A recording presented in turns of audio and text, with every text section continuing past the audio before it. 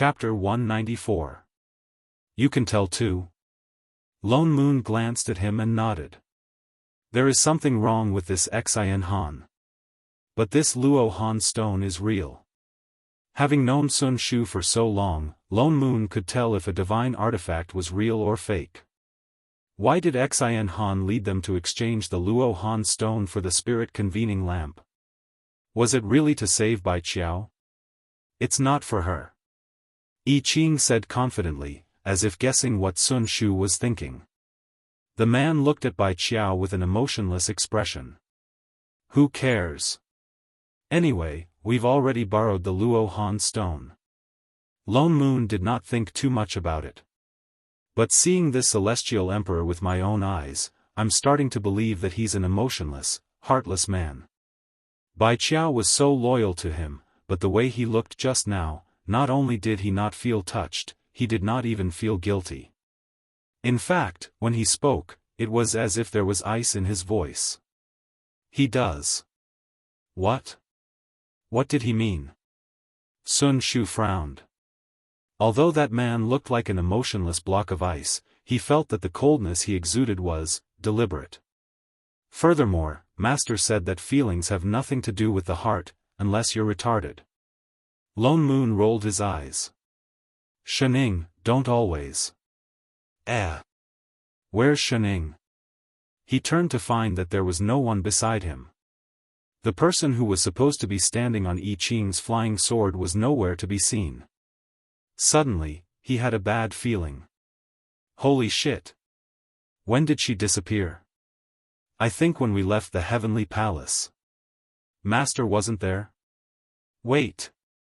Did she follow us into the Heavenly Palace? I Ching, Lone Moon, Water Heavenly Palace, in the ice room just now. The thick layer of ice had disappeared. Although there was still some lingering cold chi, it was not as bone-chilling as before. The person who had been unconscious on the ice bed had woken up. She pressed a hand to her chest, panting heavily. After a while, she turned to get down. Suddenly, a white light flashed around her. Ah! Bai Qiao screamed. She realized that there was an array beneath her. She took a closer look and realized that it was a trapping array. Jiao Jiao. A cold male voice came from beside her. Xin Han suddenly appeared beside her and reached out to stroke her cheek. Why are you still so impulsive? The person on the bed was stunned and subconsciously moved back, avoiding his touch. She swept a glance at the person who was clearly saying such doting words, but his eyes were still cold.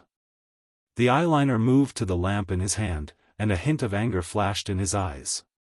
What do you want? Xin Han's expression remained impassive. A moment later, he said in a low voice, Jiao Jiao, after all these years, you should know best what I want. Isn't all of this because of you? Bai Qiao's face darkened. What do you mean? What's wrong? Are you going back on your word? Xin Han laughed icily. His eyes turned even colder. Bai Qiao didn't say anything, but her expression became even more vigilant. Suddenly, he leaned closer to her. His cold expression was suddenly tinged with anger. When you fell into the mortal realm, if you hadn't possessed her body and taken over her identity, I wouldn't have mistaken you for her. She is my Tao companion. You stole everything from her. After you ascended, you lied to me for so many years. Do you feel even the slightest bit of guilt towards her?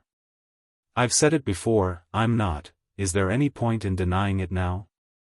Xin Han interrupted her. His expression became even colder.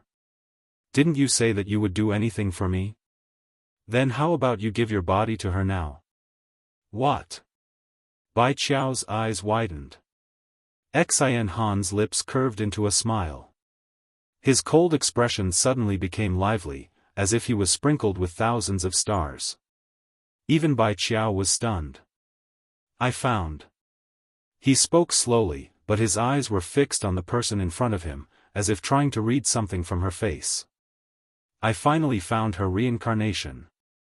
You stole her body back then. Isn't it only right for you to return it to her? You want to swap our souls. Bai Qiao was in disbelief. I only just found out that she's in the immortal realm.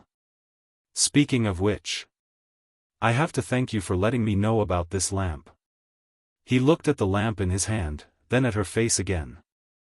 This time, he did not let her escape. He grabbed her by the neck. You owe her. You have to repay her eventually. Bai Qiao could not make a sound. Xian Han stared at her for a long time. Then, he released her and turned to walk forward. He stopped in front of the innermost wall. Suddenly, he conjured a dermic seal. An array formation appeared on the white wall. Within seconds, the entire wall began to open to reveal a hidden room. Why did you lock me up here? An angry female voice rang out from inside. A woman dressed in emerald green walked out. She glared at Xian Han. You'd better let me go. Don't think you're so great just because you're a celestial emperor. My master is Celestial Emperor Chenggu. If you dare to harm a single hair on my head, my master will never let you off. Little Xian. Xian Han looked at the woman in front of him in a daze. He reached out to hold her hand. But she slapped his hand away. Don't touch me. I've told you hundreds of times. My name is Hui Ling. I'm not your little Xian. And I'm not your wife. Xian Han did not get angry. Instead, he looked at her affectionately. You just don't remember. Soon, you'll remember your past life. What do you mean? Hui Ling paused. Xian Han smiled at her and pulled her back to the center of the room. He pointed at the woman in front of him. Do you remember her? Who is she? Hui Ling frowned. It's okay if you don't know her. I've cast a resurrection spell on her. Soon, you'll understand everything. He immediately set up an array around Hui Ling's body and said anxiously, when you become her, I will remove the seal on her body. By then, not only will you remember everything, but you will also be a Stygian immortal. Stygian immortal. Hui Ling exclaimed. She suddenly understood what he meant. You want to change our souls? No. I don't want to. She wanted to escape, but she was trapped in the array. Don't worry, nothing will happen, Xian Han comforted her. He walked to Bai Qiao's side, lit the spirit-convening lamp and placed it at the edge of the array. He was just about to activate his immortal spell to change souls when Bai Qiao suddenly broke out of the array and rushed towards him. A sword formed from immortal qi flew towards him. Xian Han parried the attack with his palm, but the sword in front of him suddenly changed. Thousands of sword shadows flew towards him. Xian Han was shocked. He had no choice but to summon his weapon to block the attack. Bai Qiao did not continue. Instead, she took this opportunity to turn and rush out of the door. She was about to fly out of the door. Suddenly, an array lit up, sealing the entire door. There was a flash of lightning. Bai Qiao fell to the ground. She was already seriously injured. Now, she spat out a mouthful of blood. But she did not collapse. Xian Han looked at the array that trapped her. It was stained with blood. The array had been broken. It looked like she had been secretly breaking the array. He could not help but feel surprised. I didn't expect you to improve so much after all these years. He laughed coldly and walked towards her. But, do you think you can escape? Bai Ti doesn't care about you anymore. No one will come to save you. As he spoke, he conjured a seal. A cold light flashed and a spell was formed. He was about to use it on the person on the ground. Suddenly, he felt his hand tighten. Someone grabbed him and he could not move. The spell in his hand dissipated. A lazy voice rang out. Sorry, I'm here. Xian Han, Hui Ling, there was a moment of silence. Shening turned to look at the person on the ground. She waved and smiled. Hey, shorty. Chapter 195. The person on the ground was stunned. His eyes widened as he stared at Shenning, who had suddenly appeared. His originally clear eyes were instantly filled with tears, as if he could no longer suppress them. Tears gushed out of his eyes in an instant. Shenning jumped. "Why are you crying?" The moment she said that, the person burst into tears. "Wah! Divine! Divine Immortal, Sect Master!" She suddenly rushed over and hugged Shen Ying's thigh tightly. She cried loudly. "Sect Master, you recognized me, you really recognized me." Wah! She knew it was her.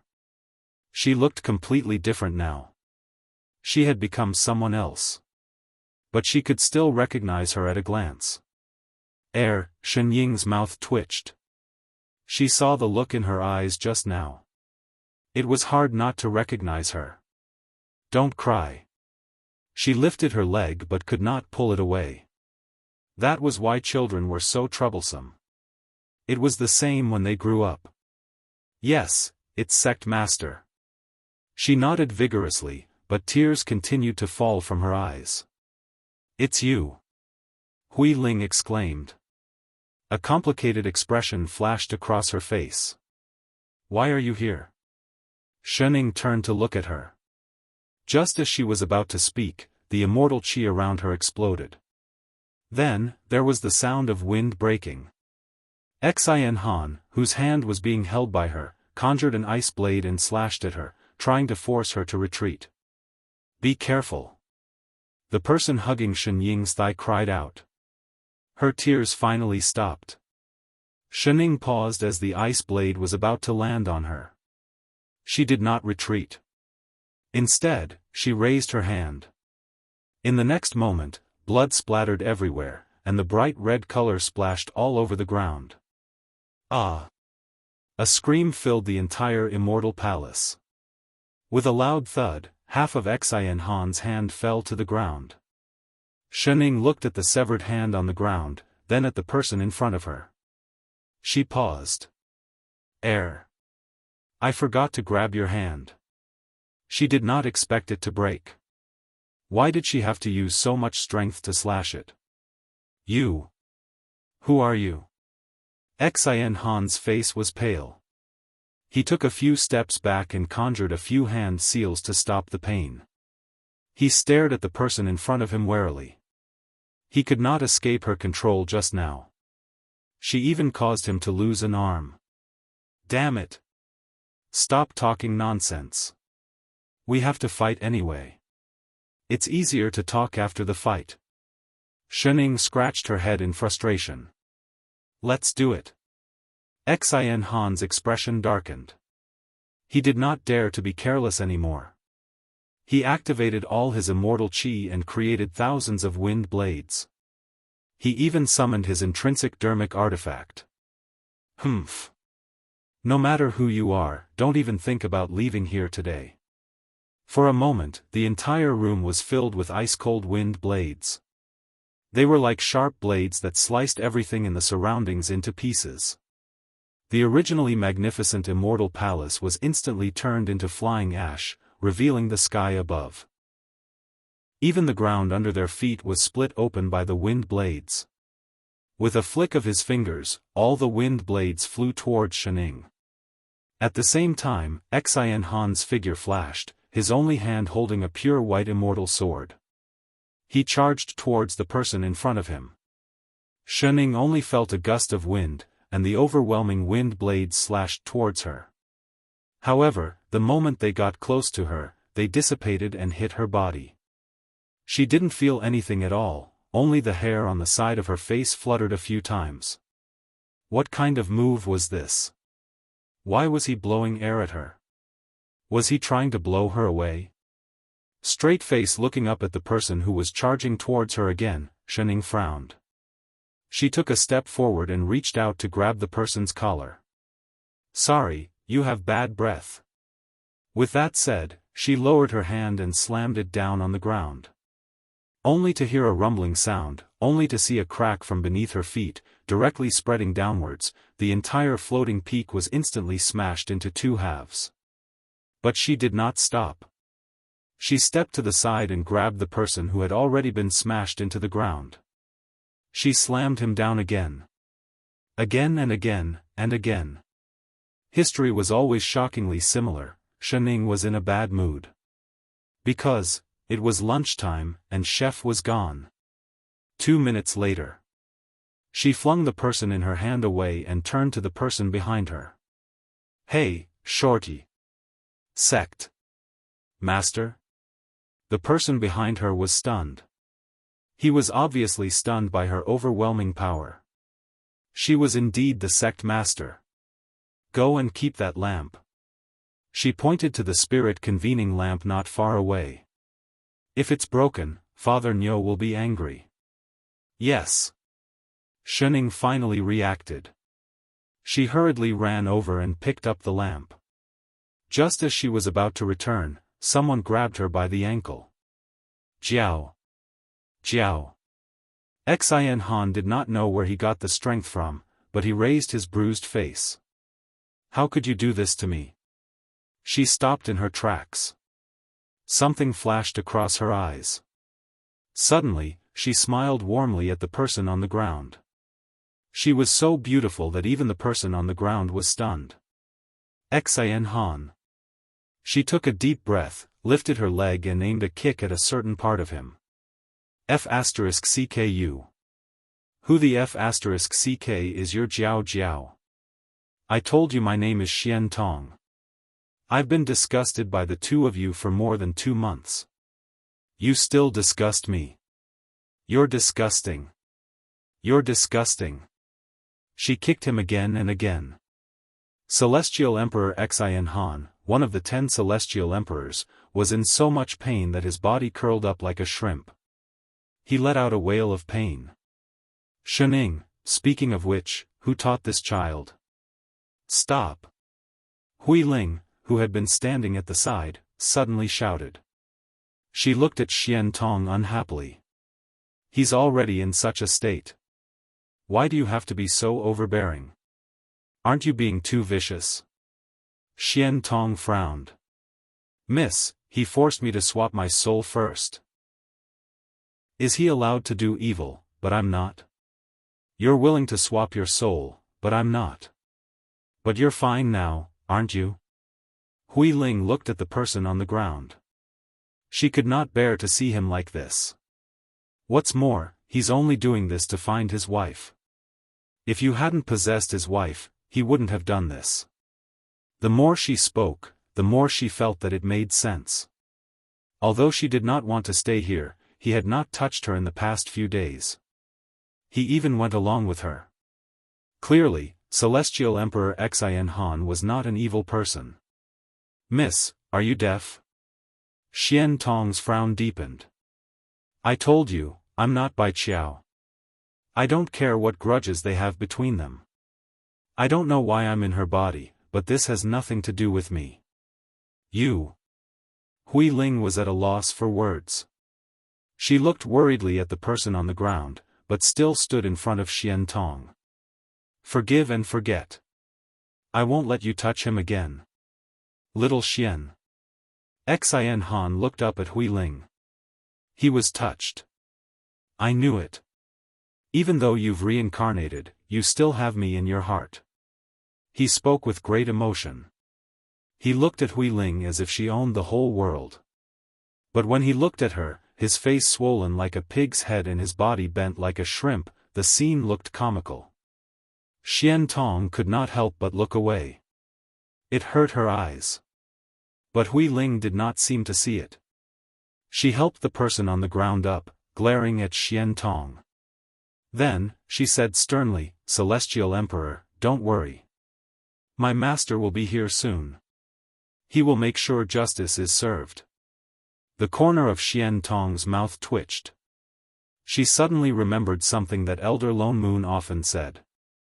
MDZZ. Chapter 196. Little Xian, you're the only one in the world who cares about me so much. Xin Han's expression darkened. You. AI. I told you I'm not. Why do you have to?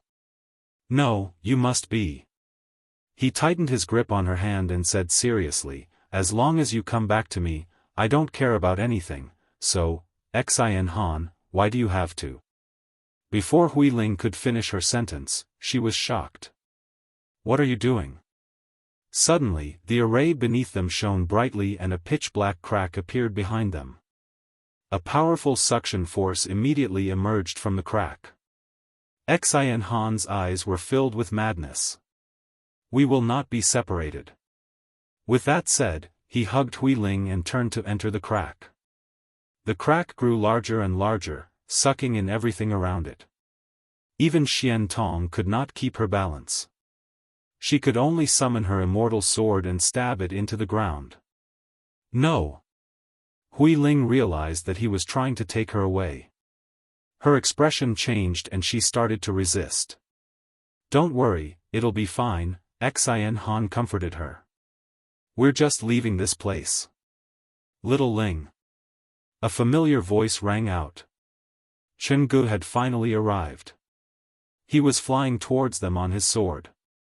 He stared in shock at the crack that had suddenly appeared. What's going on? He paused and turned to look at Xian Tong. He paused. He did not know why, but his heart was pounding. Who was she? Master, save me. Hui Ling's face lit up. She wanted to go over, but Xin Han held her tightly. Celestial Emperor Xin Han, what are you trying to do? Chen Gu snapped out of his daze. Seeing that the three of them were about to be sucked into the crack, he conjured a golden rope to pull them out. I'm going to save you now. With that said, he waved his hand and the rope flew out. With a whoosh, it wrapped tightly around Xian Tong. Chen Gu, Hui Ling, Shening. In the next moment, Hui Ling's face was filled with disbelief as she fell into the crack and disappeared without a trace. Chen Ji's expression was blank. He could not even react. However, the immortal sword that Xian Tong had conjured had already collapsed. The suction force in the crack was so strong that Chen Gu had not been able to pull Xian Tong back in time before he was pulled over. Seeing that the two of them were about to fall in, Shen Ying's figure flashed and she pulled them out, one in each hand. Everything happened too quickly. From the moment Xin Han summoned the crack, it had only been 3 breaths of time. Now, the crack had closed. Sect Master. Xian Tong's heart skipped a beat. She did not know what tunnel Xin Han had opened, but she knew it was dangerous. He looked up at Shening and handed her the lamp. Fortunately, the lamp was fine. Keep it. Give it to Father Nyo later. She nodded and put it away. On the other hand, Chen Gu stared at Xian Tong in a daze. No one knew what he was thinking about. After a while, he said hesitantly, Miss, are you all right? Before he could finish his sentence, Xian Tong suddenly lifted her leg and kicked the area between Chen Ji's legs. Chen Gu was caught off guard. Although he had immortal qi to protect his body, he was still kicked so hard that his entire body bent forward. His hands covered an unspeakable part of his body. Humph, it's all your brainless disciple's fault. My sect master came personally to save us, but she sided with that disgusting scumbag. Don't let her harm others if she hasn't been taught well. Shening, was there something wrong with this little shorty? She was so cruel. Surprisingly, Chen Gu was not angry. He did not ask what had happened. Instead, he looked at Xian Tong with a conflicted expression.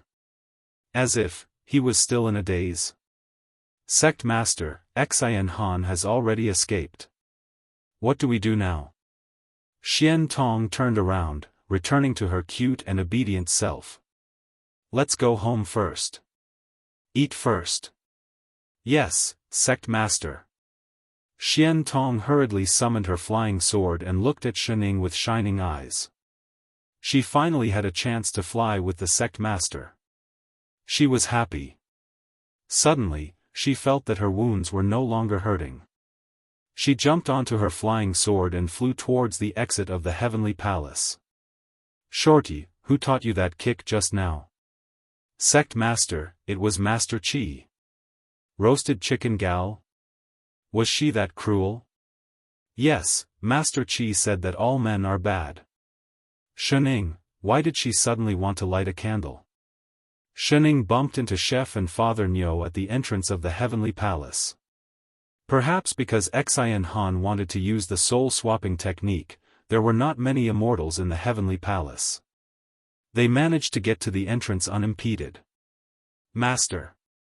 I Ching sped up. He heaved a sigh of relief when he saw Shenning. Thank goodness he found her. "Where did you go?" Father Nyo glared at her angrily. He turned to look at Bai Qiao. "Why did you bring her along?" "This is Shorty," Shenning explained.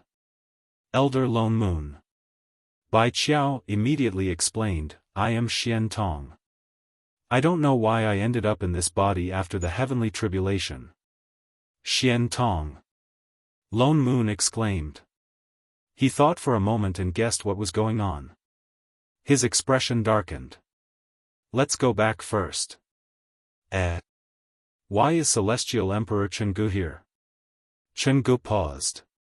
He turned to look at Xian Tong, who was guarding him like a thief. He did not know why he had followed them. "Let's go back to the sect first," I Ching reminded them. Out of habit, he helped Shenning onto his flying sword. Hearing the commotion, they knew without a doubt that Master had made a move. After all, this was Yi Shui's territory. The few of them nodded and flew away from the heavens beyond heaven. Invincible sect. Lone Moon glanced at the Xian Tong in front of him. Her body had recovered, but she looked uneasy. A moment later, he said, "Bai Qiao?" She trembled and clenched her fists. They knew. "Tell me, what happened?" I didn't want to take over her body." Seeing that they had recognized her, Bai Qiao had no choice but to explain. "That day, I used up all my dermic powers to save Xian Han. My primordial spirit was almost destroyed. In a moment of desperation, I used the soul-swapping technique. I didn't think that I would be swapped with her. When she woke up, her body was too weak.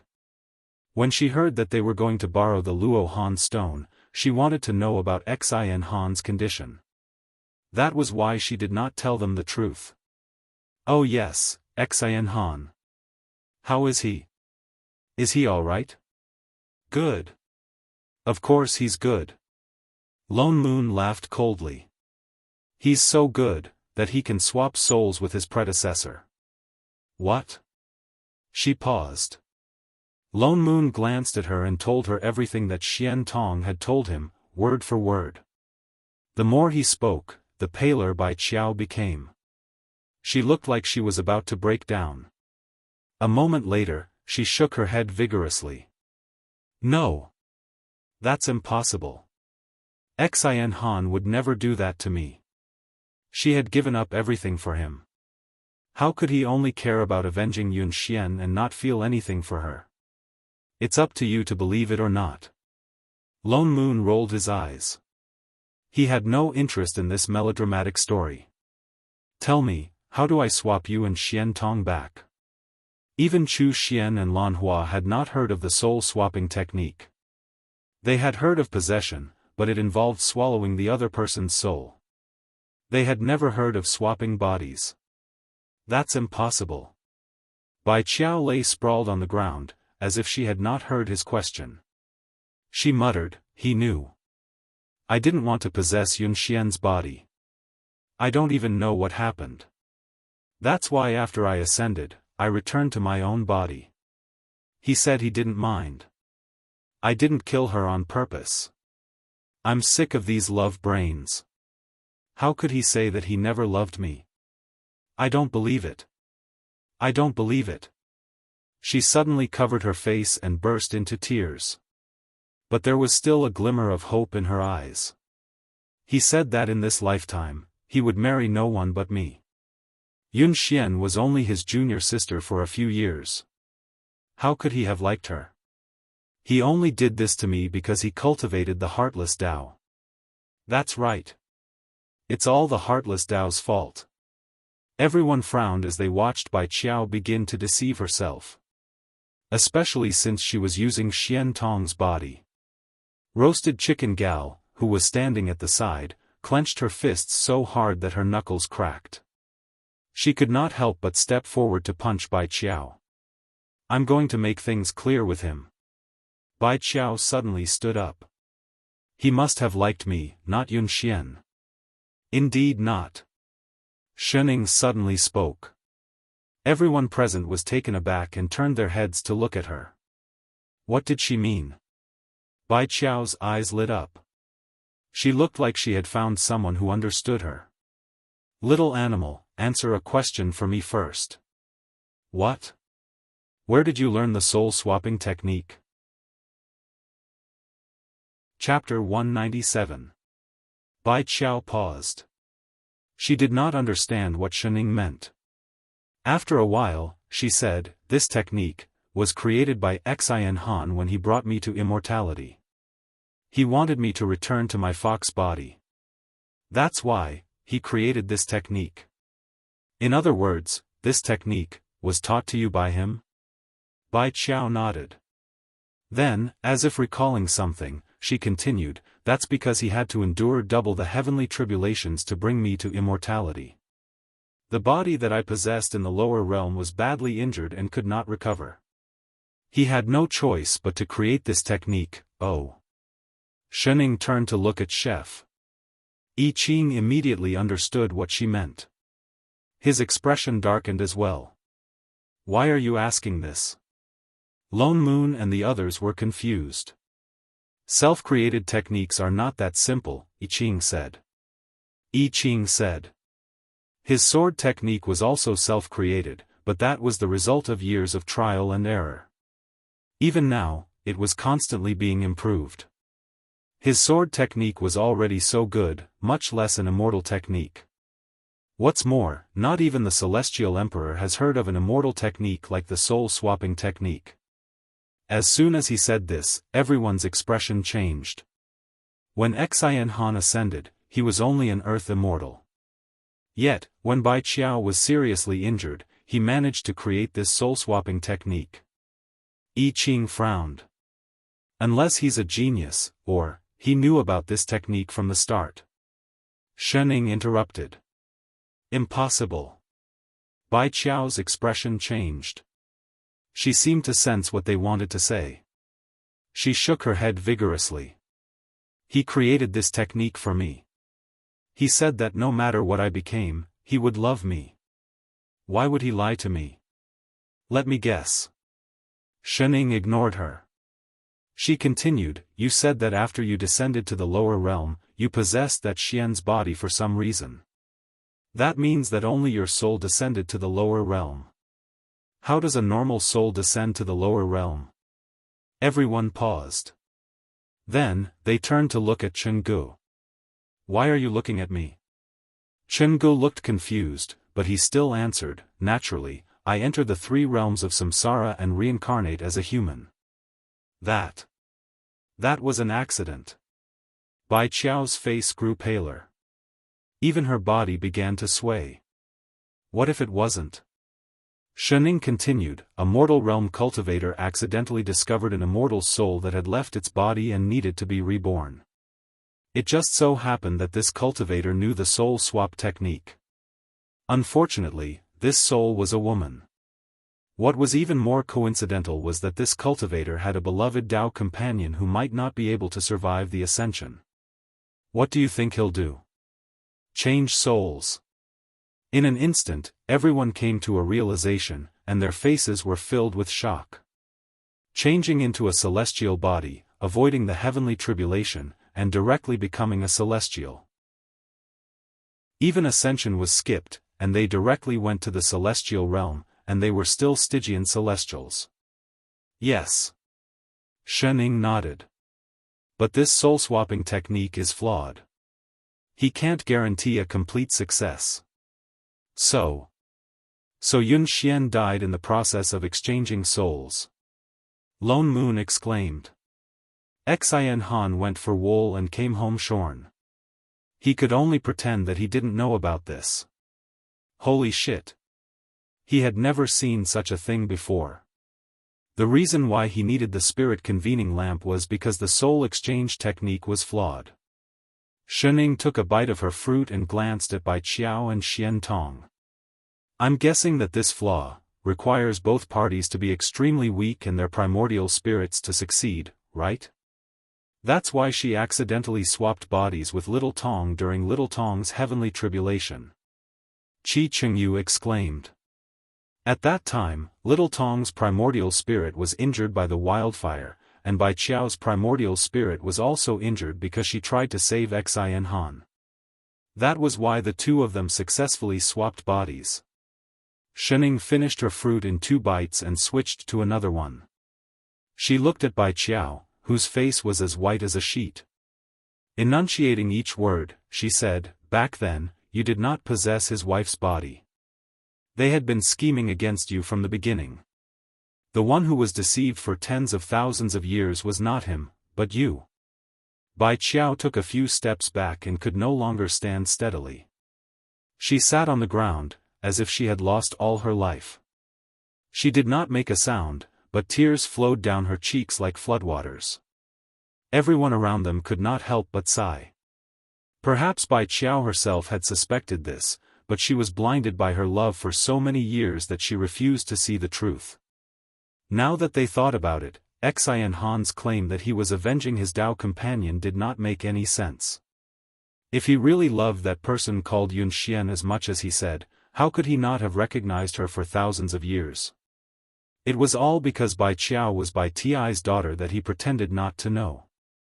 Xian Han was not heartless because of the heartless Dao. The only person he loved was himself.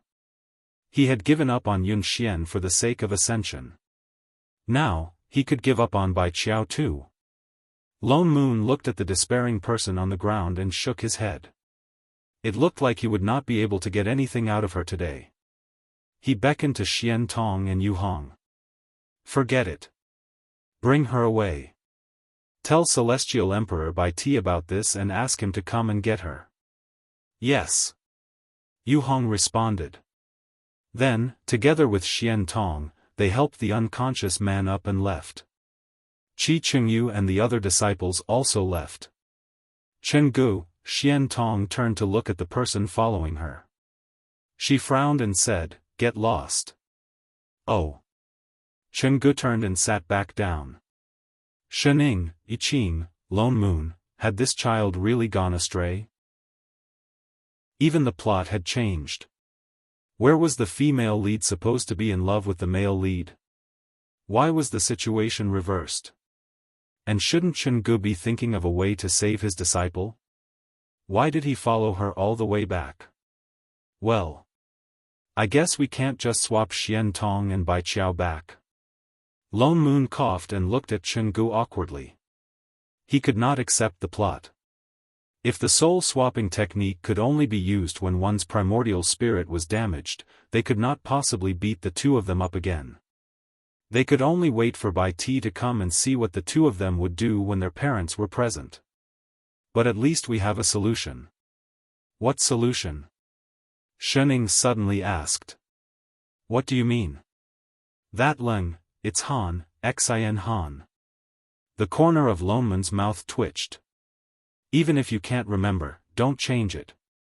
Oh, right.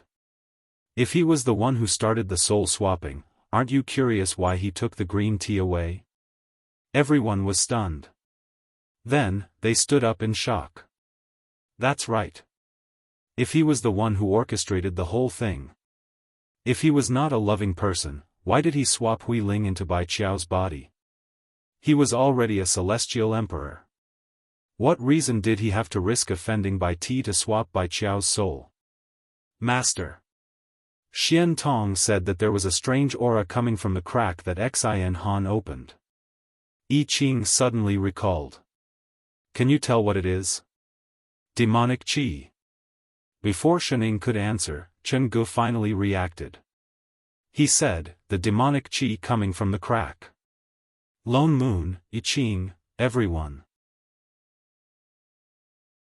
Chapter 198. Bai Ti came very quickly.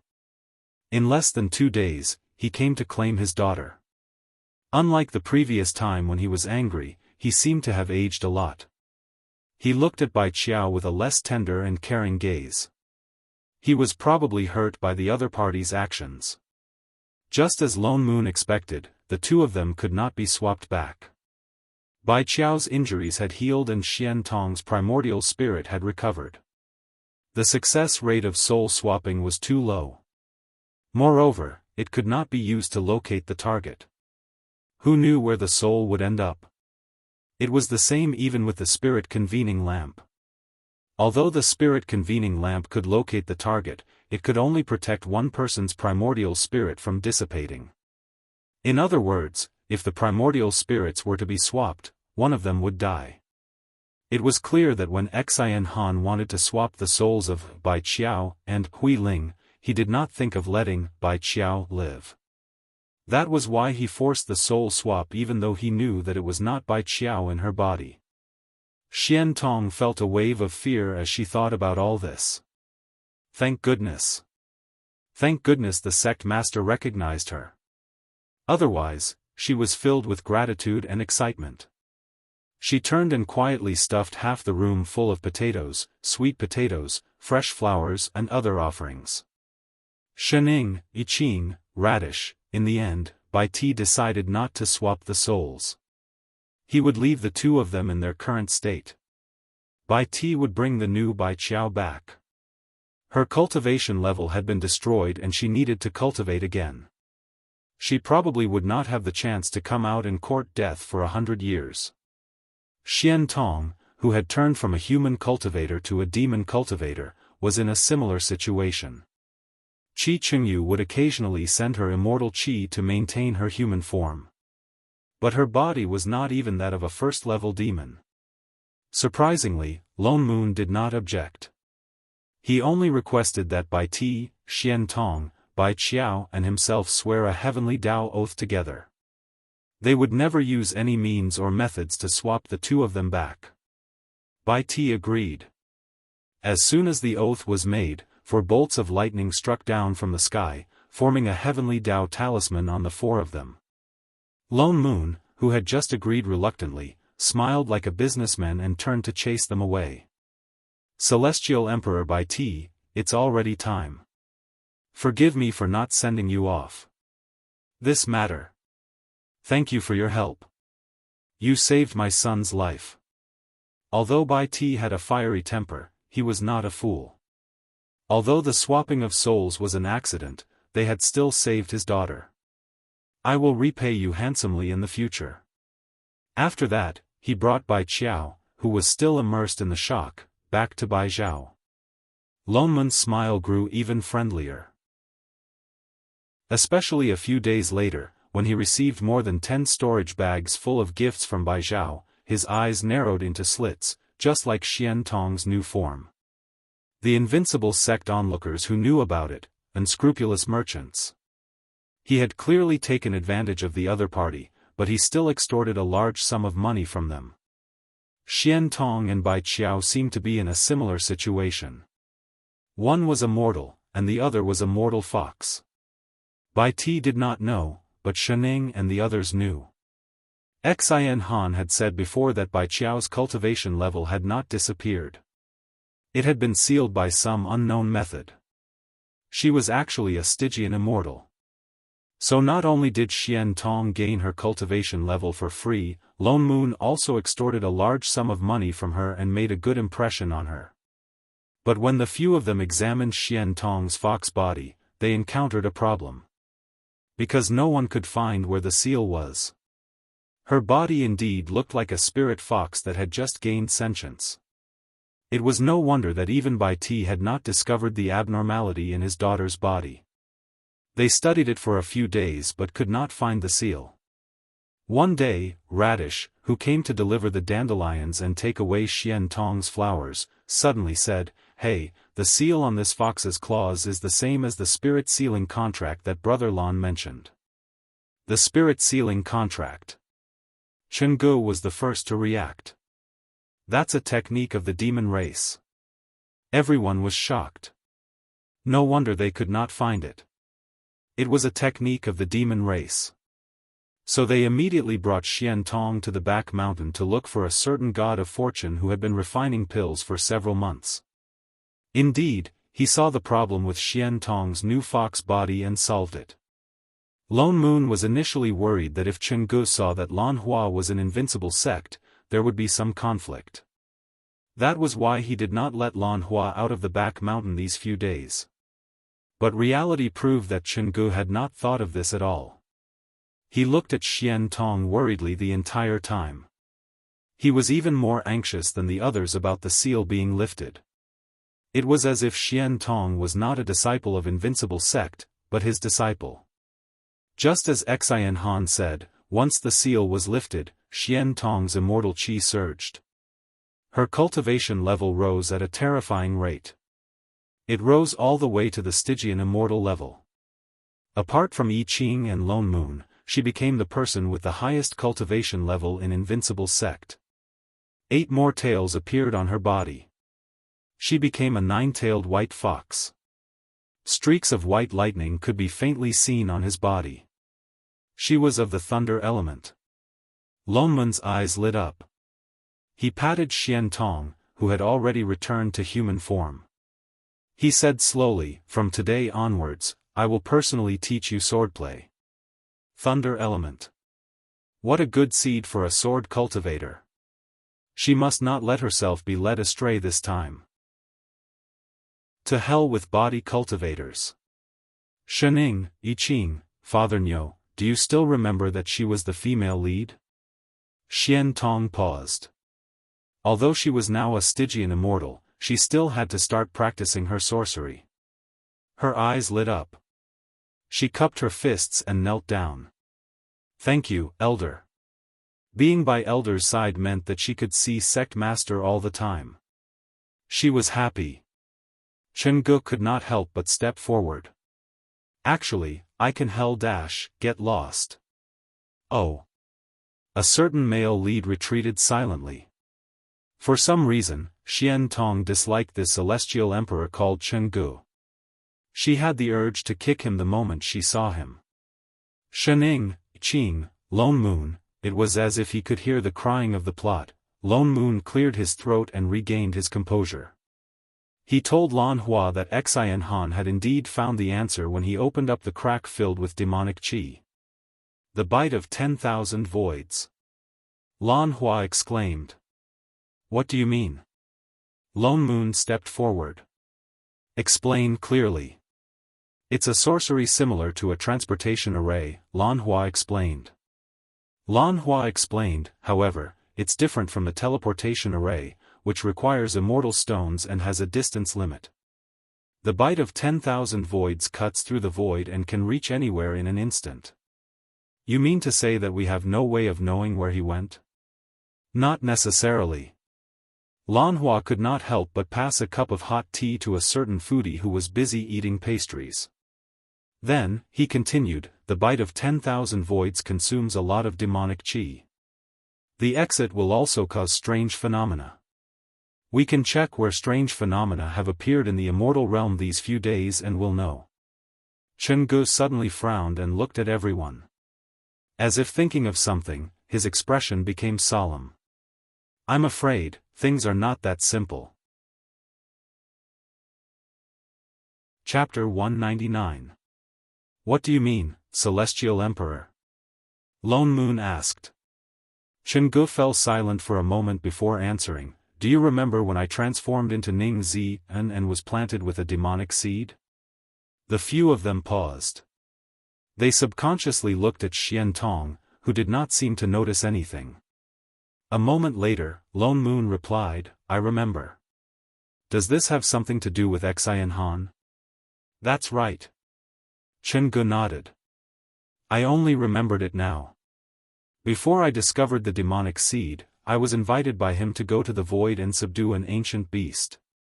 He said that the beast was found at the eastern border of Ishui, in a land that was sealed in ice all year round. He tried everything he could to chase it into the void. To prevent it from escaping again, he invited me to subdue it. I thought that the border of Ishui was connected to Fengtsang, so that the beast would not be seen by Fengtsang immortals. So I agreed. Could it be that it was a demonic beast? Lone Moon was shocked. I've only just come to my senses. That strange beast's body is pitch black. Moreover, its speed was extremely fast, so fast that no one could sense its aura. I thought it was special at first, but now that I think about it, it must be because the void is a place with chaotic immortal and demonic chi. I didn't notice that it was actually demonic chi. His frown deepened. Not long after I subdued that demonic beast, I was ambushed and severely injured. That was when I discovered the demonic seed in my body. You mean Xin Han lured you there and planted the demonic seed in you? Lone Moon asked. Chenggu was not sure. All these years, he could not find the person who ambushed him, so he thought that the demonic seed was planted by that person. But when he thought about it, the other party had used an immortal spell. How could a person without demonic chi plant a demonic seed? He was a celestial emperor. The only person who could hurt him was another celestial emperor. At first, he suspected Chu Xian. After all, among the 10 celestial emperors, only Chu Xian disliked him. Thinking of this, he subconsciously glanced at Lan Hua, feeling conflicted. But seeing how calm Shening and the others looked, he decided to put it aside. I don't care if it's true or not. But to be able to open the bite of 10,000 void, even if he isn't a demon, he should be extremely familiar with the demon race. Lan Hua continued, if he had been planning this since a long time ago, it would indeed be very difficult to find him. Everyone was put in a difficult position. Xin Han was too secretive. Who would have thought that as one of the 10 Sky Kings, he would be entangled with Bai Qiao? Moreover, they didn't even know what he wanted to do. What is the Void Land? Shening suddenly asked. Exalted Goddess, that's a broken boundary in the west of the Bo Sea. Little Encyclopedia Chu Xian glared at Chenggu and immediately explained, that's the only piece of wilderness in the Bo Sea, but it's close to the westernmost side of the immortal realm. It said that it's connected to chaos. Therefore, there was not a single blade of grass or living things growing inside. It was a place filled with all kinds of obstacles, devils, and yin qi. Normally, no one from the immortal world would go to. Holy shit. He paused mid-sentence, his eyes widening. Xin Han, that rascal, didn't really go there, did he? The few people in the hall also reacted, and their faces were full of surprise. That was really possible. Lan Hua said that opening the bite of 10,000 void would require a large amount of demonic chi and would cause a phenomenon. In the entire immortal realm, the only place that would cause a large amount of demonic chi and a phenomenon at the same time would be the Void Land. Yes or no, send a message to the Emperor of the Bo Sea. Send someone to the vicinity of the Void Land and ask, Lone Moon suggested, looking at Chu Xian and Chenggu. Chenggu nodded, turned and walked out of the hall, conjured a seal and sent the message. Perhaps as Chu Xian said, Chenggu was very popular among the 10 Sky Kings. In less than 2 days, he received a reply from the Emperor of the Bo Sea. Surprisingly, there was no phenomenon in the Void Land. But the other party replied with an important piece of news. The Cloud Sea, which was connected to the Bo Sea, happened to have a phenomenon in the past few days. The seawater even flowed into the nearby Ishui continent. Even the Emperor of the Cloud Sea, Ingji, was helpless. But because the Cloud Sea was filled with aquatic beasts and spirits, it usually did not interact with the immortals of the other continents. He was not sure what exactly had happened. Lone Moon was confused. Another Cloud Sea was involved. He had no choice but to give up on the idea of going to the Bo Sea. Together with Chenggu, who finally remembered that he had a disciple to save, and Boss Lan, the five of them turned and headed to the Cloud Sea. They could not be at ease until they got to the bottom of the matter with Xin Han. Back in Ishui, they were the ones who ruined his plan to swap souls. They were now enemies with him. Given this person's cunning, he might be plotting something else to deal with them. Invincible's sect had already been dragged into this mess. Rather than waiting for death, they might as well take the initiative to attack. Chu Xian was guarding the sect. Nothing would go wrong. What's more, he had a feeling that things were not so simple. The few of them spent a few days flying to the Cloud Sea's territory. From afar, they could see a white waterfall falling from the sky. It looked like a ribbon hanging between heaven and earth. Water flowed endlessly into the Yunzhe continent below. It was the trio's first time here, so they subconsciously looked up at the sky above them, only to discover that the blue sky was constantly swaying with watery light. When they got closer, they could even see all kinds of spirit immortal beasts of various sizes swimming in the sky. No wonder it was called the Cloud Sea. It really was the sea that floated in the clouds. Wow! Shening could not help but exclaim at the sight before her. This water can't be, Before she could finish, I Ching and Lonman's expressions suddenly changed. They covered her mouth from left and right. Shut up. Please let the immortal citizens of the Cloud Sea go. Master, why don't you eat something first? Shening, Lanhua and Chenggu, who did not know what was going on, Lone Moon glanced at the waterfall falling from the sky. That must be the so-called anomaly, right? The few of them flew over. Lanhua looked carefully at the waterfall in the sky and shook his head. There was no demonic qi here. Lone Moon's expression darkened. Then, he turned and flew towards the entrance of the Cloud Sea. It looked like they could only look for the celestial emperor of the Cloud Sea to have a chat. The entrance was not far. After flying for about 10 minutes, they saw the heavenly gate. Surprisingly, there were no immortals guarding the heavenly gate. There was only a huge stone tablet in the middle of the gate. On it, there was a row of eye-catching words written in bright red. Celestial Emperor's Edict, male immortals and dogs are not allowed to enter. Everyone, what did this mean? How did male immortals offend the Celestial Emperor? Why would he use such a stone to block the entrance? I almost forgot that Celestial Emperor Ingji of the Cloud Sea is a female emperor, Chenggu suddenly said. Don't tell me, she got hurt like Bai Qiao? From her tone, it was obvious that she hated all men in the world. Then what should we do? Lan Hua frowned. Will she tell us anything about Xian Han? There's an array on the stone tablet. I Ching pointed in front of them.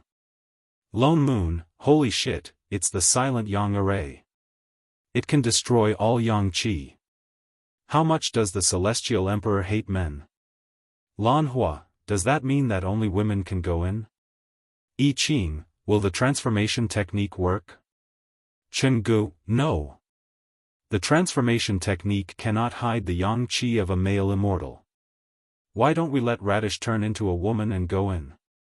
Anyway, he can be a man or a woman. We haven't decided yet. Pooey. I don't want to turn into a woman. Then what should we do? We can't possibly fight our way in, can we? We don't have any women here. Why don't we go in through the waterfall? Well. Shening, who had been silent for a long time, finally raised her hand. Have you all forgotten that I'm a woman too? The five of them, there was silence for 5 seconds. If you didn't mention it, we would have forgotten, Lone Moon said. Are you sure you look more like a woman than Radish? Shening. Son of AB *TCH. Chapter 200. Shening walked towards the stone tablet. There was a flash of light and she passed through it without encountering any obstacles. She held a yellow voice transmission talisman in her hand and a familiar voice sounded from it. "Shenning, can you hear me? Do you see the red array in front?" Shenning looked at the red light in front of her and nodded. Remembering that he could not see her, she replied, "Yes. Go straight into the array on the left. There will be an immortal stone in the middle." Lone Moon explained in a low voice. "Do you see it?" "I see it." "Very good. That's the switch to maintain the array. Remove the immortal stone first and turn off the array. Let us in." "All right. We're here to ask about the situation, not to fight. Other than the immortal stone, don't touch anything else." "Yes.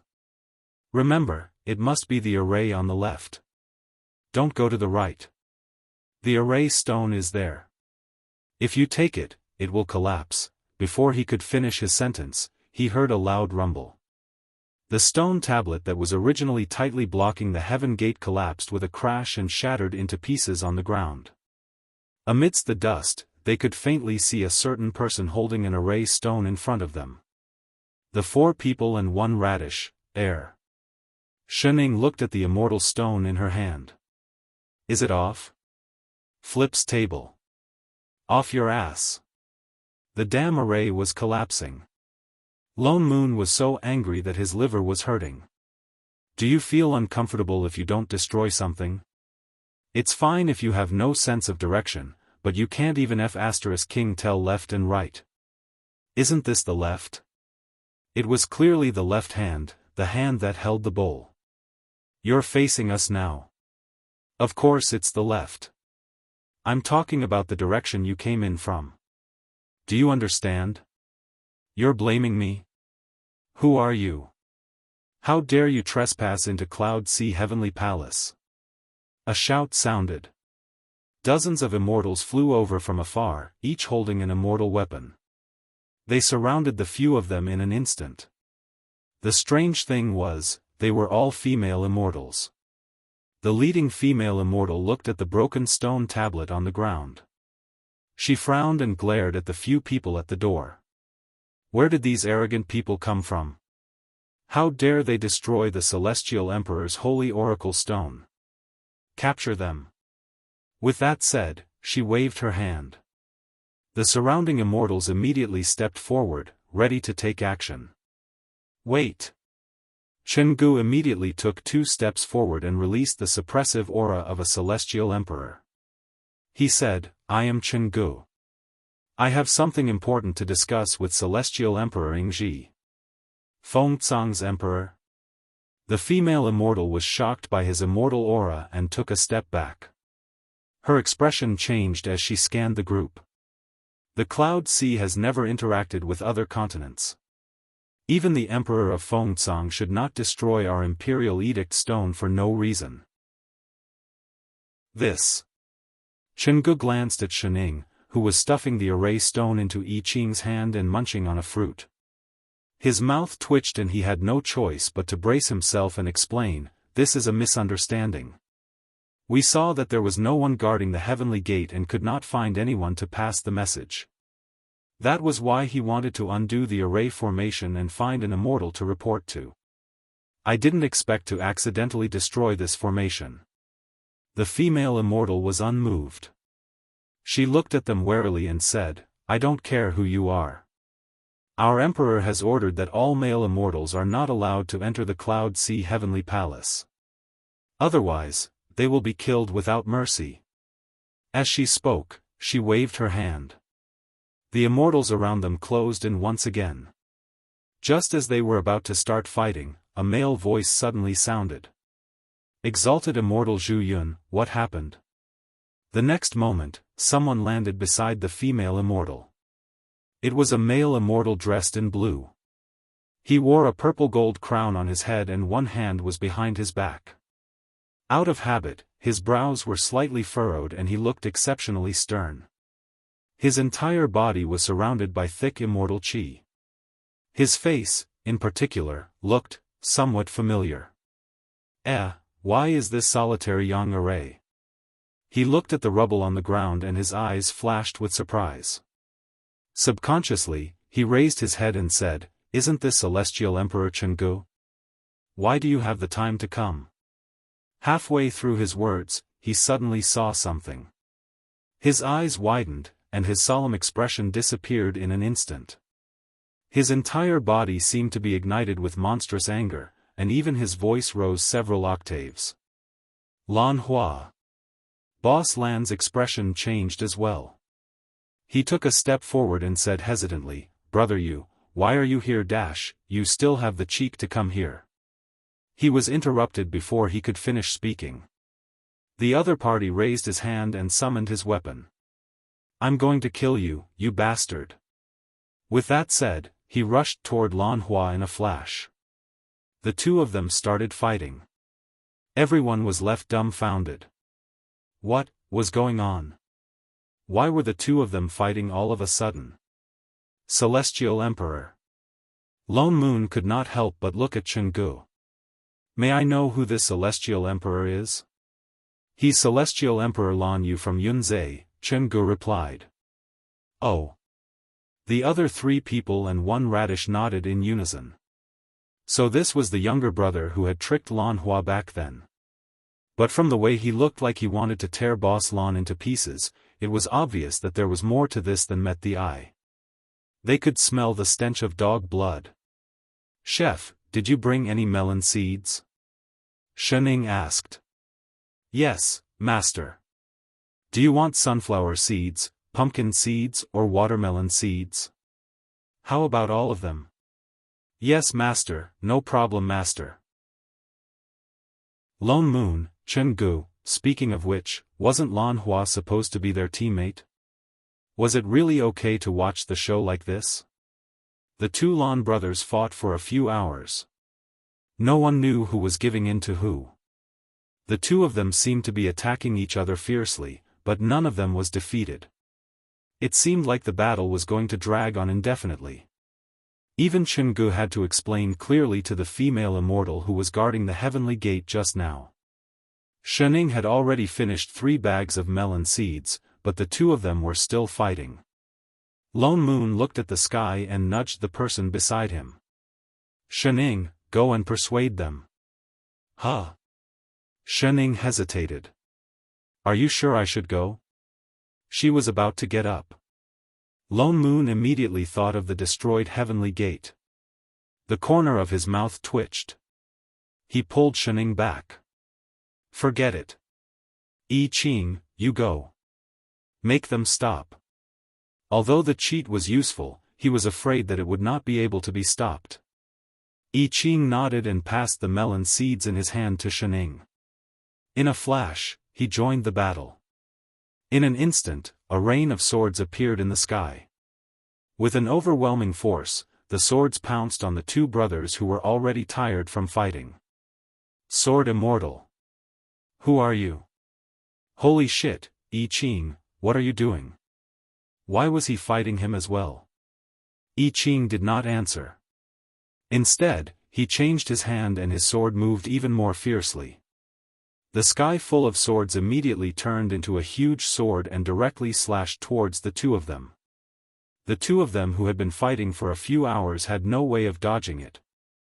Just as the sword was about to slash down, the blade suddenly turned and became the body of the sword, slapping towards the two of them.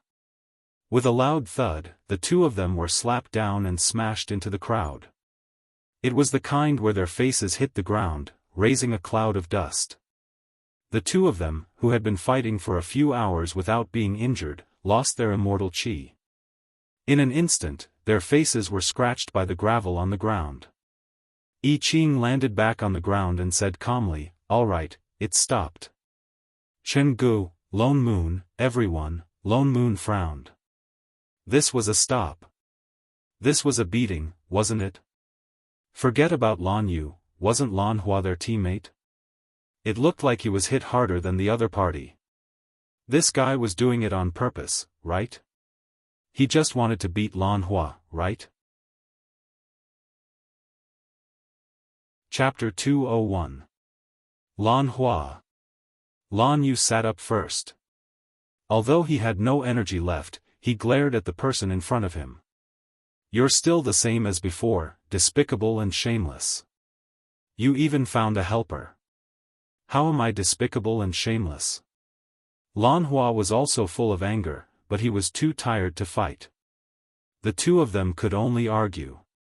Weren't you the one who caused me to become a demon? So what if I became a demon? Lan Yu was even angrier. Just based on what you did to me, you deserve to die 1,000 times over. I should not have let you off that year. What did I do? Lan Hua glared back. You're my only brother.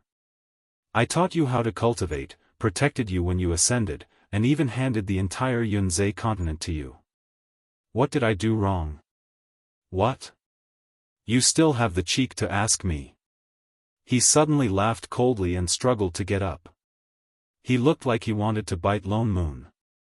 Don't you know what you've done? Tell me. What exactly did you do? About Wen Qin, do you dare to say you didn't do it on purpose?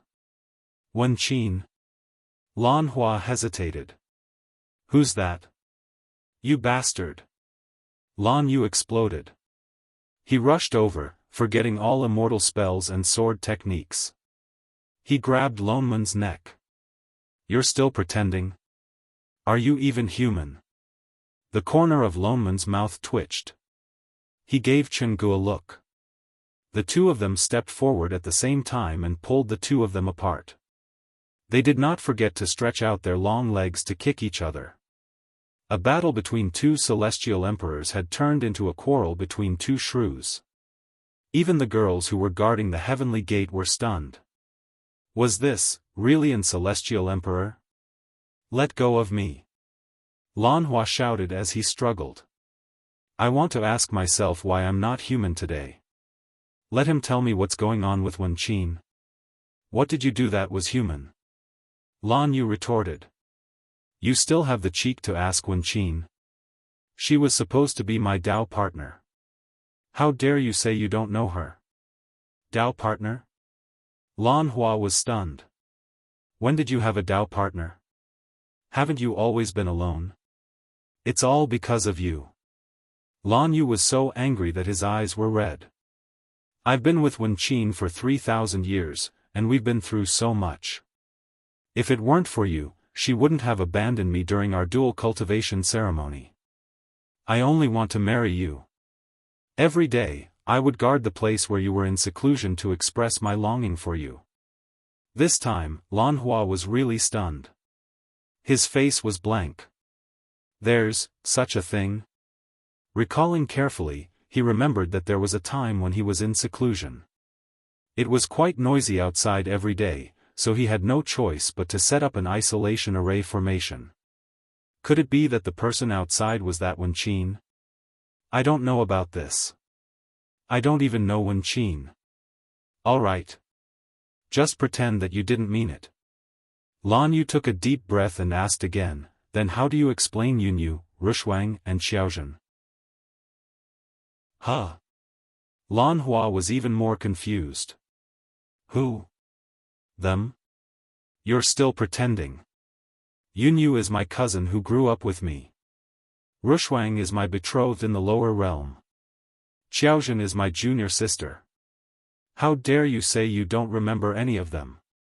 I really don't remember, shut up. I've given you a chance, but you've ruined my marriage over and over again. It would have been fine if you treated them sincerely, but you played around with their feelings. You coaxed them to leave me, and they gave their hearts to you, but you didn't marry them. You're a scum, a scum. Oh, everyone exclaimed. They instantly understood what was going on, and vaguely felt that Lan Yu was shrouded in a verdant grassland. They all turned to look at the culprit. Why are you looking at me? Lan Hua was so angry that he stomped his feet. I didn't do it. Ever since I came to the lower realm, I've been cultivating. If I'm not in seclusion, I'm training. I've never heard of the people he mentioned. I have no impression of them at all. Not to mention abandoning them. Ever since he was young, the only thing he was passionate about was cultivation. Why would he have any feelings? He had even less contact with women. The only girls he remembered, apart from his mother, were Good Heart and the girls from Invincible's sect. He really did not know who Lan Yu was talking about. What about Shuiji? Lan Yu continued to ask. Don't tell me you've forgotten about her too? Shuiji. That sea rabbit demon? Lan Hua was stunned. He nodded. He remembered. Isn't that your pet? What happened to her? Lan Yu especially treasured that little demon. He brought it with him all the way to the heavenly realm. When he became a demon, that little demon was already an exalted immortal. What happened? If you hadn't told it nonsense, she would have become like that. Become like what? You know that sea rabbits have no gender. They only choose their gender when they decide on a Dao companion. If you hadn't told it nonsense. Lan Yu gritted his teeth. She would have become a man. Wow! Did it have to be so exciting? The onlookers were all stunned. There was such a development. He was the most pitiful little brother in the world. Lan Hua was also surprised. He knew that Lan Yu liked that sea hare. He became a man, how can this be? He stopped mid-sentence as he suddenly remembered something. It seemed like a few thousand years ago, there was a person who asked him with an awkward expression, is it better to be a man or a woman? As a pure man, he naturally hesitated to choose a man. He was strong and resistant. How good would that be? Could it be that the person who asked him that question was a sea rabbit? His face instantly turned pale. Lan Yu was getting angrier. He had raised his wife for so long. But because of one sentence from him, she became a man. Every time he thought of this, he wanted to tear him to pieces. It had been like this since the lower realm. Once he fell in love with a girl, as soon as his brother came out of seclusion, the girl would immediately fall in love with someone else and dump him. Once or twice was fine, but every time, it was like this. You stole your wife time and time again. I'm already letting you off easy by just letting you become a demon. Brother you. Lan Hua was at a loss. I didn't know about this. Why would I think of her? Hey! Say something for me, I really didn't do anything. He quickly looked at the four people and the radish beside him. In an instant, the four people and the radish stepped back. Even Chenggu, who was holding on to Lan Yu, let go. They pretended not to know each other. You. Hey, hey, hey. Isn't this betrayal too obvious? Lan Yu, who had finally recovered some of his immortal power, took 2 steps forward. What else do you have to say? Lan Hua was speechless. The four people and the radish retreated a few more steps to avoid suspicion. They stood behind Lan Lu, no, Lan Yu. Emperor Lan Yu, let's do it. I didn't see anything. I know what it feels like to be cheated. Go, don't stand on ceremony. Do you need a weapon? I have one. Do you want some melon seeds? You'll only have the energy to fight when you're full. Lan Hua, that's enough. Whose teammate was he? He was innocent. Apart from that sea rabbit demon, he hadn't spoken to anyone else. Ah Hua. Suddenly, a woman's voice was heard. Her tone was so gentle that it penetrated into the bones. Lan Yu, who was about to attack, shuddered. Everyone, they could vaguely hear the green hat +1.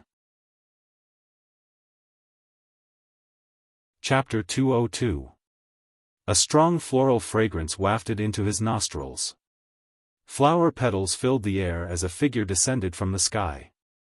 Her hair was combed into a bun, with a gold and jade hairpin on her head. She held a peony chiffon fan in her hand and wore a moon-white silk dress embroidered with gold. She looked very graceful. He looked over with some excitement. Ah Hua, is that you? Her voice was as gentle as water, as if it was filled with indescribable emotions. Even her eyes were slightly watery. I knew it. I knew you were still alive.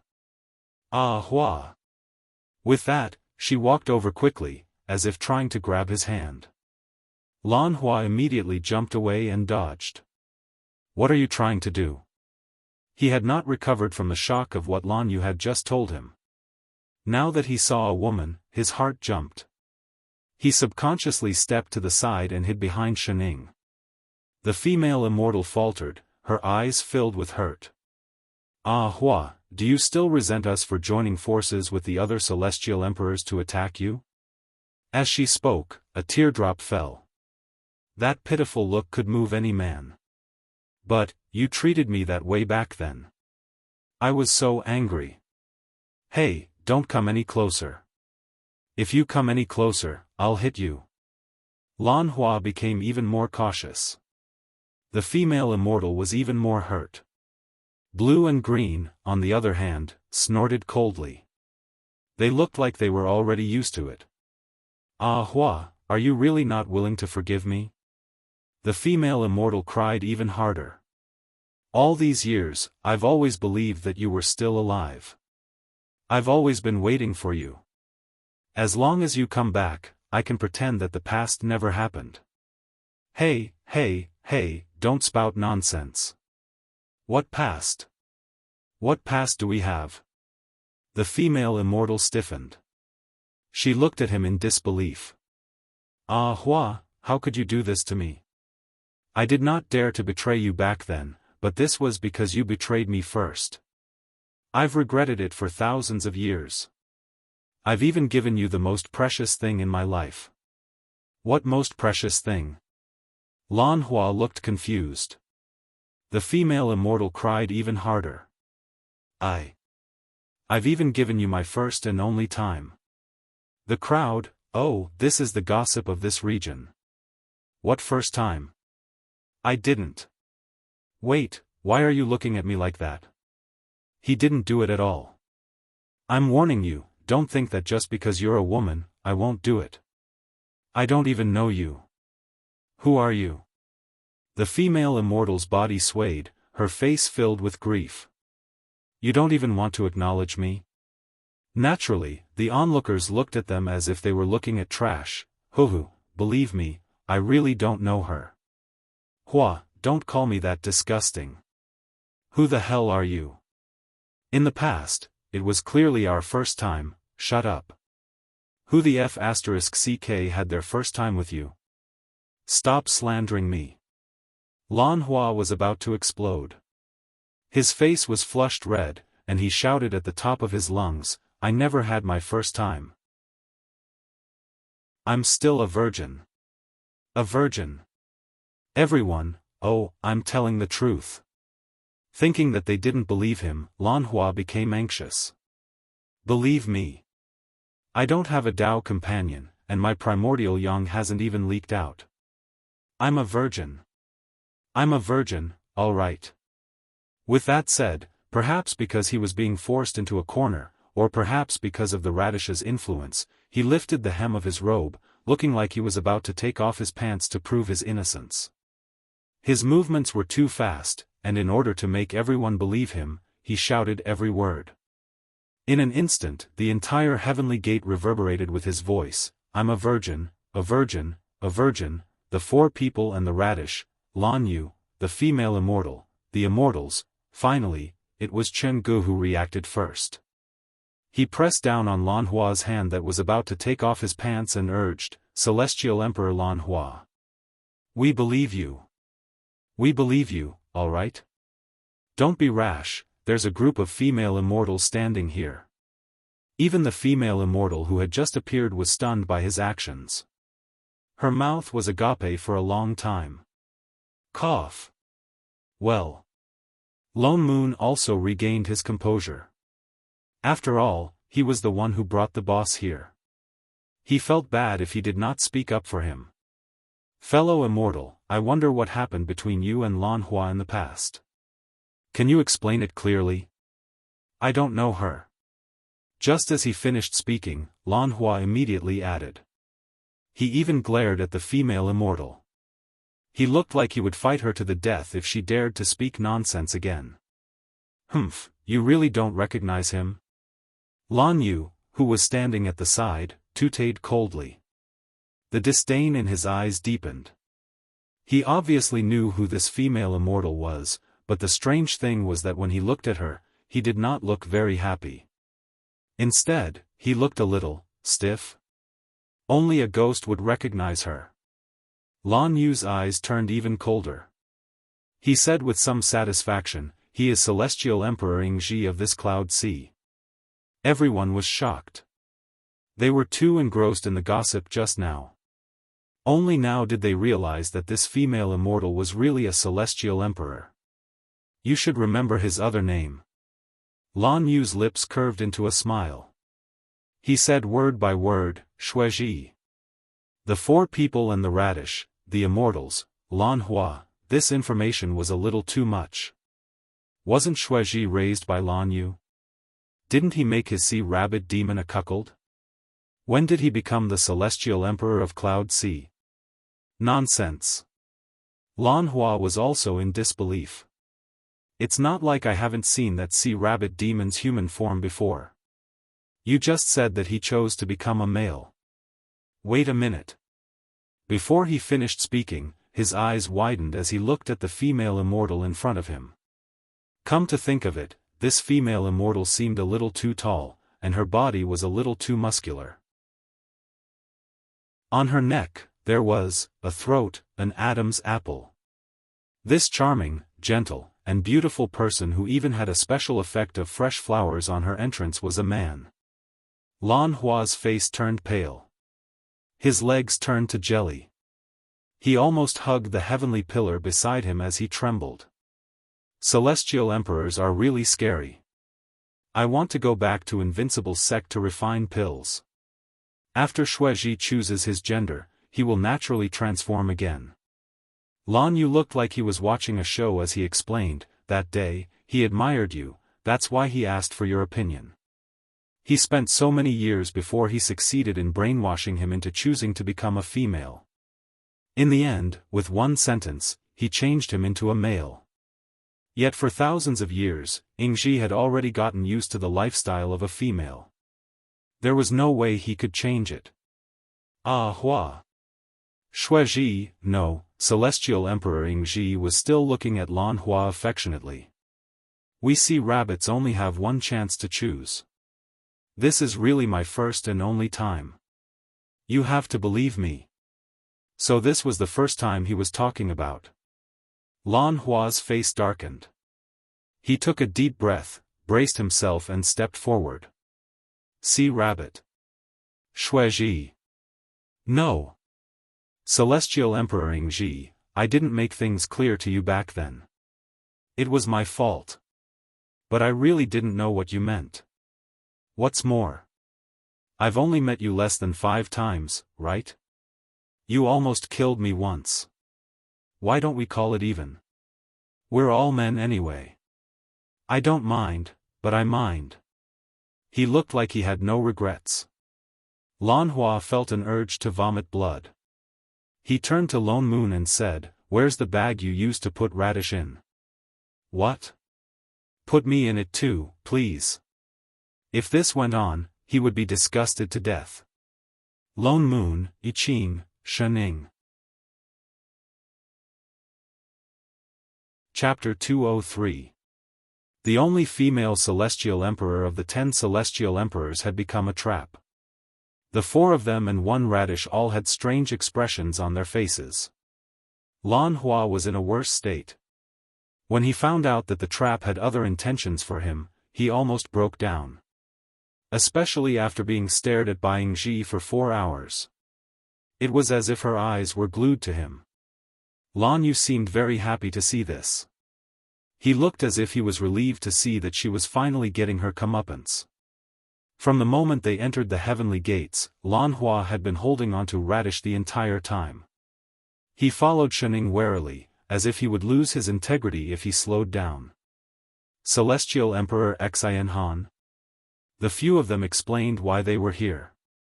Ingji, who had finally recovered from her daze, paused. You're saying that he has something to do with demons? Humph. A living demon is sitting right here. There are other demons in the immortal realm. What's so strange about that? Lan Yu snorted. He glared daggers at Lan Hua. Lan Hua's mouth twitched. He did not retort. That's not why we're here. Chen Gu frowned and explained worriedly, if he could plant a demonic seed in me, he could naturally do the same to the other celestial emperors. He must have other plans. Moreover, no one knew who was behind him. Then why are you here? Yingji asked. We heard that there was a strange phenomenon in the Cloud Sea, Lone Moon explained. When Xian Han escaped, he used a spell that produced large amounts of demonic qi. It also caused a strange phenomenon. That's why we're here to investigate. As soon as he finished speaking, Yingji and Lan Yu were stunned. A strange expression flashed across their faces. Then you've come for nothing, Lan Yu replied coldly. The strange phenomenon in the Cloud Sea was not caused by demonic qi. It wasn't? You don't know. Yingji could not help but glance at Lan Hua. Lan Hua shuddered. He rubbed the goosebumps off his body and turned to hide behind them. Yingji looked away in disappointment. The strange phenomenon in the Cloud Sea was caused by the cloud beasts in the sea throwing a tantrum. What? What the hell? Throwing a tantrum meant poking a hole in the sky. Did the ancestors know that the Lan family was so childish? What are cloud beasts? Lone Moon asked. The cloud beast is the embodiment of the Cloud Sea. Yingji explained, as everyone can see, the Cloud Sea is different from the other continents. It is still an ocean floating in the sky. The reason why this place was like this was because of the presence of the cloud beasts in the sea.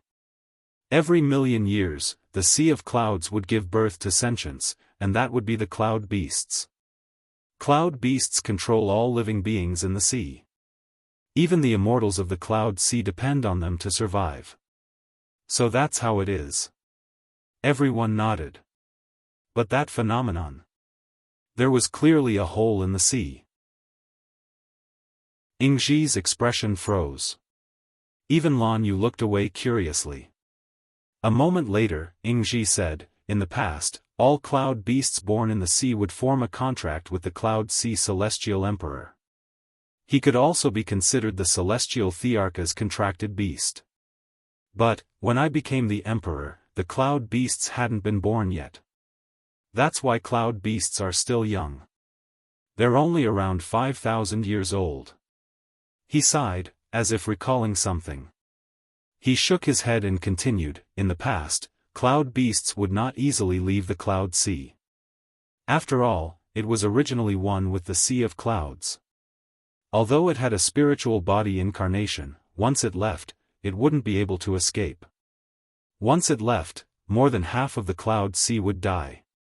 But this time, the cloud beast is still young. It's still a child. It wants to leave the Cloud Sea? Lone Moon asked in a low voice. So there was a naughty child here too. Not only that. Yingji's face twitched. He looked even more confused. I invited Celestial Emperor Lan Yu here because of this.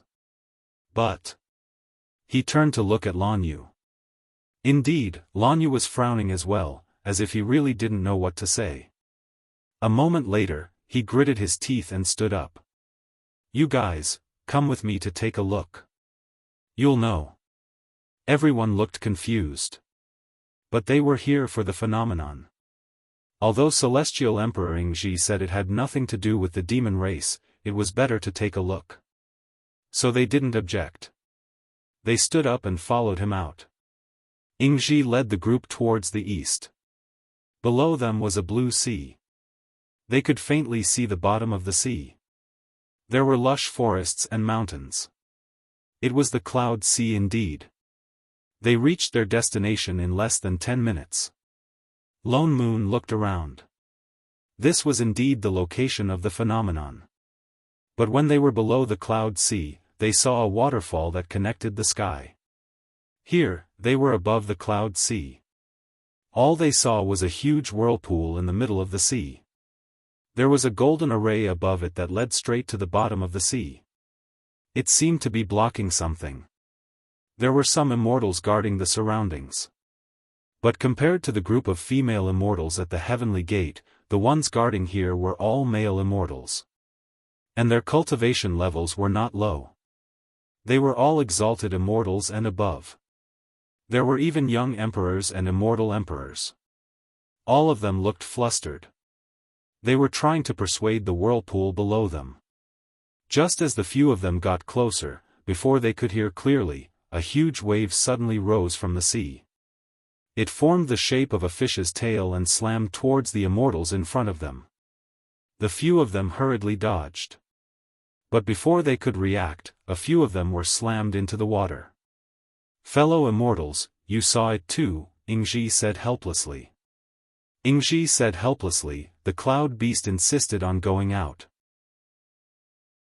It even smashed a hole in the cloud sea. That's the reason for the phenomenon. It's all thanks to Emperor Lan Yu's help.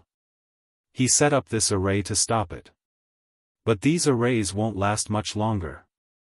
He could not help but look at Lan Hua. His eyes flashed. He said with some anticipation, "Ah Hua, you're the most proficient in spells.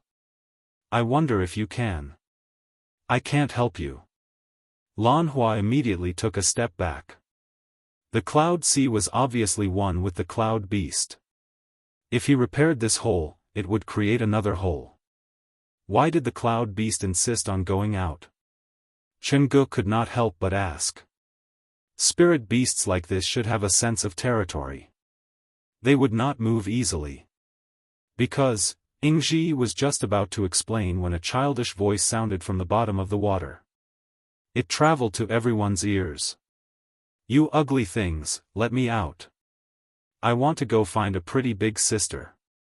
Ingji, Lan Yu, the people from Invincible sect froze. This voice, this tone. Suddenly, everyone's eyes fell on a certain radish. "Why are you all looking at me?" A certain plant on Lan Hua's shoulder looked confused.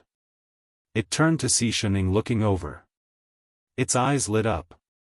It plucked the dandelion off its head and handed it over. "Little big sister. This is for you. I Ching, Lone Moon, Lan Hua, Chenggu, so all your cloud beast incarnations are like this? Get lost." The radish's heart broke. Chapter 204. Ugly, it's you again. The few of them had just landed on top of the whirlpool when the voice sounded again, as if it had sensed something. Compared to the mischievous voice from before, there was real anger in it this time. In an instant, a column of water rushed towards Ingji. "You liar, how dare you come over?" Ingji seemed to be used to it. With a wave of his hand, a defensive array appeared and blocked the column of water. Unfortunately, it was not over. Huge waves in the shape of fish tails appeared on the surface of the sea. Wave after wave, they began to attack indiscriminately. "Scram, you stupid liar." Ingji looked at the immortals who had been trying to persuade them. Now, they had all fallen into the water. Ingji looked at the crowd apologetically. She had no choice but to retreat a few miles away. Only then did the waves on the sea stop. "Celestial Emperor Ingji, why did the cloud beast do this?" Chenggu asked in a low voice. It was obvious that the attack had been aimed at Ingji. However, the cloud beast was supposed to be his contracted immortal beast, so it shouldn't have attacked him. This. Ingji's expression changed. He did not know how to explain. After a while, he said, "This is a misunderstanding." With that, he subconsciously looked in Lan Hua's direction. His eyes seemed to be filled with resentment and some grievance. Lan Hua felt goosebumps all over his body. "Let me explain." Lan Yu saw that he really could not speak. With a sigh, he told him everything that had happened between the Cloud Beast and Ingji. The Cloud Sea was different from the other 3 seas and 6 continents. Because of the special environment, anyone who could become the Emperor of the Cloud Sea not only had to be a celestial emperor, but also had to be recognized by the Cloud Beast. After all, the Cloud Beast was the Cloud Sea.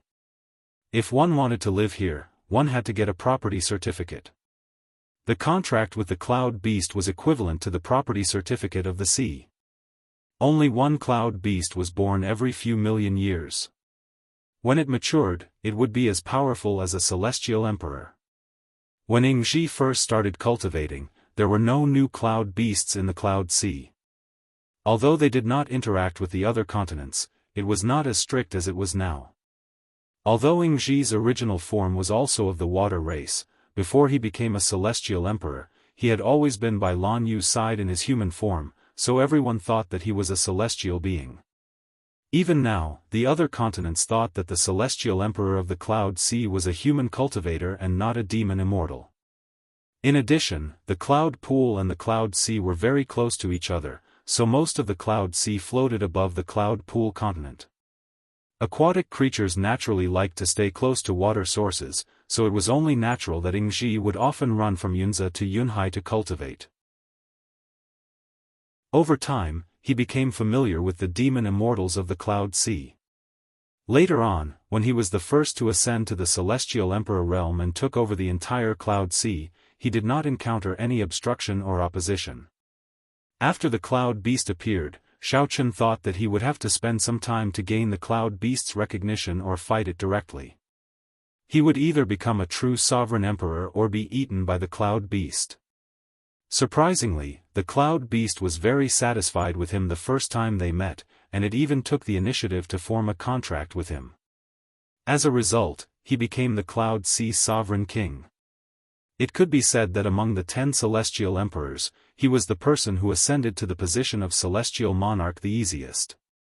After a few thousand years, perhaps even the heavens felt that they would be letting the others down if they didn't give them some suffering. As the Cloud Beast grew up and became more and more intelligent, it suddenly turned hostile. "You ugly liar! To think that I thought you were a beautiful lady back then. It turns out that it was all a lie." The Cloud Beast's childish voice could be heard from afar. "How dare you lie to my pure feelings? Humph! I don't want to acknowledge you, you ugly thing. I want to leave this place and find other beautiful ladies." That's what happened," Lan Yu said in a low voice. At once, the 4 of them turned to look at the culprit behind them. "Why are you looking at me? I wasn't the one who asked him to wear female clothes." Lan Hua blushed and exploded. "The Cloud Beast mistook me for someone else?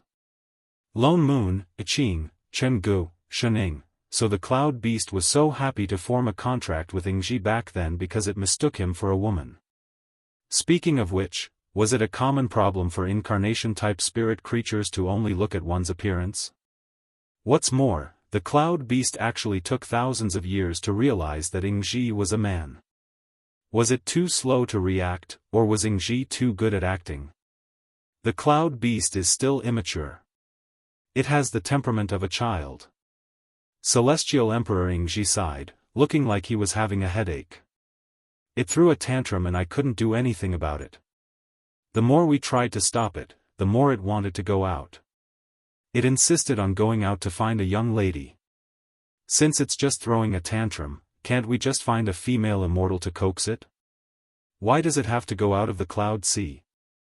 The Cloud Beast probably only wanted to find a pretty young lady to form a contract with. It suddenly realized that Ingji was a man and threw a tantrum because it couldn't accept it. It could just find a real female immortal to coax it. Anyway, it was still immature. As long as it didn't go out of the Cloud Sea, it wouldn't cause any trouble. "We tried that method." Ingji's expression darkened. But after the Cloud Beast threw a tantrum, its real body hid in the Crystal Palace in the deepest part of the Cloud Sea. It wanted to break through the Cloud Sea and escape. Usually, it would only create an avatar to come out of the water to cause trouble. To enter the Crystal Palace, one has to be an exalted immortal. So that was it. No wonder the cloud beast did not come out despite the waves. Its real body was at the bottom of the sea. All the exalted immortal demon immortals in the cloud sea tried to persuade it, Ingji continued. But they were all chased out. Why? Ingji's mouth twitched. It said, they were ugly. Everyone, Lone Moon subconsciously looked up at Ingji's face. To be honest, if one ignored some of his masculine features, Ingji's face could really be described as stunning. What's more, Ingji's eyes were more feminine, and he was dressed in female clothes. It was no wonder that the cloud beast would despise other female immortals for being ugly. There was no one left in the cloud sea. I had no choice but to remove the restrictions on the cloud sea. I wanted to invite all the female immortals in the world to come and give it a try. Ingji frowned. The immortals of the cloud sea have never interacted with other continents in the past. It was not easy for some of them to come and give it a try. Not only were they all male immortals, but they all had ulterior motives. It was very annoying. Was that why he set up that sign at the heavenly gates?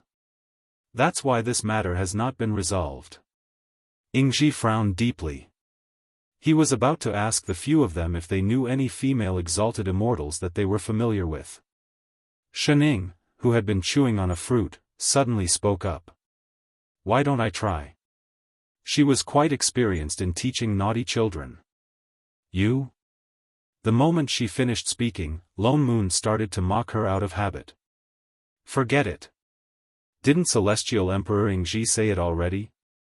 The cloud beast has high standards for looks. Shening tilted her head. Am I not good looking? Lone Moon rolled his eyes and turned to look at her face. Are you good looking or not? Don't you have a... Before he could finish speaking, his eyes were fixed on the familiar yet strange face in front of him. His voice seemed to be stuck in his throat.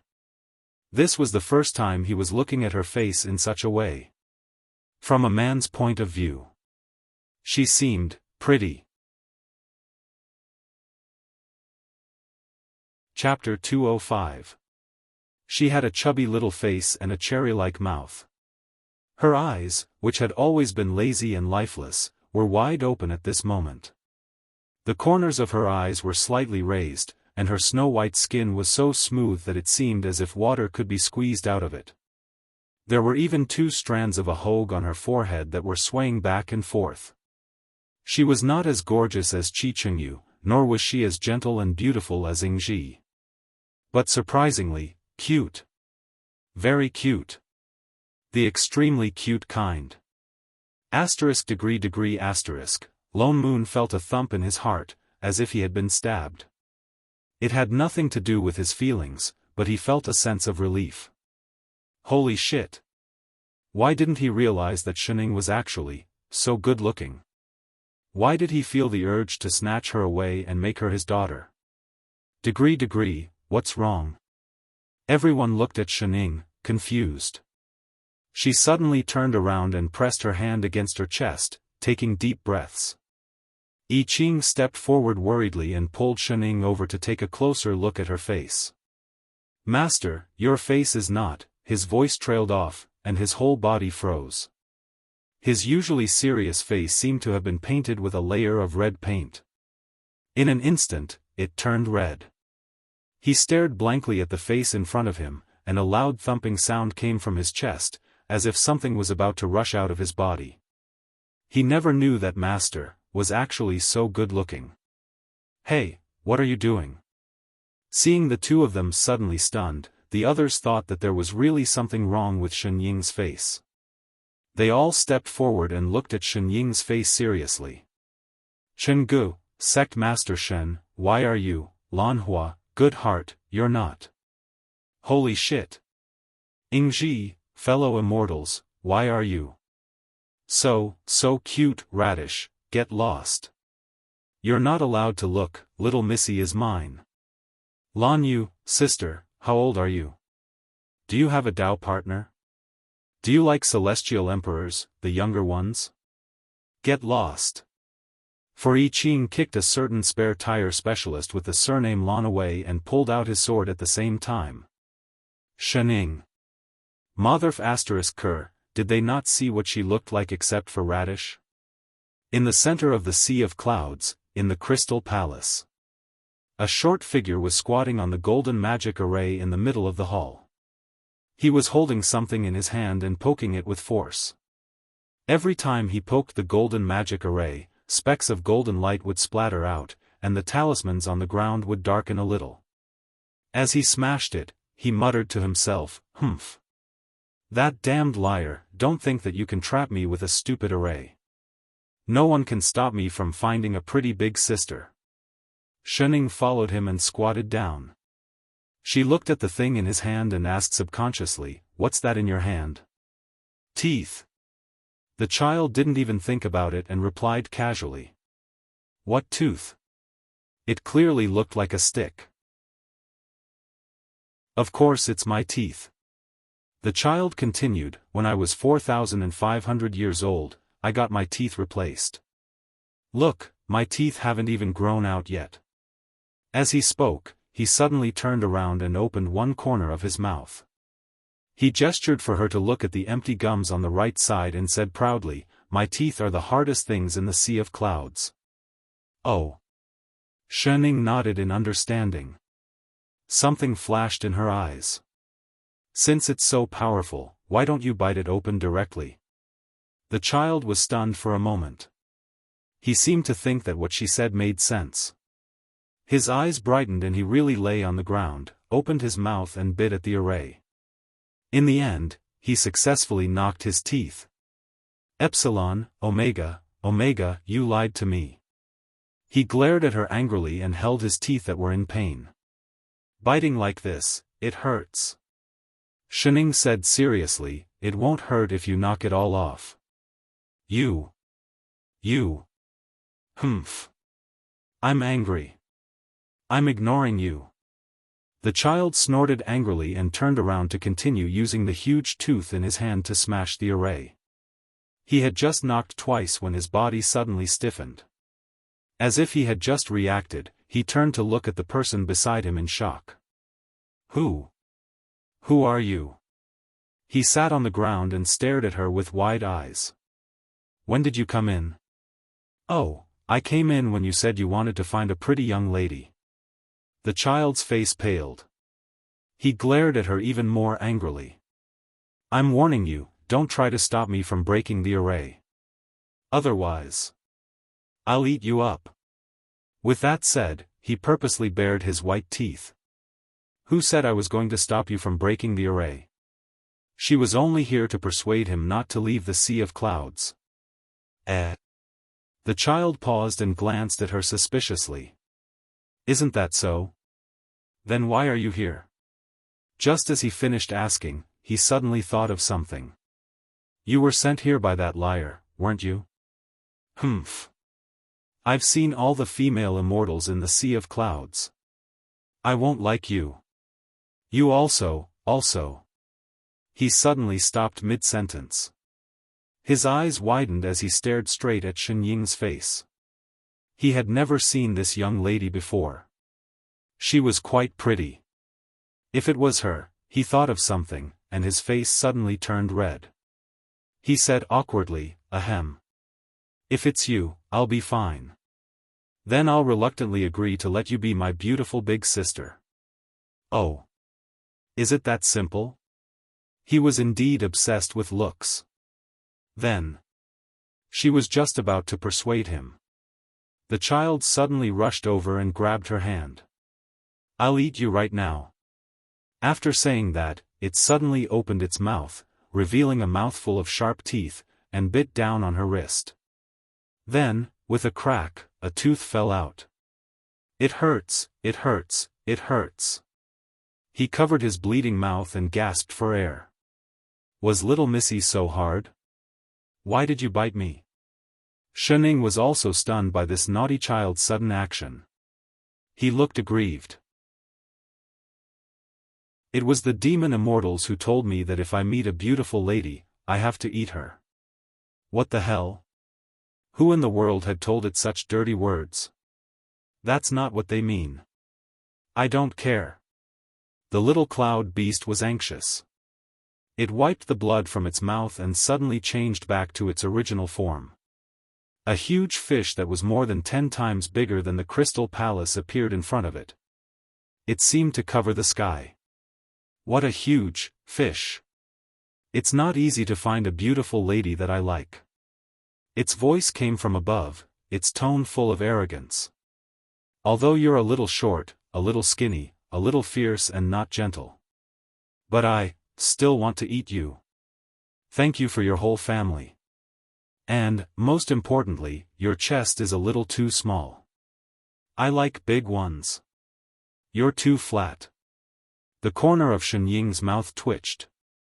Flat? Flatter than Ingji. She felt a buzz in her head. This sentence began to replay in her mind, flatter than Ingji, flatter than Ingji. But, since I've swallowed it, I won't be able to see it anymore. So be it if it's small. As it spoke, it suddenly opened its mouth. In an instant, the seawater around it twisted, forming a huge whirlpool in its mouth. Everything around it was sucked towards the corner of its mouth. Just as it was about to be swallowed, Shening suddenly reached out and grabbed one of its sharp teeth. Little cloud beast. She suddenly grinned and said word by word, "Did anyone tell you that little animals that talk nonsense will be eaten? Sure enough, children are the most annoying thing." The cloud beast paused. It felt an aura that covered the sky and the earth and rushed towards it. With a cracking sound, the tooth that was caught was instantly crushed into powder. Before it could even react, before it could even move, it felt a weight on its head. With a loud bang, the fish head landed heavily on the bottom of the sea. Its vision turned black. Suddenly, the entire sea echoed with someone's exasperated voice. "You're the King Flat Princess. Airport. Soup dumplings. Fermented rice balls." It didn't say that. So, 1 minute later. "Are you still going to eat me?" Sob, sob, sob. "I'm not eating anymore." "You want to leave the cloud sea?" "I'm not leaving. I'm never leaving. You just said, your chest is the biggest, especially big. So big that I can't even see your face." Chapter 206. Above the Cloud Sea. Will the fellow immortal inside be alright? Ingji looked worried. Lady Shen looked like an earth immortal.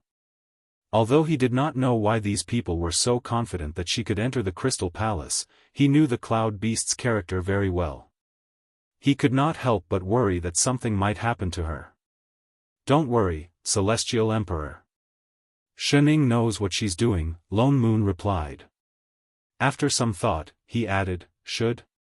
What the hell should he mean? He was even more worried now. The whirlpool on the sea has disappeared. Someone suddenly exclaimed. Everyone paused and turned to look. Indeed, a few miles away, the whirlpool that was sealed by the golden array had disappeared. The surface of the sea was calm again. Even the occasional waves had stopped. The whirlpool had disappeared. The only possibility was that the hole that the cloud beast opened at the bottom of the sea had closed up. Ingji rejoiced. Indeed, an immortal came to report that the water under the cloud sea was no longer leaking. He heaved a sigh of relief. It looked like the cloud beast had been persuaded to come down. The few of them waited for a while longer. Then, they saw a translucent bubble rising from the bottom of the sea. It parted the seawater and flew towards them. Inside the bubble stood 2 figures, one tall and one short. The tall one was Shening. The one beside her looked like a half-grown child. He must be the cloud beast. Ingji. Before they could get close, the cloud beast suddenly rushed out of the bubble. It plunged into Ingji's arms and started crying. "Wah! I will never despise you again. I will never leave the cloud sea again. The young lady outside was so scary. Ingji paused. He looked at the cloud beast, who had suddenly changed its attitude. It was even more clingy than when it did not know its gender. He did not know how to react. After a while, he patted the cloud beast's little body. He sighed and said, "It's good that you've thought it through. How did you do it?" Lone Moon looked at Ingji. Without the cloud beast controlling the bubble, Ingji was back on the sword. Everyone had heard how the cloud beast had despised Ingji. Why did the two of them forget their differences in less than 5 minutes after Shen went in? Was she that eloquent? Nothing much. I was just trying to reason with him, Shen said calmly. Oh. Lone Moon nodded.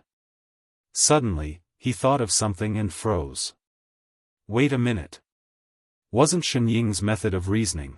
Turning around to take a look, Zhang Xian's mouth twitched. What was going on with the cloud beast's swollen face? You did it, didn't you? Thank you, fellow immortals, for helping my cloud sea resolve this crisis.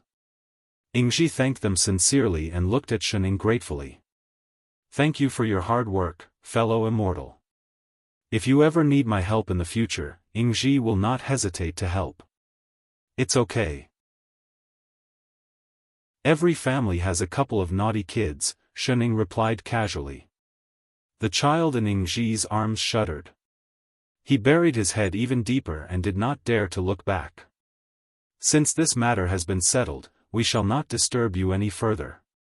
Lone Moon chuckled and stepped forward to take his leave. While Ingji had not noticed, he hurried away. Everyone, are you leaving so soon? Ingji's face was filled with reluctance. She subconsciously looked at Lan Hua, her eyes filled with longing. Lan Hua shuddered and rubbed the goosebumps off his body. He even shoved the radish in his hand back to Lone Moon. He urged, hurry, hurry. Don't we still need to find Xian Han? With that said, he turned and flew out. Ah Hua! Ingji wanted to stop him, but the cloud beast was still holding her. Everyone hurried to catch up and flew out of the heavenly gate. Where are we going now? Lan Hua asked.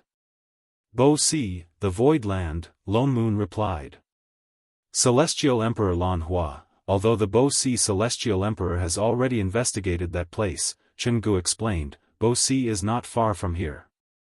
We can go and take a look on the way. I know that, but... Lan Hua's mouth twitched. He turned and glared at Lan Yu. Why are you following us? What business do you have here? What does it have to do with you where I go? Lan Yu glared back at him. Humph, we'll settle our differences later. Don't think I'll let you off. With that said, he suddenly turned to look at Shen, his eyes shining. Instantly, he looked like a gentle young master. He smiled kindly and said, Miss Shen, this trip to the Void Land is very dangerous. Why don't you let Lan Yu go with you? He can protect you. Shen hesitated. Were they close? Don't worry. I'm a celestial emperor and a talisman cultivator. I have as many defensive talismans as I want. Do you need talisman papers, talisman spirits, talisman treasures or talisman arrays? With that said, he took out a stack of talismans as thick as a dictionary from his storage bag and stuffed them into Shen Ying's hands. Everyone, speaking of which, was giving away wealth a good tradition of the Lan family? Winky face, what are you trying to do? Before they could react, Lan Hua exploded in anger. He stood between the two of them and glared at him warily. Are you trying to get rid of me through kindness? Dream on. I'm warning you, if you have any problems, come at me. Don't even think about touching her. Humph, you're allowed to steal my people, but I'm not allowed to steal yours. Who stole your people? You're still denying it. I wasn't the one who made your girl like me. I didn't do anything. If it wasn't for you, would they have treated me like that? What has it got to do with me? Seeing that the two of them were about to quarrel again, Iching finally could not help but summon his sword. Enunciating each word, he said, "Master, who do you think I should kill first?" "These two little bastards who stole his master." Lone Moon, Chen Gu, Shening, Lan Yu's thinking was actually very simple. His brother stole his girl, so he had to get it back. All these years, apart from his mother in the mortal realm, Shening was the only person of the opposite sex who had appeared by Lan Hua's side. And she was quite pretty too. So she must be Lan Hua's girl. He had to fight for her. Lan Hua's thinking was even simpler. This troublesome brother of his had secretly caused him a lot of trouble in the past. Although the reason was very stupid, it was still understandable. As the big brother, he did not want to argue with him. But it was wrong of him to target Good Heart. The other party obviously wanted to use her to take revenge on him. Although getting rid of Good Heart was good for him, but he could not control himself. The thought of someone harboring ill intentions towards Good Heart made him want to beat the hell out of him. Degree, Miss Shen, I'm serious." Lan Yu turned around and grabbed Shen Ying's hand. He said affectionately, "Trust me, I will treat you very well. Why don't you stop going to the void and follow me back to Yunzhe?" "Bastard, let go of her." Lan Hua summoned his weapon and went forward to grab her. The two of them were about to start fighting. "That." Shening suddenly spoke. Her expression was calm. "Lan Lu, I'm Lan Yu." What the hell was Lan Lu? "Oh, let me ask you a question." "Please ask, Mississippi, is being a spare tire addictive?" Lan Yu, Lan Hua, Yi Qing, who was about to kill Lan Lu, everyone, crack. They could vaguely hear something shattering. Chapter 207. Perhaps because he recalled the green grassland above him, Lan Yu finally came to his senses and completely gave up on trying to steal Lan Hua's girlfriend. When it came to snatching girls, he seemed to have never won before. Thus, holding a glass heart that had been pierced by someone, he turned around and flew towards Yunzhe without saying a word, leaving behind a dozen talismans. His dispirited look, as if he had lost his life's purpose, made everyone's hearts ache. Lone Moon suddenly understood the phrase, "Do not expose the truth." Shaking his head sympathetically, he happily took the Dharma talismans from Shen Ying's hands. "Straight face, let's go." Lone Moon turned and said. It was getting late. "Fellow immortal Lone Moon." Just as he finished speaking, Chen Ji's panic-stricken voice came from behind him. "I, Celestial Emperor?" Lone Moon turned back and his eyes widened. He saw a faint glow appear around Chen Ji's body, but his figure became fainter and fainter. In a short while, his entire body turned into a shadow. "This is..." Lone Moon was shocked. Instinctively, he reached out to grab Chen Gu, but found that his hand had passed right through him. He immediately conjured a few spells, trying to stop Chen Ji's figure. Lan Hua and Yi Qing also hurried to set up an array and cast a spell. But there was no effect at all. The few of them could only watch as Chen Gu became fainter and fainter, until he disappeared before their eyes. What's going on? Everyone looked confused, shocked by this sudden change. Lone Moon released his divine perception to search for Chen Gu, but to no avail. Even his aura had disappeared, as if he had never existed. What sorcery is this? I don't know either. Lan Hua, who had the most experience, shook his head. I've never seen it before. Just as he was thinking, the communication talisman by Lone Moon's side suddenly lit up. He had left it in the sect so that he could contact them in case of an emergency. His heart tightened. Could something have happened in the sect? He quickly took it out and infused immortal qi into it to activate the communication talisman. Instantly, Yu Hong's anxious and panicky voice sounded from the talisman. "Elder, the chicken is gone." "What?" Lone Moon was stunned. Reflexively, he replied, "If it's gone, we can buy another one. Invincible's sect had many chickens. No. No. Yu Hong panicked and corrected herself. It's Celestial Emperor Chu Xian. He suddenly disappeared. Lonman's expression darkened. He looked at everyone and asked anxiously, "Calm down and explain clearly what's going on. How did he disappear?" "I don't know what happened either." Yu Hong took a deep breath. Just now, Celestial Emperor Chu Xian was guiding the disciples in their cultivation. Siyu was exchanging blows with him, but he suddenly disappeared into thin air. Did it turn into a shadow and disappear? "Elder, how did you know?" "It is indeed so." Lone Moon frowned as he recalled Chen Ji's behavior. In a low voice, he instructed, "All of you, leave the martial arts arena immediately. Gather all the disciples in the front hall and see if anyone else is in the same situation. We'll be right back." "Yes." Yu Hong replied solemnly. He frowned and turned to the rest. "Chu Xian is in trouble too. Let's return to Invincible's sect first." He was just about to turn around when he realized that the three people opposite him were not moving. Instead, they were looking at him in shock. "Lone Moon, you." Lan Hua's eyes widened as he pointed at him. "What's wrong?" Lan Hua looked down and cursed, "Holy shit."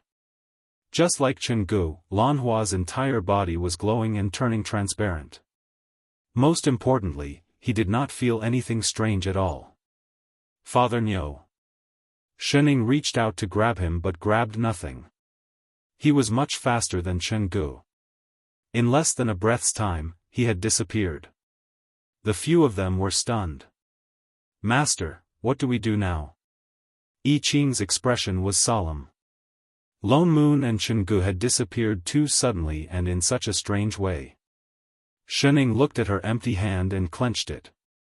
"Let's go back first." I Ching and Lan Hua exchanged a look and nodded. They turned and flew in the direction of Invincible's sect.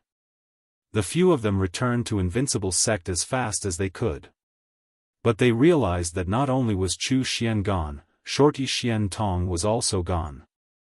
They had also disappeared in the same way, but one day after Chu Xian had disappeared. Lan Hua and I Ching searched the entire sect but could not find any clues. It was as if they had disappeared into thin air. All the tracking spells were useless. Even the communication talisman on Lonman's body did not respond. They had wanted to ask Sun Shu to help find them, but they received a reply from the capital saying that Sun Shu had also disappeared. Just like Father Niu and the others, he had disappeared suddenly. "Sect Master, there's a demon immortal who calls himself Little Biao at the foot of the mountain. He wants to see you." "Little Biao?" Lan Hua paused. What kind of stupid name was that? "Let him in." Shening nodded. A moment later, Celestial Emperor Biao Ting flew up hurriedly. The moment he saw Shening, his eyes lit up. His legs gave way out of habit and he knelt down in front of her. "Exalted Goddess. Please save Little Bird, something has happened to it." "What happened to Little Bird?" "I don't know what happened either." His expression was anxious. Perhaps it was because he and Wu Hong had been in the same boat many years ago. They had experienced the danger of being eaten. The two of them had developed a revolutionary friendship. "A few days ago, I went to the Bo Sea with him to help Exalted Goddess find some rare immortal herb seeds. Who knew that he would suddenly disappear while flying? I searched for many days but could not find any trace of him." "When he disappeared, was there a white glow on his body?" I Ching asked. How did you know?" Biao Ting was stunned. "Another one. Who did this?" Lan Hua scratched his head in frustration. "This is already the fourth person." "The fifth." Shening suddenly corrected him. "What? Radish disappeared too." "That's right, there's Brother Radish." Lan Hua nodded and became even more anxious. He was sleeping on Loneman's lap and disappeared with him. Wait a minute. Radish, Lan Hua's eyes lit up. He suddenly thought of something. Good heart, I have a way to find him. But it's a little troublesome. I think we can only save Lone Moon alone. The others, we have to think of something else. What is it? Heart Entrapment Array. What is that? I Ching asked. This is a trapping array. Lan Hua explained. This array can gather demonic qi and trap people within it, causing them to be corroded by the demonic qi. And once this array is activated, no matter where the other party is, as long as they are within the boundaries of the immortal realm, it can trap them directly. You mean to set up an array here and use it to pull people back? That's right. Lan Hua nodded. But this array is special. It needs a part of the other party's body to set it up. Body, Shen Ying's mouth twitched. She thought of the pile of dandelions that Radish had given her and immediately understood. Radish is on Loneman's leg. Its aura is connected to his. So when Radish is trapped, Lone Moon will definitely be pulled into the array. Lan Hua continued. Although he will be affected by the demonic qi, Lone Moon should be able to withstand it. Alright, let's do that. Shening stood up and turned to look for the dandelions. Find Father Nyo first and solve the problem of eating. Chapter 208. Lan Hua said that the back mountain was where Radish usually stayed. Its aura still lingered there, so it was a good place to set up the array. Yu Hong followed his instructions and placed Radish's dandelion in the pit that Radish used to stay in. Lan Hua sat cross-legged on the back mountain, his hands forming seals. Large amounts of black demonic qi spread across the entire back mountain in an instant. Strands of black qi converged to form a huge black array diagram. The surroundings grew darker and darker. The dandelion that was originally overflowing with spirit qi was showing signs of withering. Even the immortal herbs on the ground seemed to have lost their spirit under the corrosion of the demonic qi. But there was still no movement in Radish's pit. There was no sign of anyone at all. Lan Hua's forehead was covered in sweat, and the demonic qi around him was also showing signs of fading. The immortal qi here is too strong. Biao Ting suddenly thought of something and said, the demonic qi will be suppressed. Let me help him. With that said, he conjured a seal. A golden immortal flashed, and a golden meridian appeared in the immortal herbs on the back mountain, forcing Lan Hua's demonic qi away. Biao Ting hurriedly conjured a rectangular jade box and opened it. He stopped conjuring, and the golden meridian turned into spots of golden light that flew into the box. Exalted Goddess, I've temporarily sealed the immortal meridian here, Biao Ting explained as he handed the box to Shening. Without the suppression of the immortal meridian, it will be easier for Celestial Emperor Lan Hua to set up the array. Shening nodded.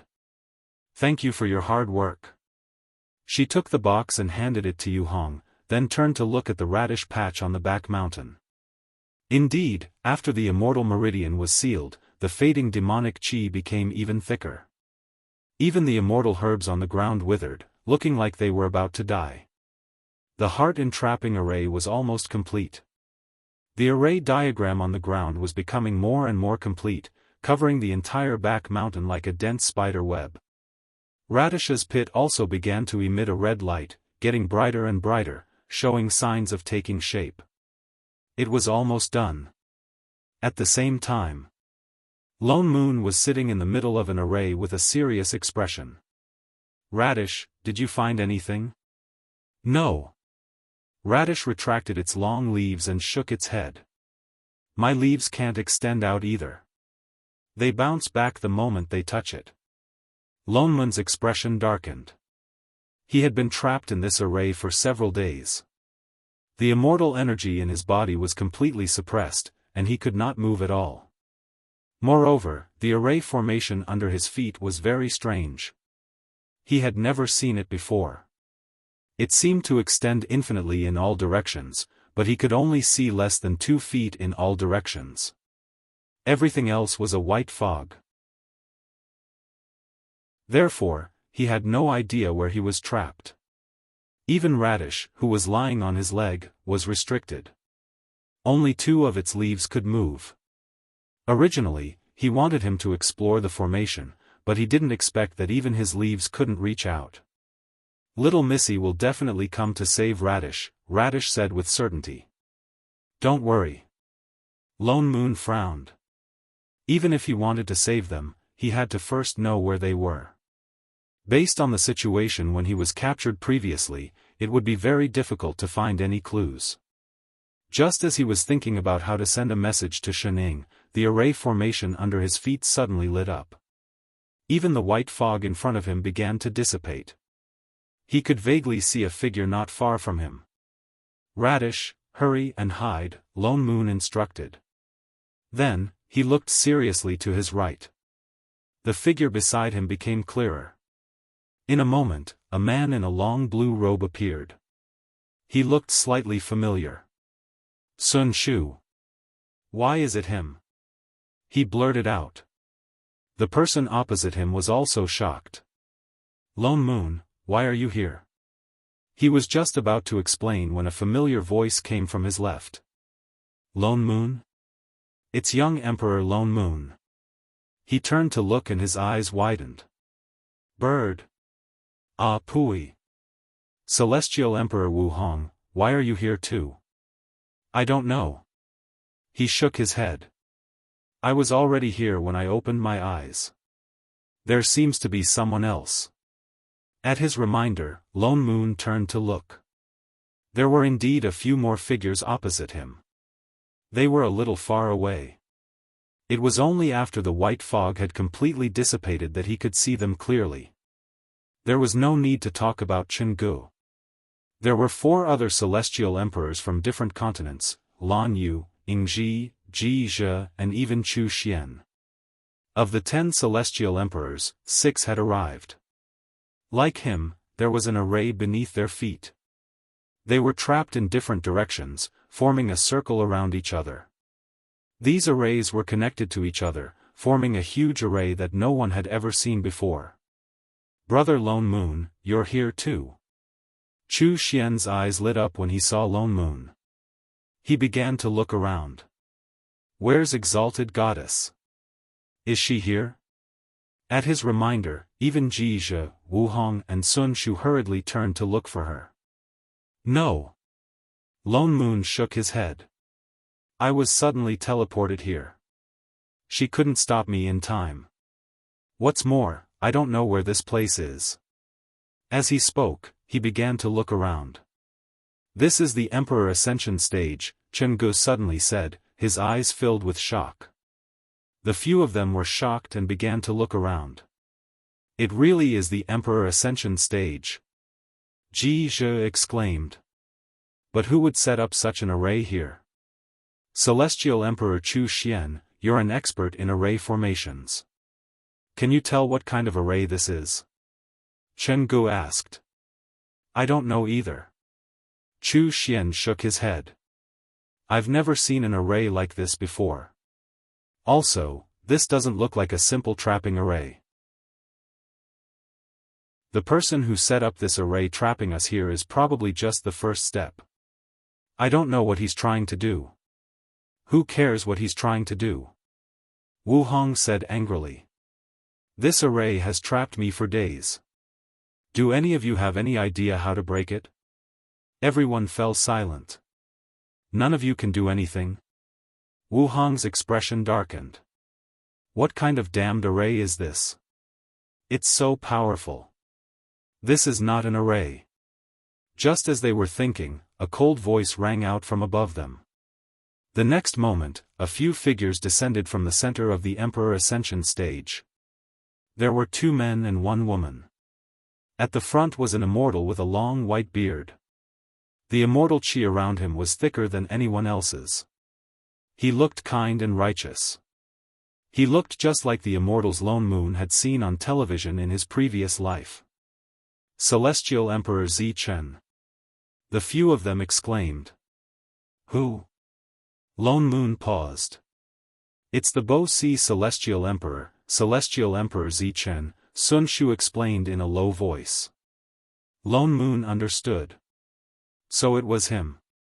He took a closer look at the people behind him. No wonder he told Chenggu that there were no anomalies there when they wanted to go to the void. They were in cahoots. Weren't the two people behind him Xian Han and Hui Ling? Master! Hui Ling called out.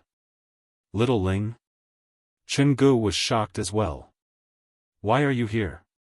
Hui Ling was about to walk towards Chenggu when Xian Han pulled her back. Little Xian, have you forgotten what I told you? But. Hui Ling looked at Chenggu, who was in front of her. She looked like she was in a difficult position, but she did not go over. Chapter 209. Everyone was a little dumbfounded. Zichen was the most inconspicuous one among all the Empyreans. He was also the first person to ascend to the position of Celestial Emperor. No one knew how long he had lived or when he became Celestial Emperor. Unlike the Cloud Sea who did not interact with the other continents, Zichen was even more low-key. His cultivation was not very high, and he did not seem to be someone with great aptitude. Compared to the other Celestial Emperors whose strength was on par with him, his strength was average. He did not participate in the conflicts between the continents. He had always played the role of a mediator. The impression he gave was that he was kind and had a good relationship with the other Celestial Emperors. That was why no one expected him to be the culprit. On closer inspection, they realized that his cultivation level was shocking. The immortal qi in his body was even denser than that of the other Celestial Emperors. Could he have been hiding his cultivation level all this while?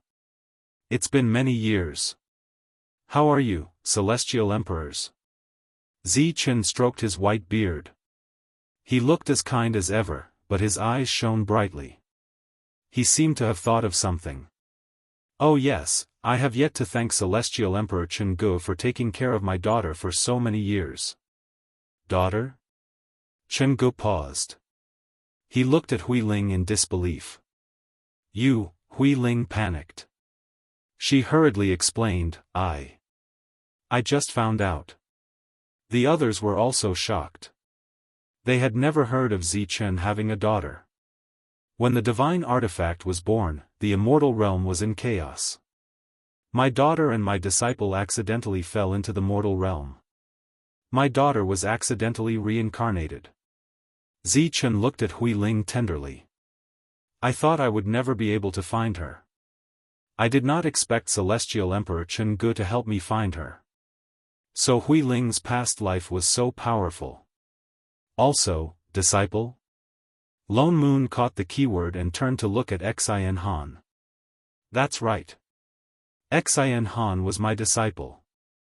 Zichen did not seem to be afraid that they would find out. He said it out loud. Everyone's expression darkened. Xian Han was his disciple.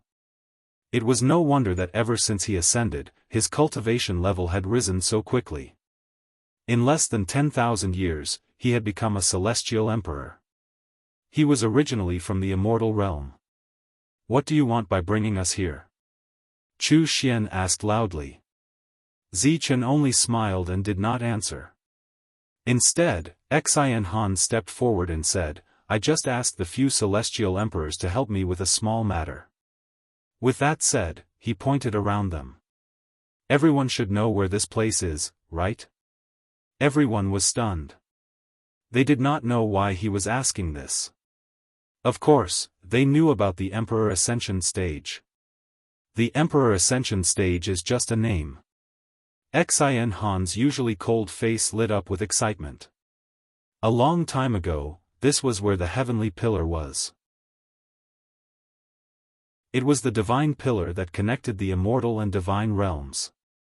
Immortal world. This time, everyone was truly shocked. There was actually such a place in the immortal world. It's a pity that the God world destroyed the heavenly pillars millions upon millions of years ago, leaving no immortals in the immortal world capable of ascending to the god world. This Emperor Ascension stage is just a seal. His expression turned cold as he glanced at everyone and said, "That's why I've invited everyone here today, because I want you to help me reconnect the heavenly pillars and reopen the door to the god realm. This is a great matter that will benefit the entire celestial world." Everyone was shocked. The highest cultivation level in the celestial world was the Celestial Emperor.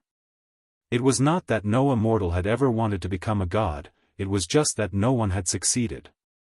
If that's the case, we can discuss this properly. Why do you want to capture us? Ingji could not help but ask. Xin Han was about to answer when Sun Shu guessed his intention. He spoke first, "Your goal is the divine artifact. Young Emperor Sun is indeed wise. You are indeed from the Flowing Flame clan. How did you?"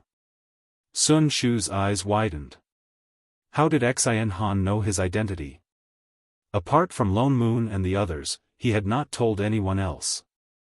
There were no records of the Flowing Flame clan in the immortal world. Of course I know about the Flowing Flame clan, which manufactures divine artifacts. Xin Han's expression turned even colder. He said disdainfully, "If not for your clan, the immortal and divine realms would not have gone to war. Fortunately, there was a way to salvage the situation." Sun Shu's expression darkened. He was disgusted by Xin Han's words, but he did not retort. Although the crowd did not know what the Flowing Flame clan was, when they looked around, they realized that everyone here possessed a god artifact. "Little Han, it's about time," Zichen suddenly reminded him. "Yes, Master." Xin Han nodded. He conjured a spell and the entire Emperor Ascension stage's array lit up. Everyone felt the restraints of the array grow stronger. After Xin Han was done, he turned to look at Hui Ling. Hui Ling was still hesitant. She glanced at Chen Gu with a worried look on her face. "Junior sister Xian Er, you promised me," Xin Han urged. Hui Ling gritted her teeth, as if she had made up her mind. She walked to the center of the array and conjured a series of spells. Chen Ji's expression changed. He looked at her in disbelief. This spell was, before he could speak, he felt a sharp pain in his divine consciousness. The divine artifact that he had been nurturing in his divine consciousness flew out uncontrollably and landed in Hui Ling's hands. That was the spell to control the divine artifact in his body. "Little Ling, you..." Chen Gu could not believe that she would use the spell he had taught her against him. "Master." Hui Ling looked at him, tears streaming down her face. Her eyes were filled with conflict and grief, but surprisingly, she did not feel guilty at all.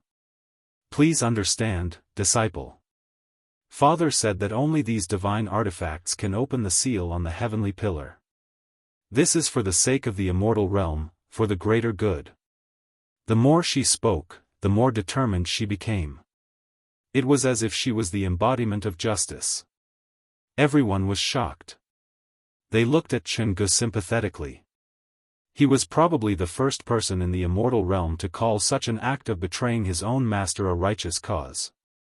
Chen Gu spat out a mouthful of blood due to the backlash from forcefully taking out the god artifact. His eyes widened even further as if he had just seen his own disciple clearly. "Master!" Hui Ling exclaimed. Instinctively, she wanted to go over. "Little Xian," Zichen suddenly said. Hui Ling stopped in her tracks but did not go over. She continued to look at Chen Gu pitifully and said innocently, "Master, he's my father. I have to listen to him. You can understand Little Ling, right?" Chen Ji's expression turned cold. He closed his eyes, as if he did not want to look at her anymore. He felt a chill in his heart. He had saved her from the demons of the lower realm and brought her to the upper realm. He had never treated her badly. Because of what happened to her when she was young, he favored her more than any of his disciples. Even when he saw her appear here unscathed, he wondered if Xin Han had coerced her. He did not expect her to know that because of his previous reincarnation, he had been using the divine artifact to nurture his primordial spirit and could not take it out easily. She could attack him without hesitation for the sake of a father whom she had only known for a few days. Moreover, looking at her now, she did not seem to have regained her memories of her previous life. For some reason, he suddenly remembered what Xining had said a few days ago when they left the Invincible sect, "You're not bad, but you're a little blind." He thought she was joking at the time.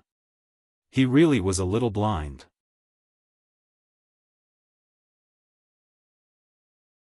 Chapter 210. Little Xian, we don't have much time, Xin Han reminded her again.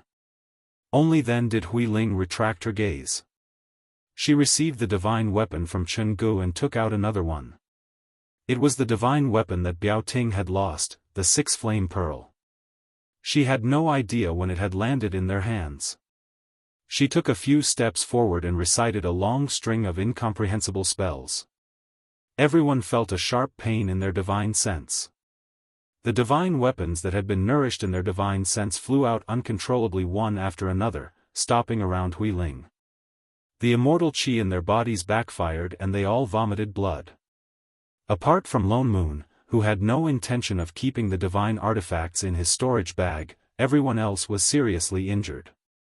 Zichen tossed out the last divine artifact. All the divine artifacts flew into the center of the array.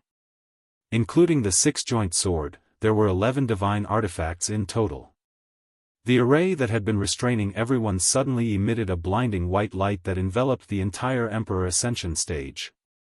The divine artifacts slowly disappeared into the light, as if they were melting into the array. In less than half a minute, they could no longer be seen. The next moment, a pillar of light shot up into the sky. It seemed to connect the heavens. The heavenly pillar. Xin Han exclaimed. He looked at the pillar of light excitedly. One more step, Zichen reminded him. Xin Han paused. That's right, there's still the realm gate. It's not open yet. He took out something that looked like a jade gourd and conjured a seal in the middle of the array. Immediately, a green-robed woman appeared in the middle of the array. Miss Xian Tong. Chen Gu was the first to react. He tried to get up in shock but was restrained by the array. Lone Moon was shocked too. Why was this unlucky child here? She did not have a divine artifact on her. Xian Tong looked at Chen Gu blankly, then at Lone Moon. Elder Lone Moon. She stood up and was about to go over when Xin Han used his immortal qi to form a chain and pulled her back. Xin Han. Before Lone Moon could speak, Chen Gu was already panicking. What are you doing? Let go of Miss Xian Tong. Xin Han ignored him. Instead, he conjured a seal and pointed at Xian Tong's forehead. Xian Tong felt a large amount of immortal qi surging towards her primordial spirit. In the next moment, she couldn't take it anymore. With a flash, she transformed back into a snow-white fox with 9 long tails behind her. Rumor has it that the 9-tailed white fox is a descendant of the god race and has an ancient bloodline. A smile flashed across Xin Han's face. He placed Xian Tong in the middle of the array and scanned the crowd. Although you're not willing to sacrifice yourself, with the Celestial Emperor's cultivation, you can open the Divine Realm's realm gate. As he spoke, he waved his hand and instantly created a dozen wind blades that hit Xian Tong's fox body, creating several wounds that were so deep that bones could be seen. A large amount of blood gushed out. Xian Tong curled up into a ball from the pain, but she was unable to resist. She could only watch as her blood dyed the ground. At the same time, the entire Emperor Ascension stage turned red. Before everyone could react, they felt their bodies become heavy. The immortal energy in their bodies seemed to be drawn by something, flowing into the formation below them. This array can devour cultivation. Chu Xian was shocked. He tried to activate the immortal energy in his body to resist, but was suppressed by the array. He could not move at all. It was the same for the others. In less than a moment, the faces of those who were already seriously injured became even paler. If this went on, their cultivation would be sucked dry by the array and they would die. Lone Moon was also anxious. Damn it, why wasn't Shinning here yet? She's so unreliable at this critical moment. Just as he was thinking, Radish, who was on his leg, suddenly spoke. Ugly, I feel like someone is pulling me. Lone Moon diverted his attention to look. Indeed, there was a faint black chi surrounding Radish. Even his primordial spirit was becoming unstable. This is demonic chi. At the invincible sect. Boss, what's wrong? Shinning looked at Lan Hua, who was frowning. Lone Moon seems to be restrained by something. The heart entrapment array might not be able to pull him over. And it seems like he's not the only one there. It must be Little Bird and the others. Biao Ting said anxiously. Celestial Emperor Lan Hua, try again. Lan Hua's frown deepened. I can feel that their auras are very chaotic. They must have encountered some danger. But I'm not sure what is restraining them. If we pull them over by force, I can't guarantee that the others will succeed except for Radish. Didn't you say they were in danger? We can't care so much now. Biao Ting urged. Save as many as you can. Kindness? Lan Hua looked at Shinning. Shinning and Chef exchanged a look and nodded. Pull. Lan Hua mobilized his demonic chi and activated the heart entrapping array once again. This time, he used all of his power and used all of his demonic chi to control the array. He followed Radish's aura.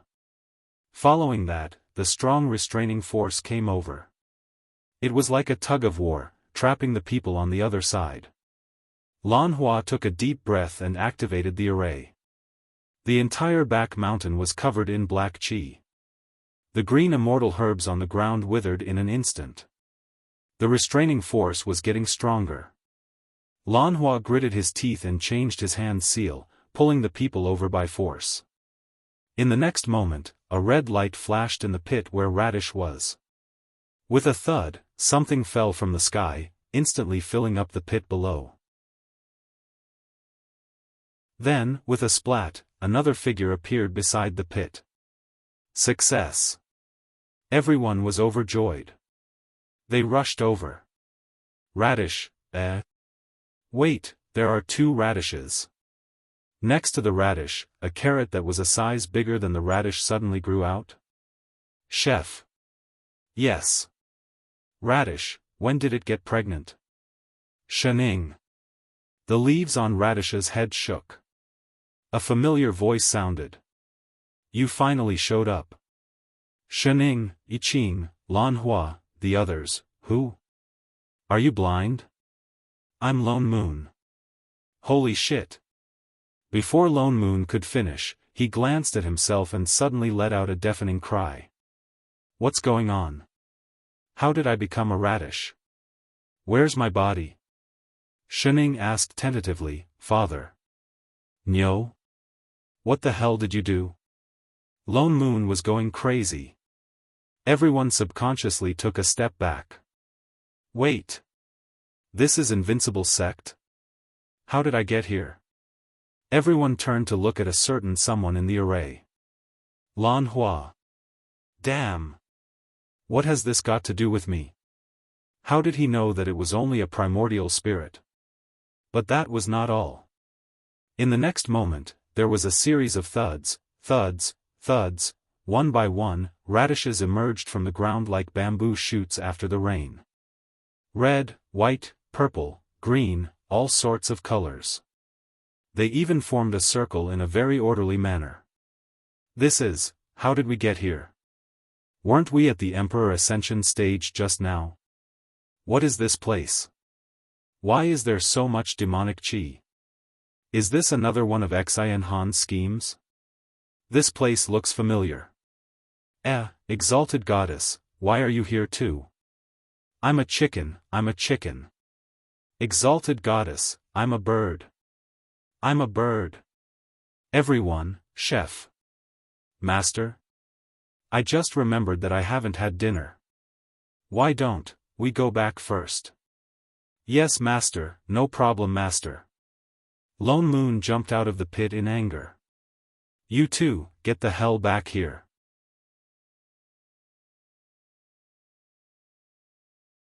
Chapter 2:11. Because Lone Moon and the others' bodies were trapped, and because Lanhua forcefully activated the array, the two sides were pulling on each other. Therefore, apart from Radish, Lanhua's primordial spirit was also pulled over. He also attached himself to the immortal plant at the back of the mountain. That was why he became Radish. Coincidentally, the array that bound Lone Moon also bound the others. Their auras were connected. Therefore, it was very obvious that there would be a lot of them. Buy 2 get 7 free. He had pulled all the people in the formation over. Sect Master Shen, we still need to save one more person, Chen Gu said anxiously. Xian Tong. Xian Tong is still there. Lone Moon turned his head and counted. Indeed, Xian Tong was not among the radishes. Is he not in the same formation as you? Lanhua asked. She's in the heart of the array. She's not being suppressed like us. Chen Gu answered. Besides, Xian Han used her as a sacrifice. She's in danger. Her aura isn't connected to yours, so she can't come over. Lanhua frowned. Besides, her situation is special. It's not her own body. Unless I find something related to her soul or essence soul and reactivate the array, there's nothing I can do. Chen Ji's entire carrot turned white. I Ching and Shening exchanged a look. Their souls were related. Yes. What? Hence, each of them kicked Chen Gu into the radish pit. Boss Lan, activate the formation. Thus, a minute later, there was another radish spirit in the ground. 5 minutes later. Radish, who finally understood their own situation, was in a complicated mood. Although they had escaped from the Emperor Ascension stage, they were still in the same boat. However, it was only their primordial spirits that came over. Their bodies were still there. This proved that the formation was still working. The few of them became even more worried. However, they were still part of the Celestial Emperor Legion, so they immediately started discussing how to deal with the situation. Although our primordial spirits are here, our bodies are still trapped in that array. We have to hurry to the Emperor Ascension stage. But that formation is really strange. It can even absorb cultivation bases. Can we really break through it? Zichen had planned this a long time ago. He must have been planning to use us to open the realm gate since the birth of the divine weapon 1,000 years ago. I think he was the one who arranged for his daughter and Xian Han to descend to the lower realm. How could there be such a coincidence that she fell into the same realm as Bai Ti's daughter? That's right. He probably had his eyes on Bai Qiao's nine-tailed fox fairy and wanted to trick her into volunteering for the array. But what should we do now? Even if we head over now, we'll probably be unable to do anything to Zichen and his master with our current bodies. There is no need to worry about our combat power. The main thing is that we were sent here by the heart entrapping array. The Emperor Ascension stage is thousands of kilometers away from here. We won't be able to get there in time. Also, Lone Moon's tone darkened. He turned and shouted at the person beside him, Shening. Can you King stop pouring water over my head? Huh? The person holding the kettle behind him was stunned. He tilted his head. Didn't you say you wanted to drink water? It's Radish that says it wants to drink water. I'm Lone Moon. Lone Moon's entire Radish exploded. Look carefully at Radish before you water it, alright? Any more water and you can make kimchi. Oh. You should have said so earlier. Shening scratched her head. Sigh, who asked you to look the same? How are they the same? Even the colors are different, okay? Also, isn't this F** king your fault? Otherwise, why would they become radishes? I was looking for you. Father Nyo, don't mind the details. Details my ass. How are these F** king details? They're not even human anymore. It's all my fault. Shening hurriedly retracted her hand. She turned the kettle obediently and poured the water over the radish beside her. Exalted goddess, I'm little bird. Shening, then changed to another one. Exalted goddess, I'm chicken. The next one, exalted goddess, I'm Ji Zhe. Shening, Qing, Lan Hua, all the radishes, radish, little missy, I'm radish, I'm radish. Radish, shut up. Lone Moon felt a headache coming on. Why was it still making a fuss about drinking water at a time like this? Pooey. Radish glared at him and used its leaves to take the kettle from Shen Ying's hands. Cough, that. Chen Gu coughed softly and changed the topic. Young Emperor Lone Moon is right. Invincible sect is a long way from the Emperor Ascension stage. By the time we get there, Zichen's array would have been completed. By that time, they would not be able to stop the other party. We can go straight to the heavens beyond heaven first. There's a transportation array at the third heavenly gate that leads straight to the Emperor Ascension stage. That would be much faster, Ji Zhe suggested. No. We won't make it in time. It'll take at least 2 days to get to the heavens beyond heaven. Chen Gu shook his head. Then what do we do? Chu Xian was getting anxious. The longer our primordial spirits leave our bodies, the harder it will be for us to return to our bodies. What's more, the array on the Emperor Ascension stage will absorb our cultivation. When that happens, he did not finish his sentence, but all the radishes, people, understood what he meant. Even if they returned by then, who knew how much their cultivation would be reduced? For a moment, everyone was silent. I have an idea. Lan Hua, who was watering the radishes, suddenly spoke up. He scanned the crowd and said mockingly, "It's just that, it depends on whether you believe me or not." The bite of 10,000 voids. Lone Moon's whole radish jumped out of the hole, his face full of excitement. That's right, how could he have forgotten about this spell? Didn't Xin Han use this spell to escape? Lan Hua was a demon. Naturally, he knew it too. That's right. Lan Hua nodded. He scanned the radishes on the ground again and deliberately raised his voice. This array can send people straight to the Emperor Ascension stage. But I can send you there. Just treat it as payment for your food. I won't send anyone else. Why? Humph. Lan Hua snorted. When these celestial emperors attacked me, they all wanted to kill me. Why should I help them? What's more, this is a transportation array of my demon race. Even if I dare to send you there, would they dare to enter? His words were full of sarcasm. The radish's expressions changed. Lan Hua hated the celestial emperors of the 10 directions. Of the 7 people present, all of them had attacked him before. They just did not expect the tables to turn. The situation became awkward. Apart from the green radish, Lan Yu, who was still rolling his eyes. You asked for it back then. Chen Gu started to speak. But Shening suddenly pushed Lan Hua. Stop wasting time. Set up the array. All right. Lan Hua raised his hand and conjured a seal. Lone Moon, Iching, the celestial emperors. Didn't they say they wouldn't send anyone? Lan Hua. Son of AB*TCH. He set up the array very quickly.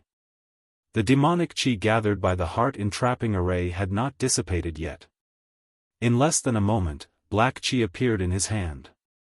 He waved it in the air. The air in front of him twisted. A tear appeared in the air. Huge amounts of demonic qi flowed out of it. All right. Lan Hua turned and glared at the radishes, his face full of reluctance. Yu Hong, look after the disciples in the sect. Also, send a message to Celestial Emperor Bai Ti. Especially about Xian Han using his daughter's previous body as a sacrifice for the array. Yes. Celestial Emperor Biao Ting, please look after the primordial spirits of the other celestial emperors. Alright, no problem. Biao Ting nodded. Lan Hua, look after Xian Tong. Got it. Shening, I Ching, let's go. I Ching summoned his immortal sword. Together with Shening, he picked up Father Niu from the pit and was the first to fly into the tear. The radishes had no choice but to follow him. When they passed by Lan Hua, they couldn't help but turn around and nod at him. Thank you, Emperor Lan Hua. I didn't expect you to help us despite our past enmity. When this matter is over, I will definitely pay you a visit and apologize. Lan Hua's mouth twitched. Who would want to help you? If not for my kindness, hurry, this array won't last long. Seeing that the ground was full of radishes that did not know each other, and that seemed to want to say something, Lone Moon impatiently urged them. He kicked the last green radish that was moving slowly into the array. He picked up Xian Tong from the ground and entered the array. Lan Lu. He really should have killed him back then. Degree.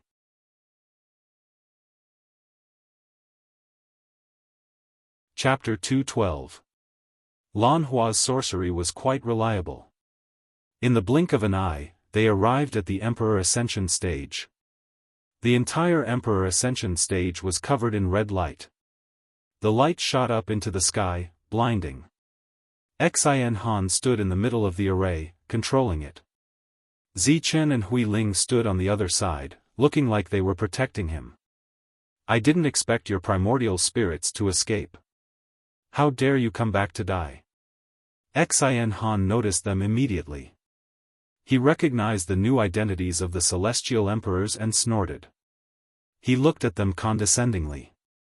When he saw Shening, his eyes widened. It's you. A look of panic flashed across his face. Then, as if remembering something, he calmed down. The array has been activated. There's nothing you can do, no matter how strong you are. Little Biao, stand guard here. I'm going to save them. I Ching did not want to listen to his nonsense. He summoned his immortal sword and charged forward. Lan Hua flew forward at the same time.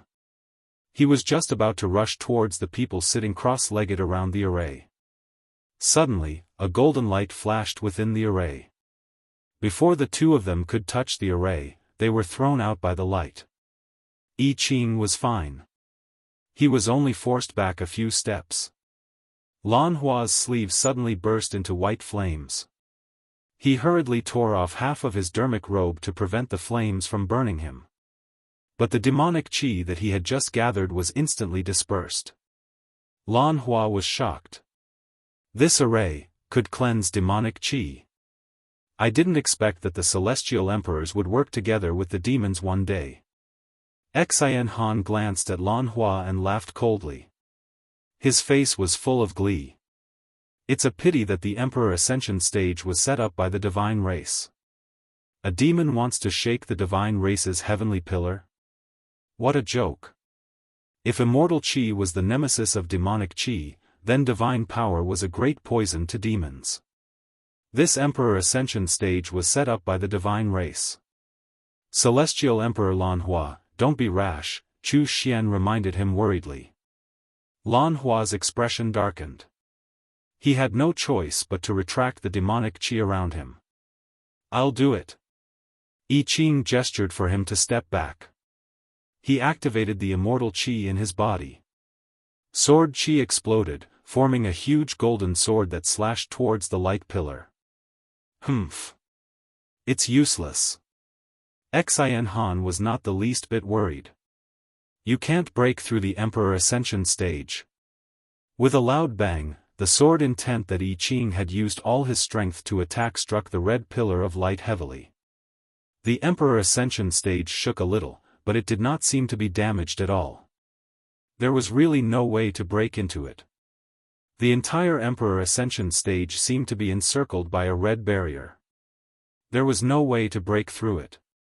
Since you want to bring more people to die, I'll grant your wish.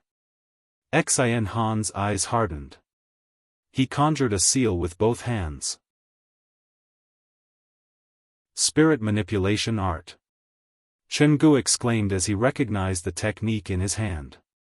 The expressions of the other radishes instantly darkened, and they couldn't help but curse, despicable. He actually wanted to control their bodies to attack them. The moment Xian Han cast his spell, everyone in the array suddenly stood up. As if they had received some sort of command, they charged towards I Ching in midair. Young Lord Yi, be careful. Biao Ting shouted. I Ching had no choice but to give up on attacking the light pillar.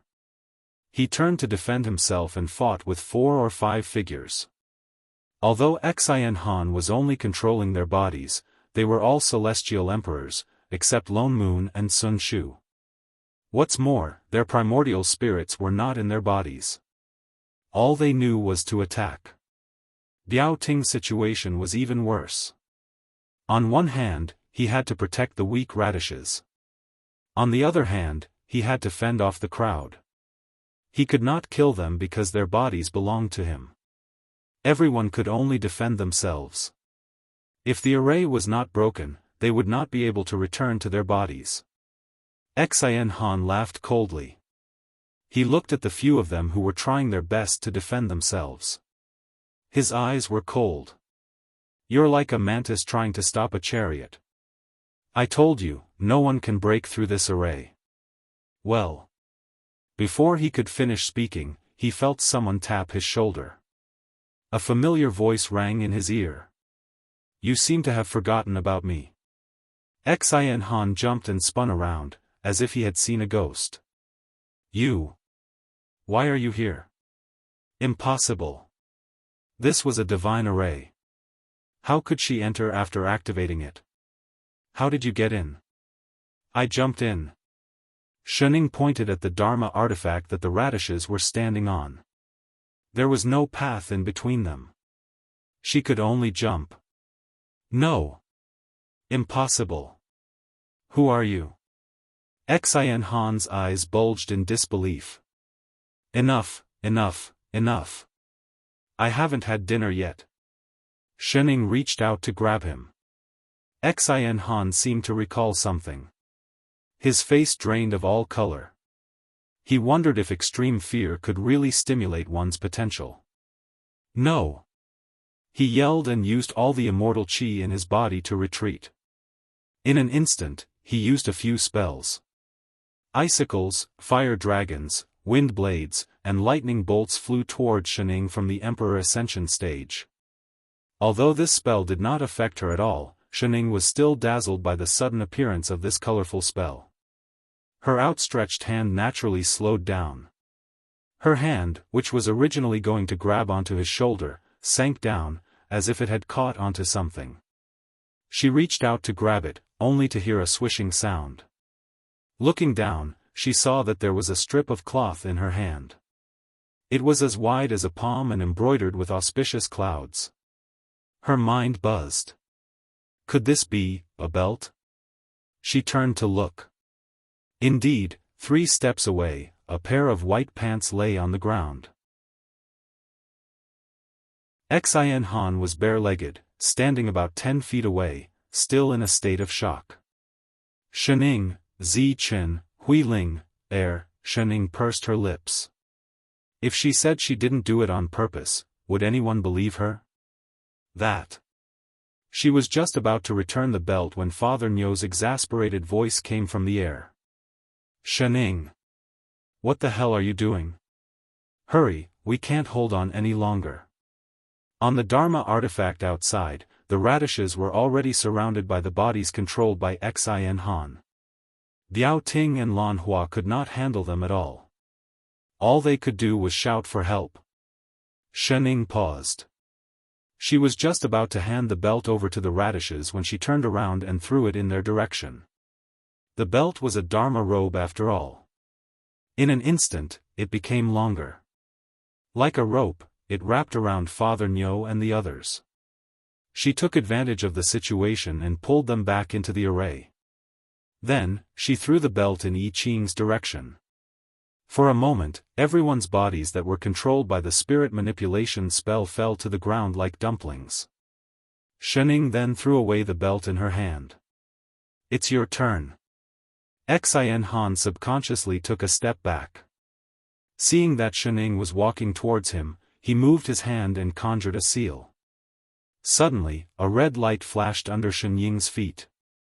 An array pattern formed beneath her feet. It was the same array pattern that had trapped everyone on the Emperor Ascension stage. The originally circular formation began to change. The red light once again spread to everyone's feet, including Zichen and Huiling. Han, what are you doing?" Zichen realized that something was wrong. But it was too late. He could not move his body. His cultivation level was being sucked into the array. He could only look at the person opposite him in shock. Shening was stunned. Was this internal strife?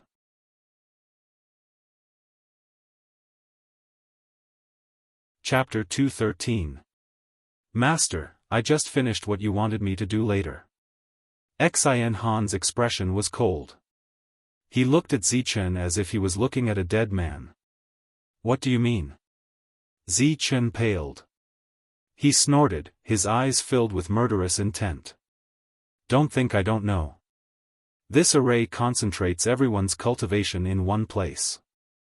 In other words, even if the gates to the divine realm are opened, only one person can become a god.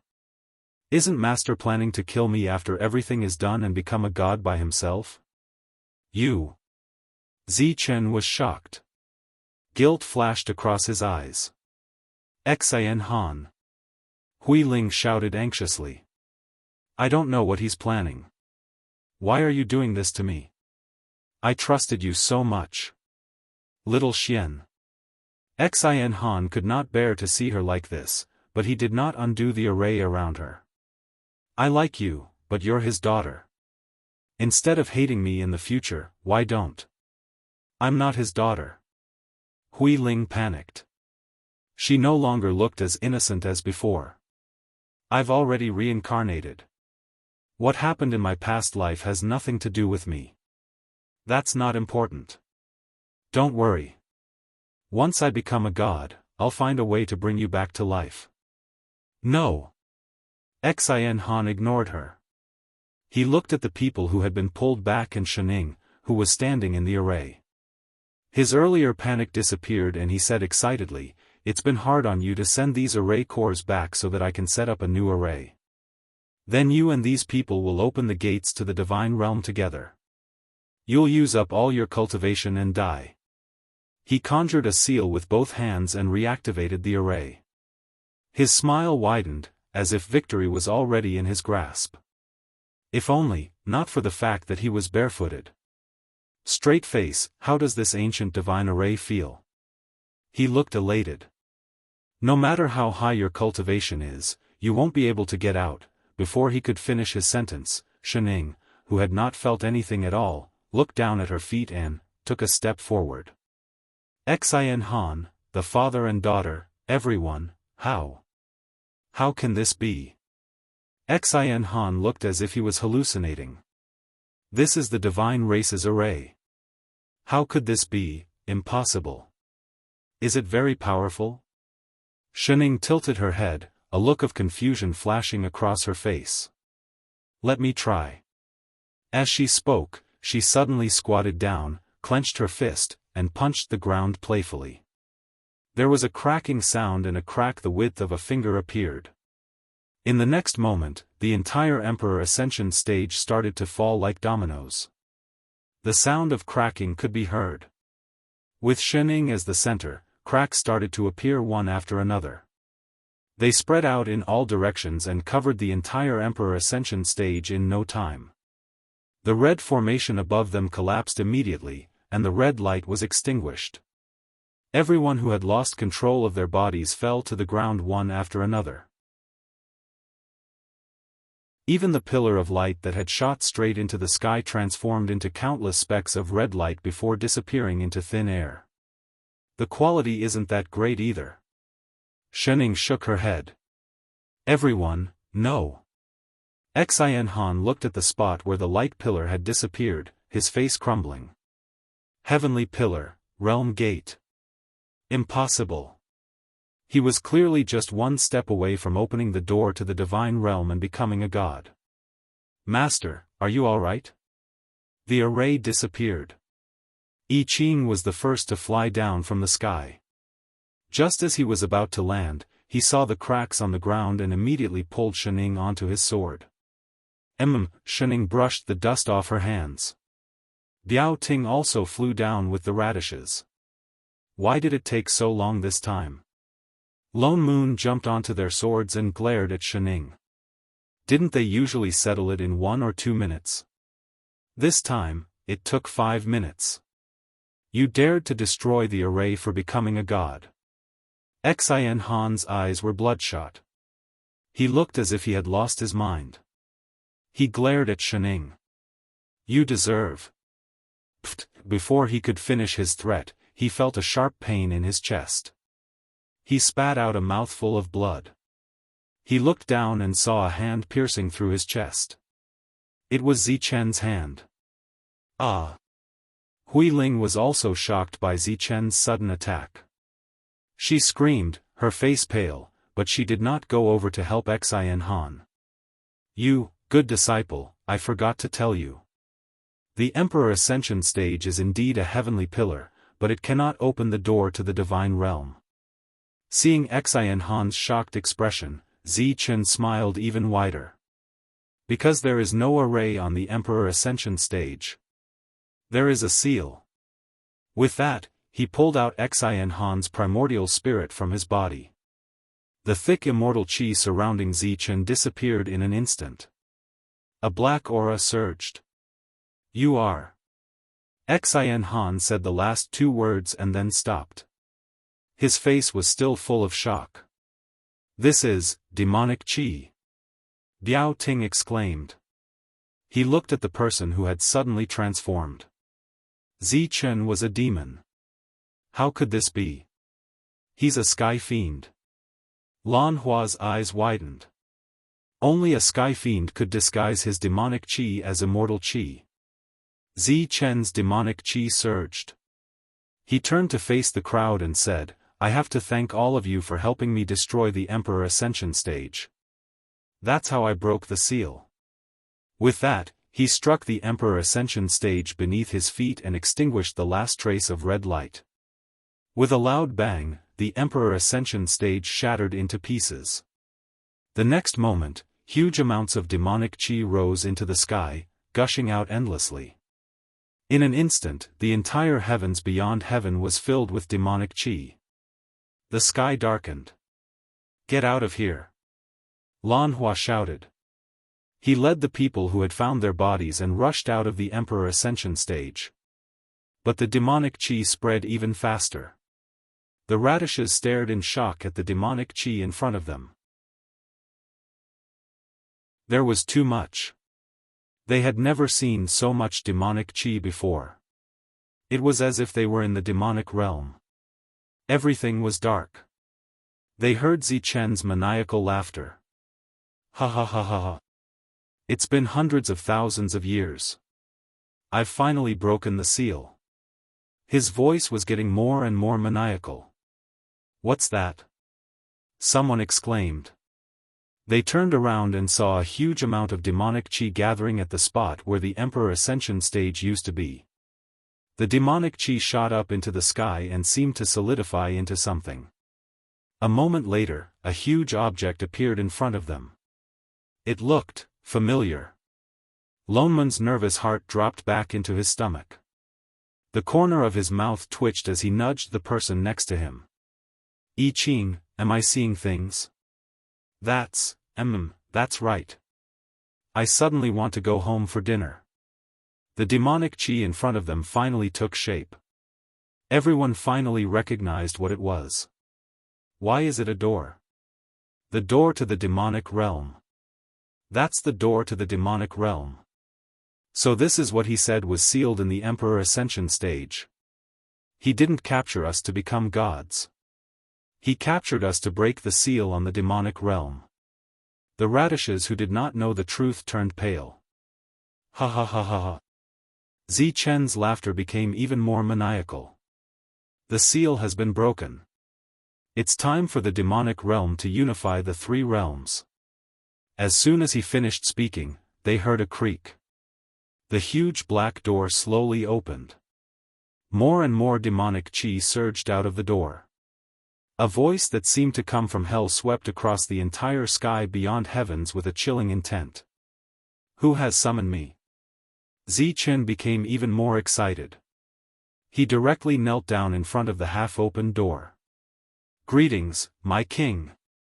Could it be that the person behind the door is? Everyone's faces turned even paler. It was as if they did not dare to voice their guess. The door opened wider and wider. Finally, it was wide enough for two people to fit inside. A tall, pitch-black figure appeared behind the door. No one could see his face clearly. However, following his line of sight, a bone-chilling aura pressed down on everyone's primordial spirit.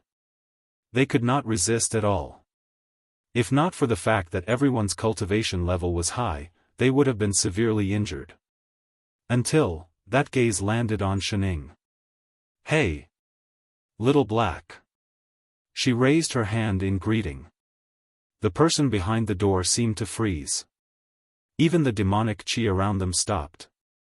Everyone was silent for 2 seconds. The next moment, there was a loud bang. The demonic door that was just wide enough for two people to fit inside was slammed shut by the person behind the door. Shining, Zichen, the radishes who did not know the truth. What was going on? The invincible sect trio and Chenggu, sigh, we really should go back for dinner.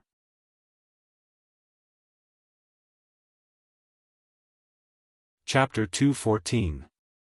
Zichen had planned for hundreds of thousands of years and finally managed to come up with a big move. His companions in the celestial world were all stunned. For a time, the surroundings were abnormally quiet.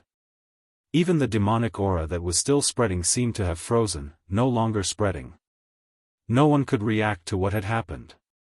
5 minutes later, Shining glanced at the tightly shut gates of the demonic realm in front of her, raised her hand and knocked on the door. Little Black, open the door. I don't want to. A frightened voice came from behind the door. Come out first, I have something to ask you. No, I don't want to go out anymore. Sob sob sob, so scary. Why are you crying? I won't hit you. Really? It's true. Really? Really? It's true. Really, really, really, if you talk any more, I'll slap you right now. As soon as he finished speaking, the door creaked open.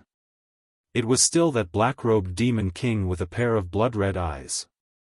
The surrounding demon chi was even more shocking. However, compared to the domineering aura he had a moment ago, the current him seemed exceptionally well-behaved. His eyes were slightly misty, and his hands were neatly placed on his knees. Even his shameful figure was shorter than before. Why are you kneeling on the ground?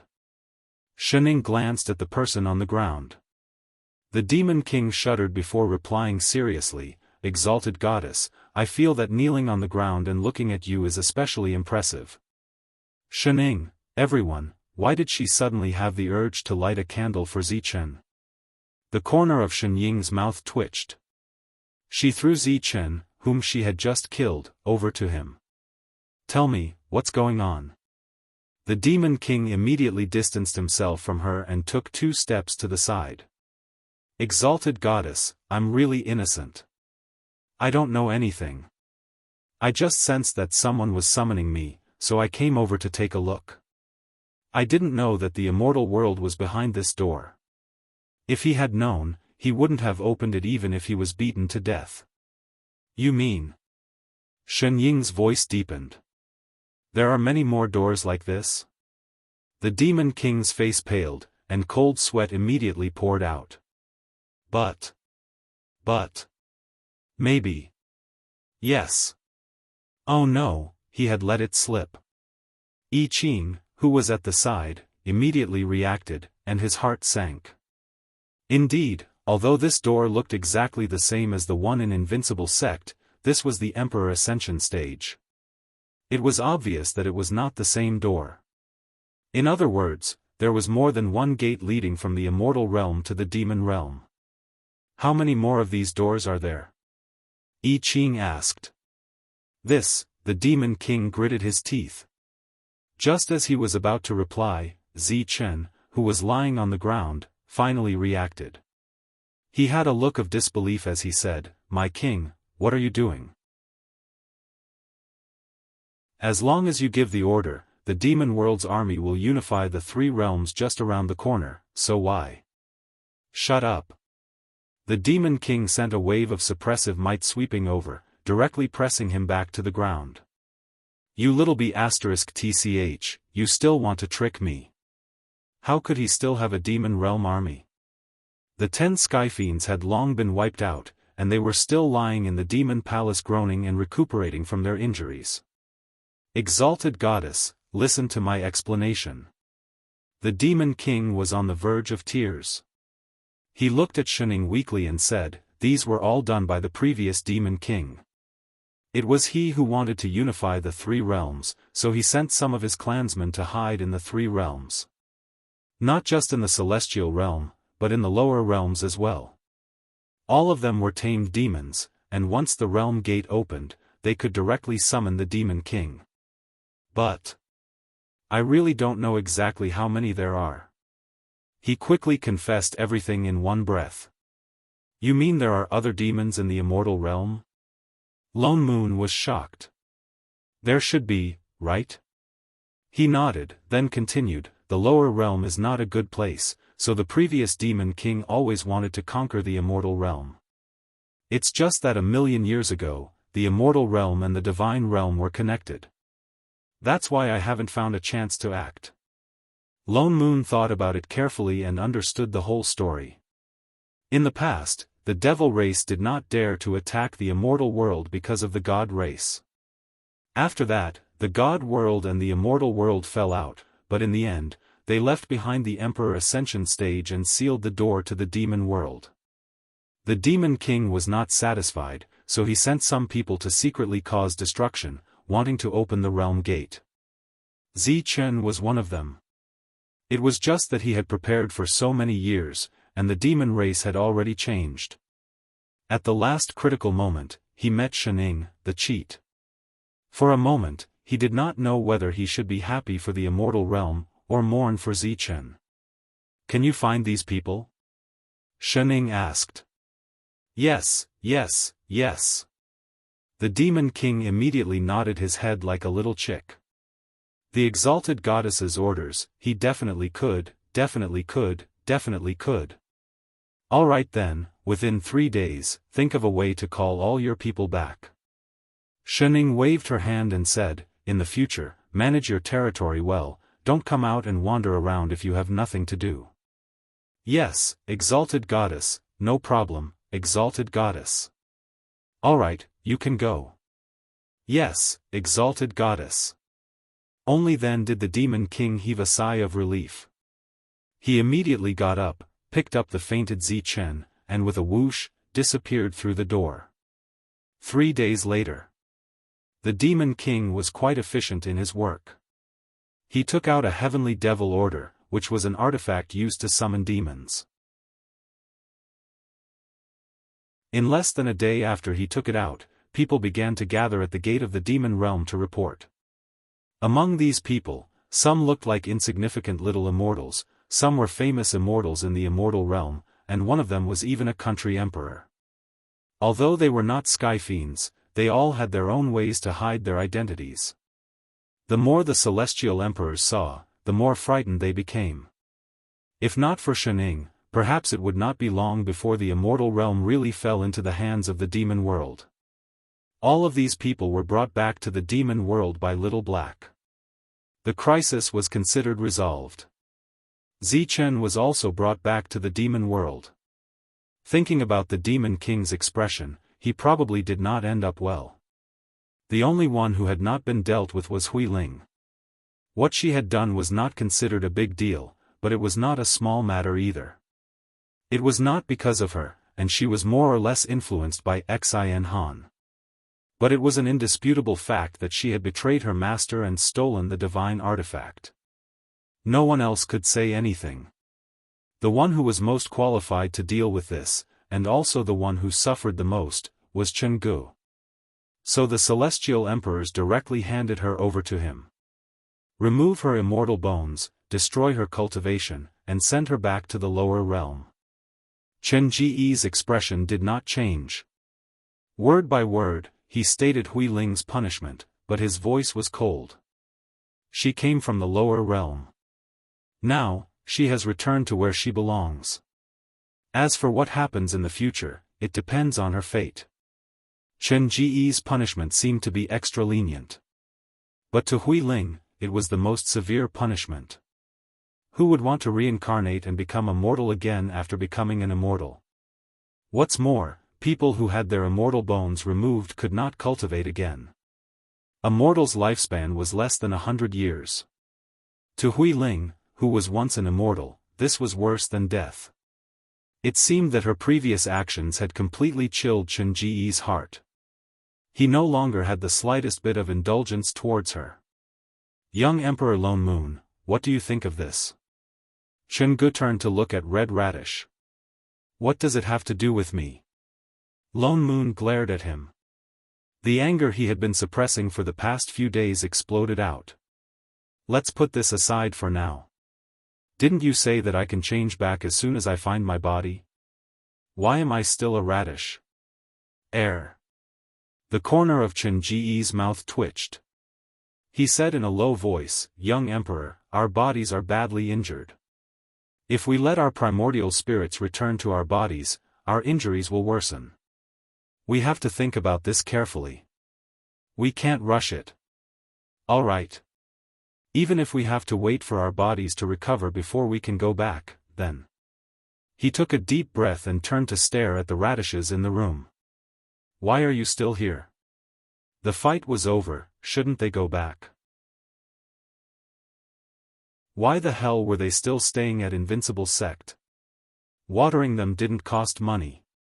All the radishes froze. Father Nyo, it's not good for them to go back just like that. Shening interrupted. They were celestial emperors after all. Shut up. Lone Moon glared at her. If you hadn't beaten our bodies up so badly. Do we need to be like radishes and play with them every day? Shening paused. Weren't you the one who asked me to beat them up faster that day? I asked you to beat that bastard Xin Han. Who asked you to use your belt to whip us?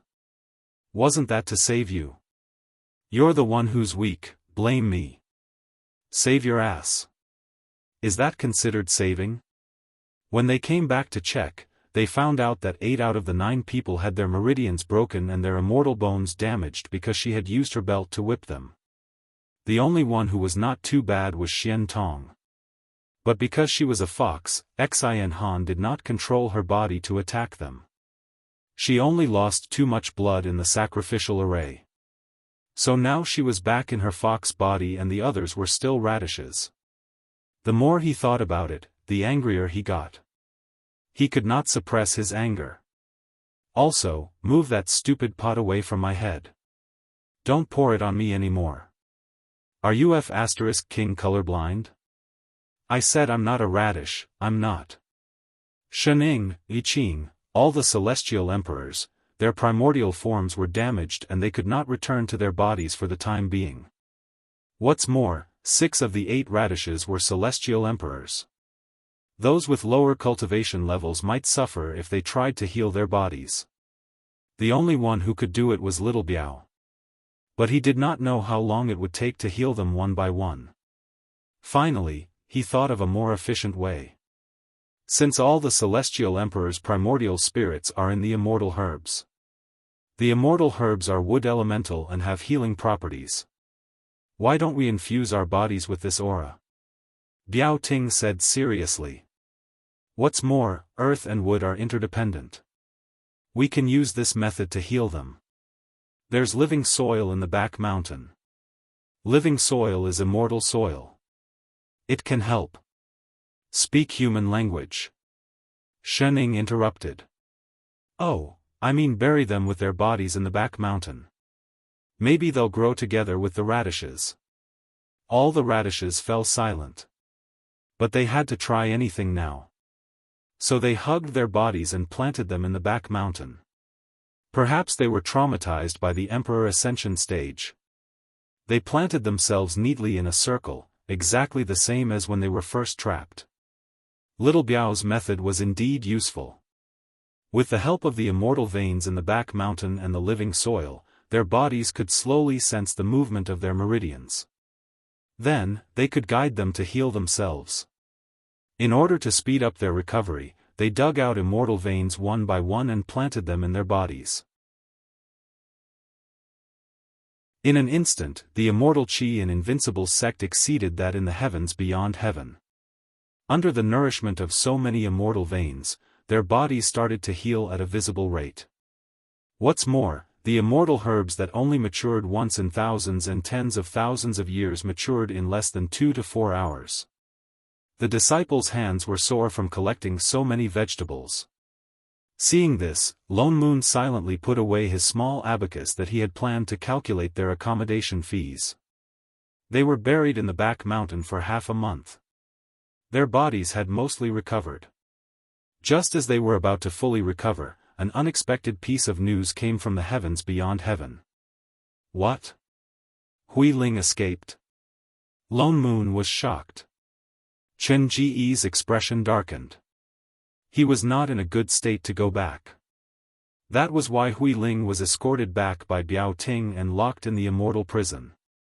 Usually, he dealt with matters in Fengcang only through the communication talisman. He did not expect Hui Ling to escape from the immortal prison. Given her cultivation, she could not have broken through the immortal prison's array. Who helped her? It's. The voice in the communication talisman lowered and said hesitantly, Celestial Emperor, it's Lu Ming. What? Chen Ge was shocked. His face was full of disbelief. Half of the radish was red with anger. He knew that Lu Ming and Hui Ling were close, but he did not expect him to disobey his master's orders. This traitor. He had only taken in 2 disciples in his life. He did not expect one to be worse than the other. Even the other radishes in the pit looked at him sympathetically. Chen Ge took a deep breath to suppress his anger. In a low voice, he said, Where did they escape to now? No, they did not escape. The voice in the communication talisman became even weaker. What do you mean? The voice in the talisman paused. After a while, it continued with some uncertainty. Lu Ming said that the Celestial Emperor was harmed by the traitors of Invincible Sect. It is unknown whether he is dead or alive. The person who ordered junior sister Hui Ling to be locked up is definitely not the Celestial Emperor himself. That is why he wants to contact all the country emperors to avenge the Celestial Emperor.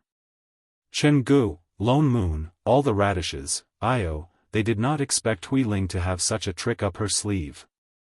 Her intelligence was many times higher than before when she was completely in love. She was the one who knew where Chen Ge was and what had happened to him.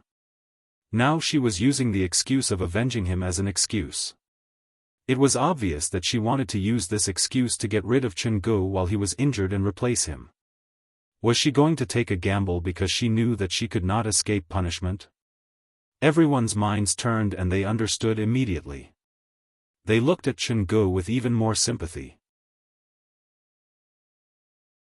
They could not help but feel glad that they did not blindly take in disciples because they had nothing better to do.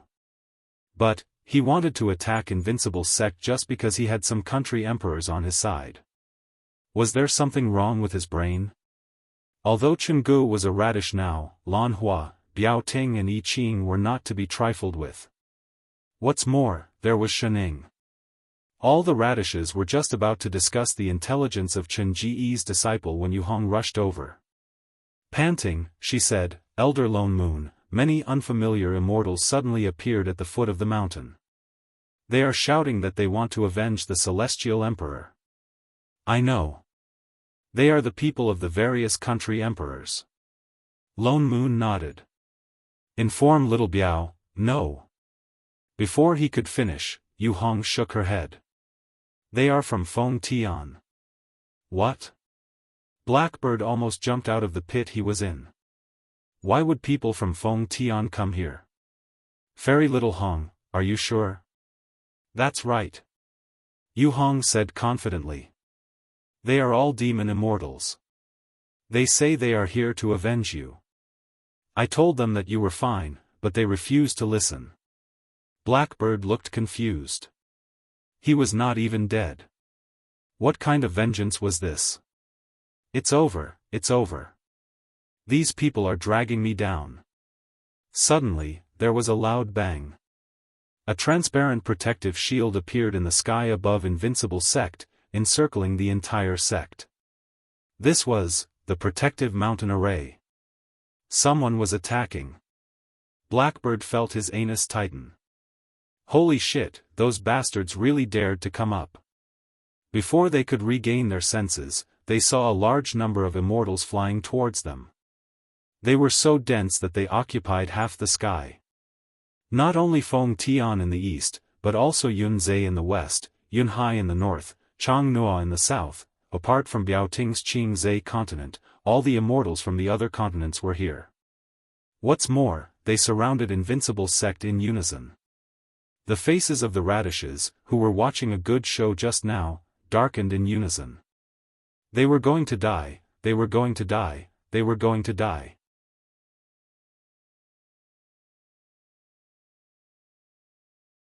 Chapter 2:15. The sky above Invincible Sect was already filled with immortals, all of them brimming with immortal qi. Apart from Hui Ling and Lu Ming, the others were all famous immortals from various continents. The weakest of them was a Stygian immortal. The strange thing was that none of the country emperors of Fengtsang had come. Behind them were a few immortals whom they had never seen before. Their cultivation levels were very low. The immortals came in a menacing manner. Without any explanation, they began to attack. All kinds of spells were cast, and the entire sky was filled with the light of different spells. But as soon as they were released, they were all blocked by the protective mountain array outside. Not a single person could rush in. After all, it was Lan Hua who had personally set up the protective mountain array.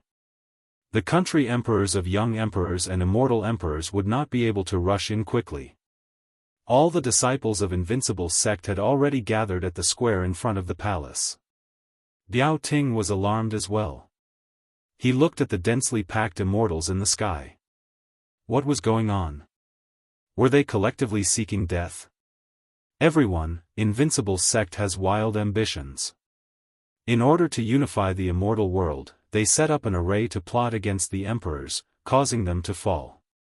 The immortals are usually protected by the emperors. Now that they are in trouble, we must avenge them. A male voice suddenly rang out in the sky, spreading through the entire Invincible Sect. In an instant, the immortals in the sky became even more agitated. They all began to shout for revenge. "Don't spout nonsense," Biao Ting retorted angrily. His voice carried the immortal pressure of a celestial emperor, immediately suppressing the voices of the immortals. "Who told you that the emperors have fallen?" Perhaps they felt the immortal pressure of a celestial emperor, but the immortals who were attacking the protective mountain array stopped. Biao Ting flew up and looked at the immortals in the sky through the array. He heaved a sigh of relief when he saw that there were no demon immortals from Qing Zhe. He turned to look at the two people in the lead and frowned. "It's you? Wasn't this the traitor under Chenggu?" "Emperor Biao Ting, you don't have to act." Lu Ming did not seem to be afraid of his identity at all. He snorted and said, "Invincible sect dared to do such a thing, naturally they would find an ally. You are in cahoots with them. You're just a minor gold immortal. Don't spout nonsense." Biao Ting's expression darkened and his immortal aura pressed down on Shening. Everyone in the invincible sect, especially Sect Master Shen, is a benevolent and righteous immortal. The things you said were clearly done by the woman beside you. Now that the matter had been exposed, were they going to push the blame onto the exalted goddess? I'm indeed on good terms with invincible sect, but that's out of my own will. I'm relying on my own abilities to cozy up to invincible sect, it's none of your business. Lu Ming was forced to take a step back by his immortal pressure. He panicked and hurriedly turned to look behind him. Emperor Bai Ti, you've seen it for yourself. Invincible sect is indeed colluding with Qing Zhe. The immortals made way for him, and one of them flew forward. Bai Ti. Biao Ting was shocked as well. Why was he here? Emperor Biao Ting. Bai Ti frowned and looked at him hesitantly. Were you really behind the deaths of the rulers? Who said the rulers were dead? Biao Ting looked at him as if he was an idiot. Bai Ti, you don't really believe what they're saying, do you? Don't tell me you don't know what kind of person exalted goddess Shen of the invincible sect is. If the exalted goddess wanted to unify the immortal world, why would she need to scheme? With one word, they would all have to kneel down, all right? Bai Ti really did not know. He only looked down warily at I Ching, who seemed to be counting the number of people. Are you saying that the rulers are fine? Bai Ti was even more hesitant. Actually, when Lu Ming said that the invincible sect had schemed against the rulers, Bai Ti was also suspicious. But when he looked around, he found that the other rulers were indeed not in their respective palaces. He already owed the invincible sect a favor. Seeing that the immortals from all the continents had all come here, he was afraid that something irreparable would happen. That was why he followed them. Of course they're fine. Biao Ting shook his head and pointed to Hui Ling, who was standing beside Lu Ming. It was this woman who deceived her master and trapped everyone. It was the invincible sect who saved the rulers. They're just recuperating here. They'll be able to go back in a few days. Nonsense. My junior sister did not do such a thing. Lu Ming retorted loudly. He laughed coldly and said, if it's really as you say, then why don't we invite the rulers to come out and confront them face to face? Biao Ting was speechless. If those radishes could come out, he wouldn't have the chance to persuade this bunch of brainless immortals. Not to mention how embarrassing their image was now, just based on the fact that they had no combat power at all. They could not guarantee that they would be schemed against by immortals with evil intentions and really die. That was also why they would rather stay in the invincible sect than return to the heavenly palaces. At least they would not have to worry about their safety if they stayed here. Everyone. Lu Ming continued to incite the immortals behind him. My junior sister saw the invincible sect colluding with Celestial Emperor Qing Zhe to scheme against the rulers. It wasn't easy for her to escape and report to us. Now that Biao Ting is here, it's the best proof. What's more, their evil deeds are not just that. With that said, he turned to Hui Ling beside him and said softly, Junior sister, don't be afraid. Tell everyone what they did. Hui Ling glanced at Biao Ting, a hint of panic flashing across her eyes. She immediately retracted her gaze, pretending to be frightened. However, her voice could still be heard clearly. I saw Invincible Sect Master Shening colluding with the demons to set up an array on the Emperor Ascension stage, trapping all the celestial emperors. She even wanted to open the gates to the demonic world. As soon as she finished speaking, there was an uproar. The demons. The demons were actually involved. No wonder the rulers fell to their evil schemes. Recently, there's suddenly a lot of demonic qi in the heavens beyond heaven. Could it be that the gates to the demonic world have already been opened? As immortal cultivators, they colluded with the demons. We have to get rid of these scum. That's right, we have to avenge the celestial emperors. In an instant, the immortals who had just quietened down became excited again. King retards. Biao Ting was so angry that his liver hurt. Suddenly, he did not want to care about these people who were courting death. They could do whatever they wanted. After all, the ones lying on the ground were not Qing Zai's immortals. I advise you to quickly surrender. Lu Ming's expression darkened. He looked at the angry crowd and said, otherwise, the immortals will have to fight. Everyone. Hui Ling also stepped forward. Something flashed across her eyes. With a kind and worried expression, she said, this could be the idea of Sect Master Shen and the others. I think, most of the disciples of Invincible Sect are innocent. The important thing is to hand over Sect Master Shening and the 10 Directions divine weapon that they took away. We will not make things difficult for the others. She deliberately mentioned the 10 Directions divine weapon. Indeed, when the crowd heard that, their eyes lit up and they all began to shout. That's right.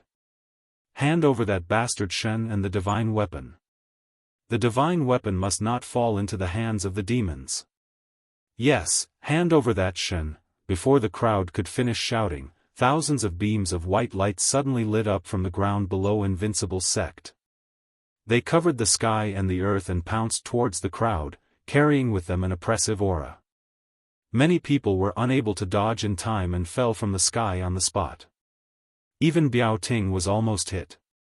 When he looked closely, he realized that it was a sky full of sword rain. Everyone fell silent. Young Emperor I Ching. Biao Ting was stunned. He looked at I Ching, who suddenly flew up, the sword in his hand still emitting sword chi. Behind him were more than 10 disciples, all of them golden immortal to mystic immortal cultivation. The highest was only a Stygian immortal. He looked straight at the immortals outside the array, his expression a little excited. Cut the crap. I Ching pointed his sword in the direction of Hui Ling and Lu Ming. If you can fight, don't talk nonsense. Biao Ting. He always thought that only exalted goddess Shen was violent. So everyone in Invincible Sect was like this? Sword chi exploded from I Ching's body. 6 immortal swords condensed behind him, each with a threatening sword chi. Even through the array, the immortals could feel the aura that seemed to penetrate their hearts. In the next moment, the 6 immortal swords once again turned into sword rain.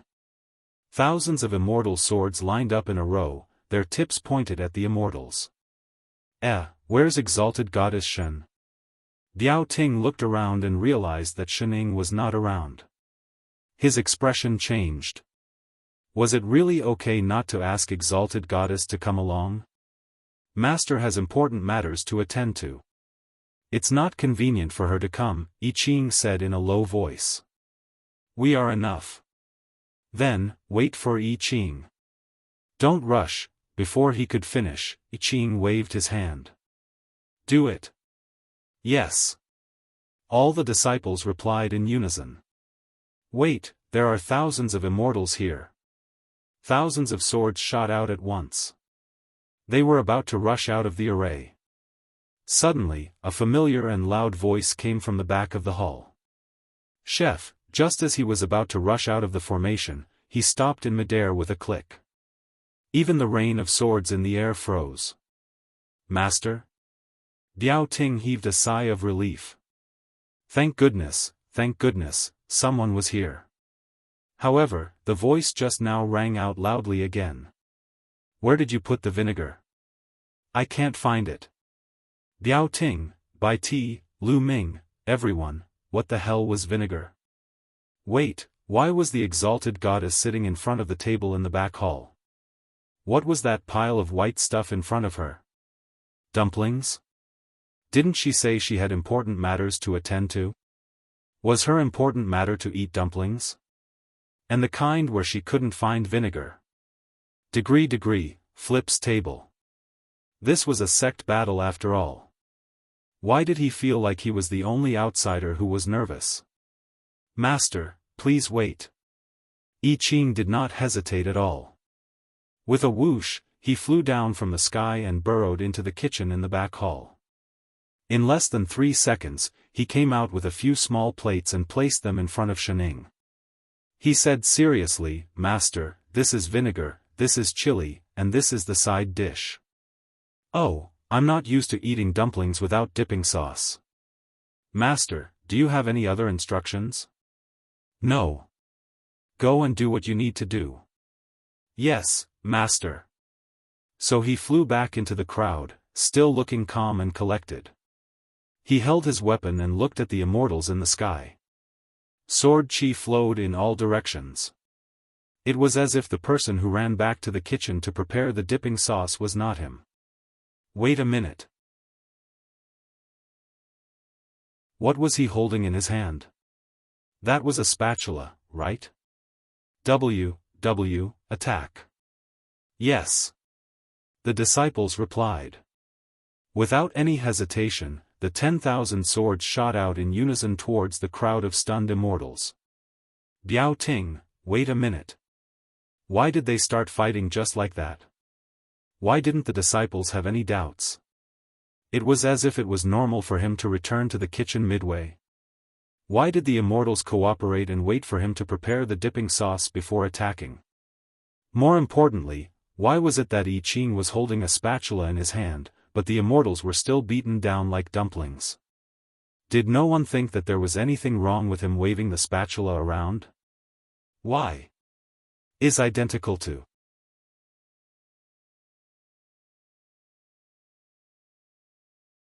Chapter 2:16. Invincible sect and the immortals had already started fighting. But the more they fought, the more shocked the immortals became. Although there were many immortals, they did not seem to have the upper hand. Not only was I Ching's sword array too terrifying, he clearly had the cultivation level of a young emperor, but even a country monarch with the cultivation level of an immortal emperor would not be able to gain the upper hand against him. What's more, I Ching still had the time to take care of the other disciples behind him. Although the other disciples of Invincible sect had lower cultivation levels, but they were all body cultivators. Body cultivators were so rare that these immortals, who had lived for thousands of years, probably had not seen more than 5. Moreover, they had only seen them in the lower realm, not to mention successfully becoming immortals. But here, they were everywhere, women, alive, the kind that could send 4 or 5 people flying with a single punch. Invincible sect was full of body cultivators. What kind of weird immortal sect was this? The immortals wondered if their eyes were playing tricks on them. But the punches that landed on them were unbelievably real. There were clearly only 10 or so people on the other side, but the strange thing was that they were evenly matched. Moreover, the protective mountain array behind them was very difficult to deal with. When they were tired, they could retreat to rest and continue fighting. The only one who could break the array, Bai Ti, stood in the air and did not make a move. He looked hesitant. Celestial Emperor Bai Ti, why aren't you making a move? Lu Ming turned and urged. His expression darkened as he added, are you going to watch as the 10 directions divine weapon falls into the hands of the demons? Bai Ti frowned. He looked at I Ching, who was surrounded by more than 10 country emperors, and felt a little tempted. But the next moment, Biao Ting flew up and stood in front of him. Bai Ti, if you really want to make a move, you'll have to get past me first. Celestial Emperor Biao Ting. He stopped in his tracks. He did not know who to listen to, and he became even more hesitant. The situation became even more chaotic. Hui Ling, who had been hiding behind the immortals, had a glint in her eyes. She had somehow avoided the people who were fighting and had circled to the back. Her eyes shone brightly as she looked at a certain spot in the array. Something flashed across her face. While the immortals were fighting, she suddenly took out an item. A white light flashed in her hand and she attacked the array. Her cultivation level was the lowest, not to mention the immortals. Even I Ching did not notice her. There was a loud crash, and the protective mountain array surrounding the invincible sect exploded like a broken mirror. Everyone was shocked, and then ecstatic.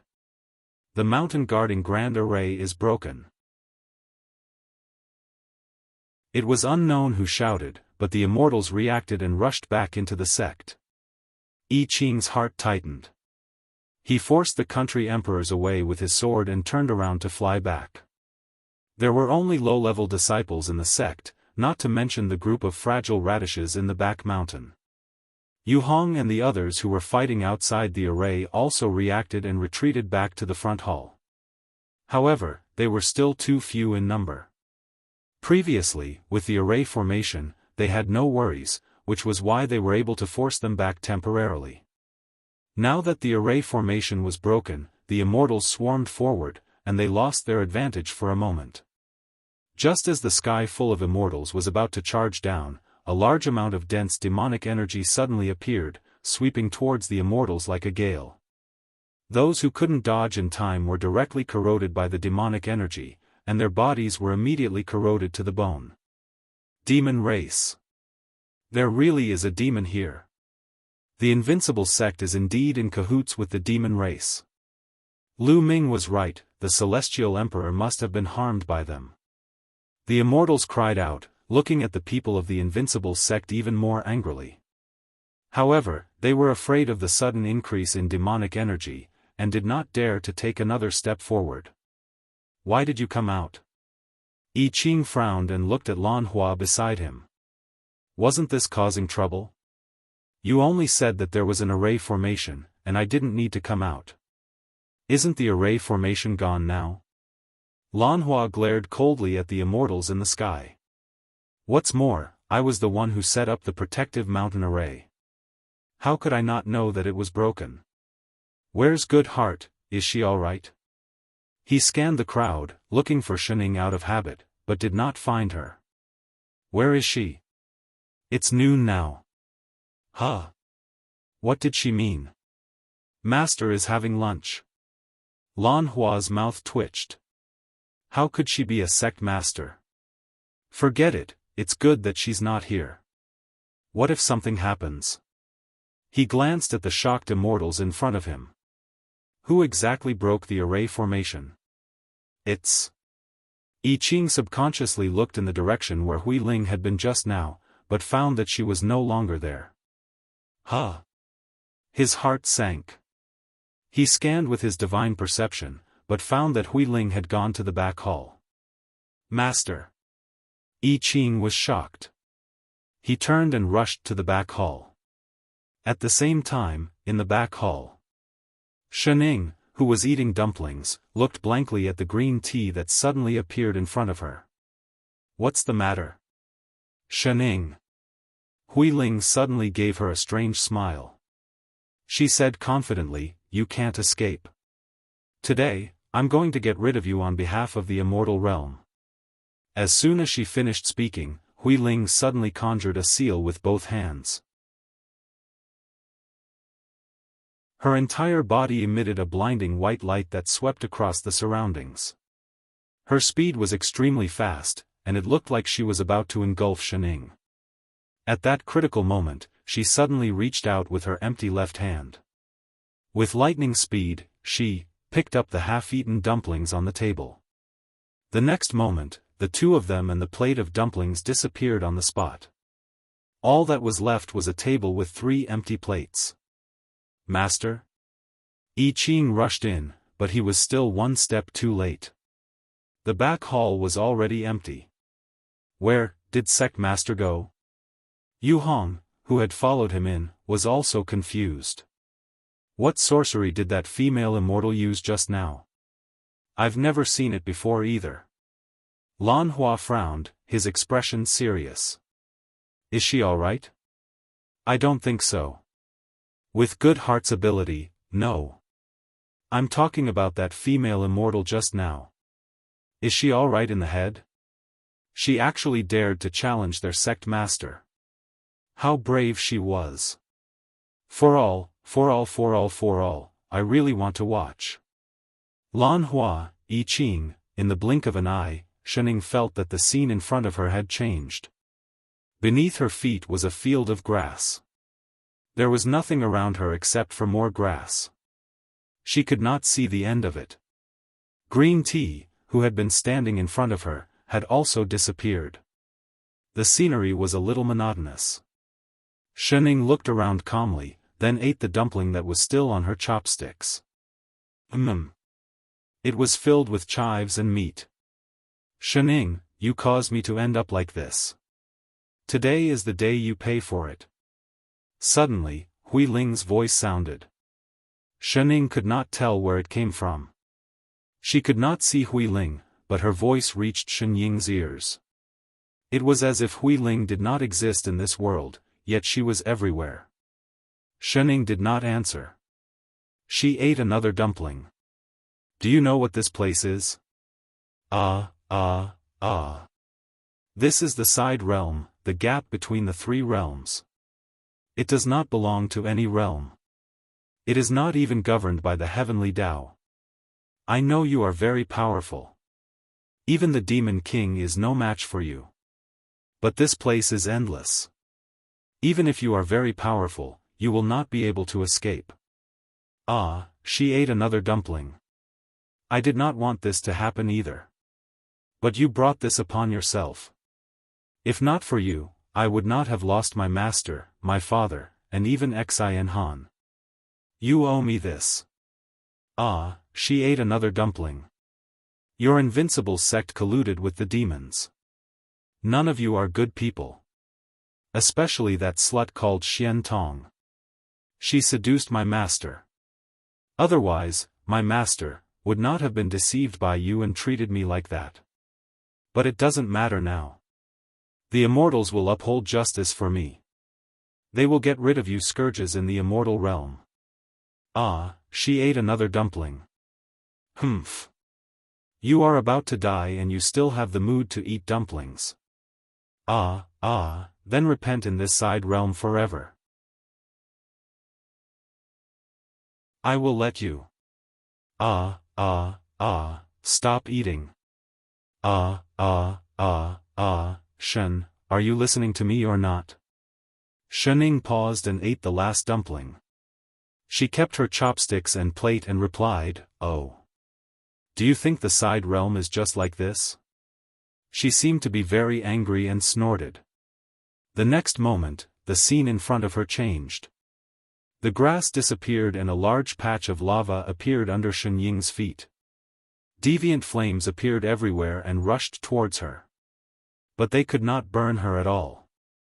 In a short while, the deviant flames disappeared and a thick layer of ice appeared on the ground. It was as if even the air was about to freeze. Countless icicles appeared and stabbed towards her like thorns. But the moment they touched her body, they shattered. After the ice disappeared, wind came, and then thunder. Every element came again. Shening cooperated and stood where she was. She did not move at all until the surroundings changed back to the grass. Humph. Let's see how long you can last. Hui Ling's voice became even colder. I have already refined this place. In this side realm, I am the master. That's it? Shening tilted her head and narrowed her eyes. Then it's my turn. What? Hui Ling was stunned. Before she could react, Shening, who had been standing where she was, disappeared in a flash. In the next moment, she appeared somewhere in the sky. She suddenly reached out and grabbed at the void, throwing something down. There was a whooshing sound. Suddenly, another figure appeared in mid-air and fell straight down from the sky. With a loud bang, she hit the ground and sank 3 inches into the ground. Hui Ling felt a huge amount of blood rush up her chest. She opened her mouth and spat out blood. Her whole body was in so much pain that she could not move. She did not even dare to think about her injuries. She did not have time to react. Her eyes widened as she looked at Shening. No. Impossible. How could you have discovered me? Shen Ying's mouth twitched. Please. You told her from the start that there was a crack here. You stood next to the crack and said those harsh words for so long. It would be strange if she did not discover you, right? She was not blind. Who, exactly are you? Hui Ling's eyes widened. She still could not believe it. The side realm has already been refined. How could you pull me in? Only I can control this place. Oh, is it because of the necklace on your chest? Shening asked. The second one? Hui Ling's face paled. She subconsciously clutched her chest and moved backward. You. Impossible. How did you know? I don't like to bully girls. Shening sighed. She did not answer. Instead, she raised her hand and slapped Hui Ling. Speak. Who sent you to deal with me? Who is the person behind you? What did you say? Hui Ling was stunned. Panic finally appeared on her face. She struggled with all her might but could not pull herself out of the ground. Instead, because she moved too hard, she kept spitting out blood. What do you mean? Let go of me. Stop pretending. Shening frowned. She had always hated things that required her brain. In this world, my presence has been especially low. Everyone subconsciously ignores my existence. Only you do not. Moreover, from the first time we met, you have been strangely hostile towards me. Now, you want to blame everything on me. These are not things that can be explained by a retard, right? Originally, the people who caught her at the Emperor Ascension stage were Lang and her father. The person who wanted to punish her was Salted Fish. What did it have to do with her? She had only met this green tea 3 times, right? But she went around in a big circle and focused all her hatred on her. This hatred was not only strange, it was also ridiculous. Even Heaven and Earth Great Shift would not dare to do this. Unless, she was the target from the beginning. I don't know what you're talking about. Hui Ling still looked at her in fear. You won't look like me if you continue pretending. Shen Ying's expression darkened. Speaking of this, there is something wrong with my presence. Why is it that the moment I came to this world, only you are immune to it? Unless, the person who pulled me into this world is the same person who ordered you to do this. Speak. Who is he? What did he do to me? What is his motive? What do you want? Hui Ling panicked even more. Looking at the person who suddenly came closer, she screamed in fear. Go away. Shening pulled the necklace off Hui Ling's neck. Or should I ask, who gave you this necklace? I don't know what you're talking about. I picked up the necklace. Give it back to me. Hui Ling's face turned pale. Suddenly, she pulled her hand out of the soil and tried to snatch the necklace back. That's mine. Shening moved her hand away reflexively, but she still touched the red string that was dangling down. In the next moment, the necklace in her hand suddenly emitted a white glow. In an instant, it turned into spots of light and disappeared, leaving only a red string in her hand. My necklace. Hui Ling's eyes widened. Her expression became even more frenzied. No. What have you done? Before she could finish speaking, she suddenly spat out a mouthful of blood. Her entire body started to emit a white light just like the necklace earlier. Her entire body seemed to be broken into pieces. Her face was filled with extreme fear. She even started to beg for help from the person in front of her. No. I don't want to die from the backlash. Save me, save me, save. Before she could finish speaking, her entire body had disappeared.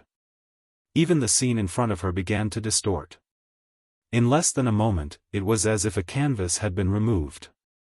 Everything disappeared. Shening had already returned to the chair in the back hall of Invincible Sect. In front of her were a few empty plates. She lowered her head to look at her empty hand. After a moment, she frowned. This was no longer interesting. You're tuning in to the Dreamy Chapters YouTube channel. We're so grateful for your support, and don't forget to subscribe to join us on this incredible journey through captivating stories. Your generosity through donations truly makes a world of difference, as it's the primary source of revenue that allows me to expand and enhance this channel for you. Thank you from the bottom of my heart for being a part of this adventure.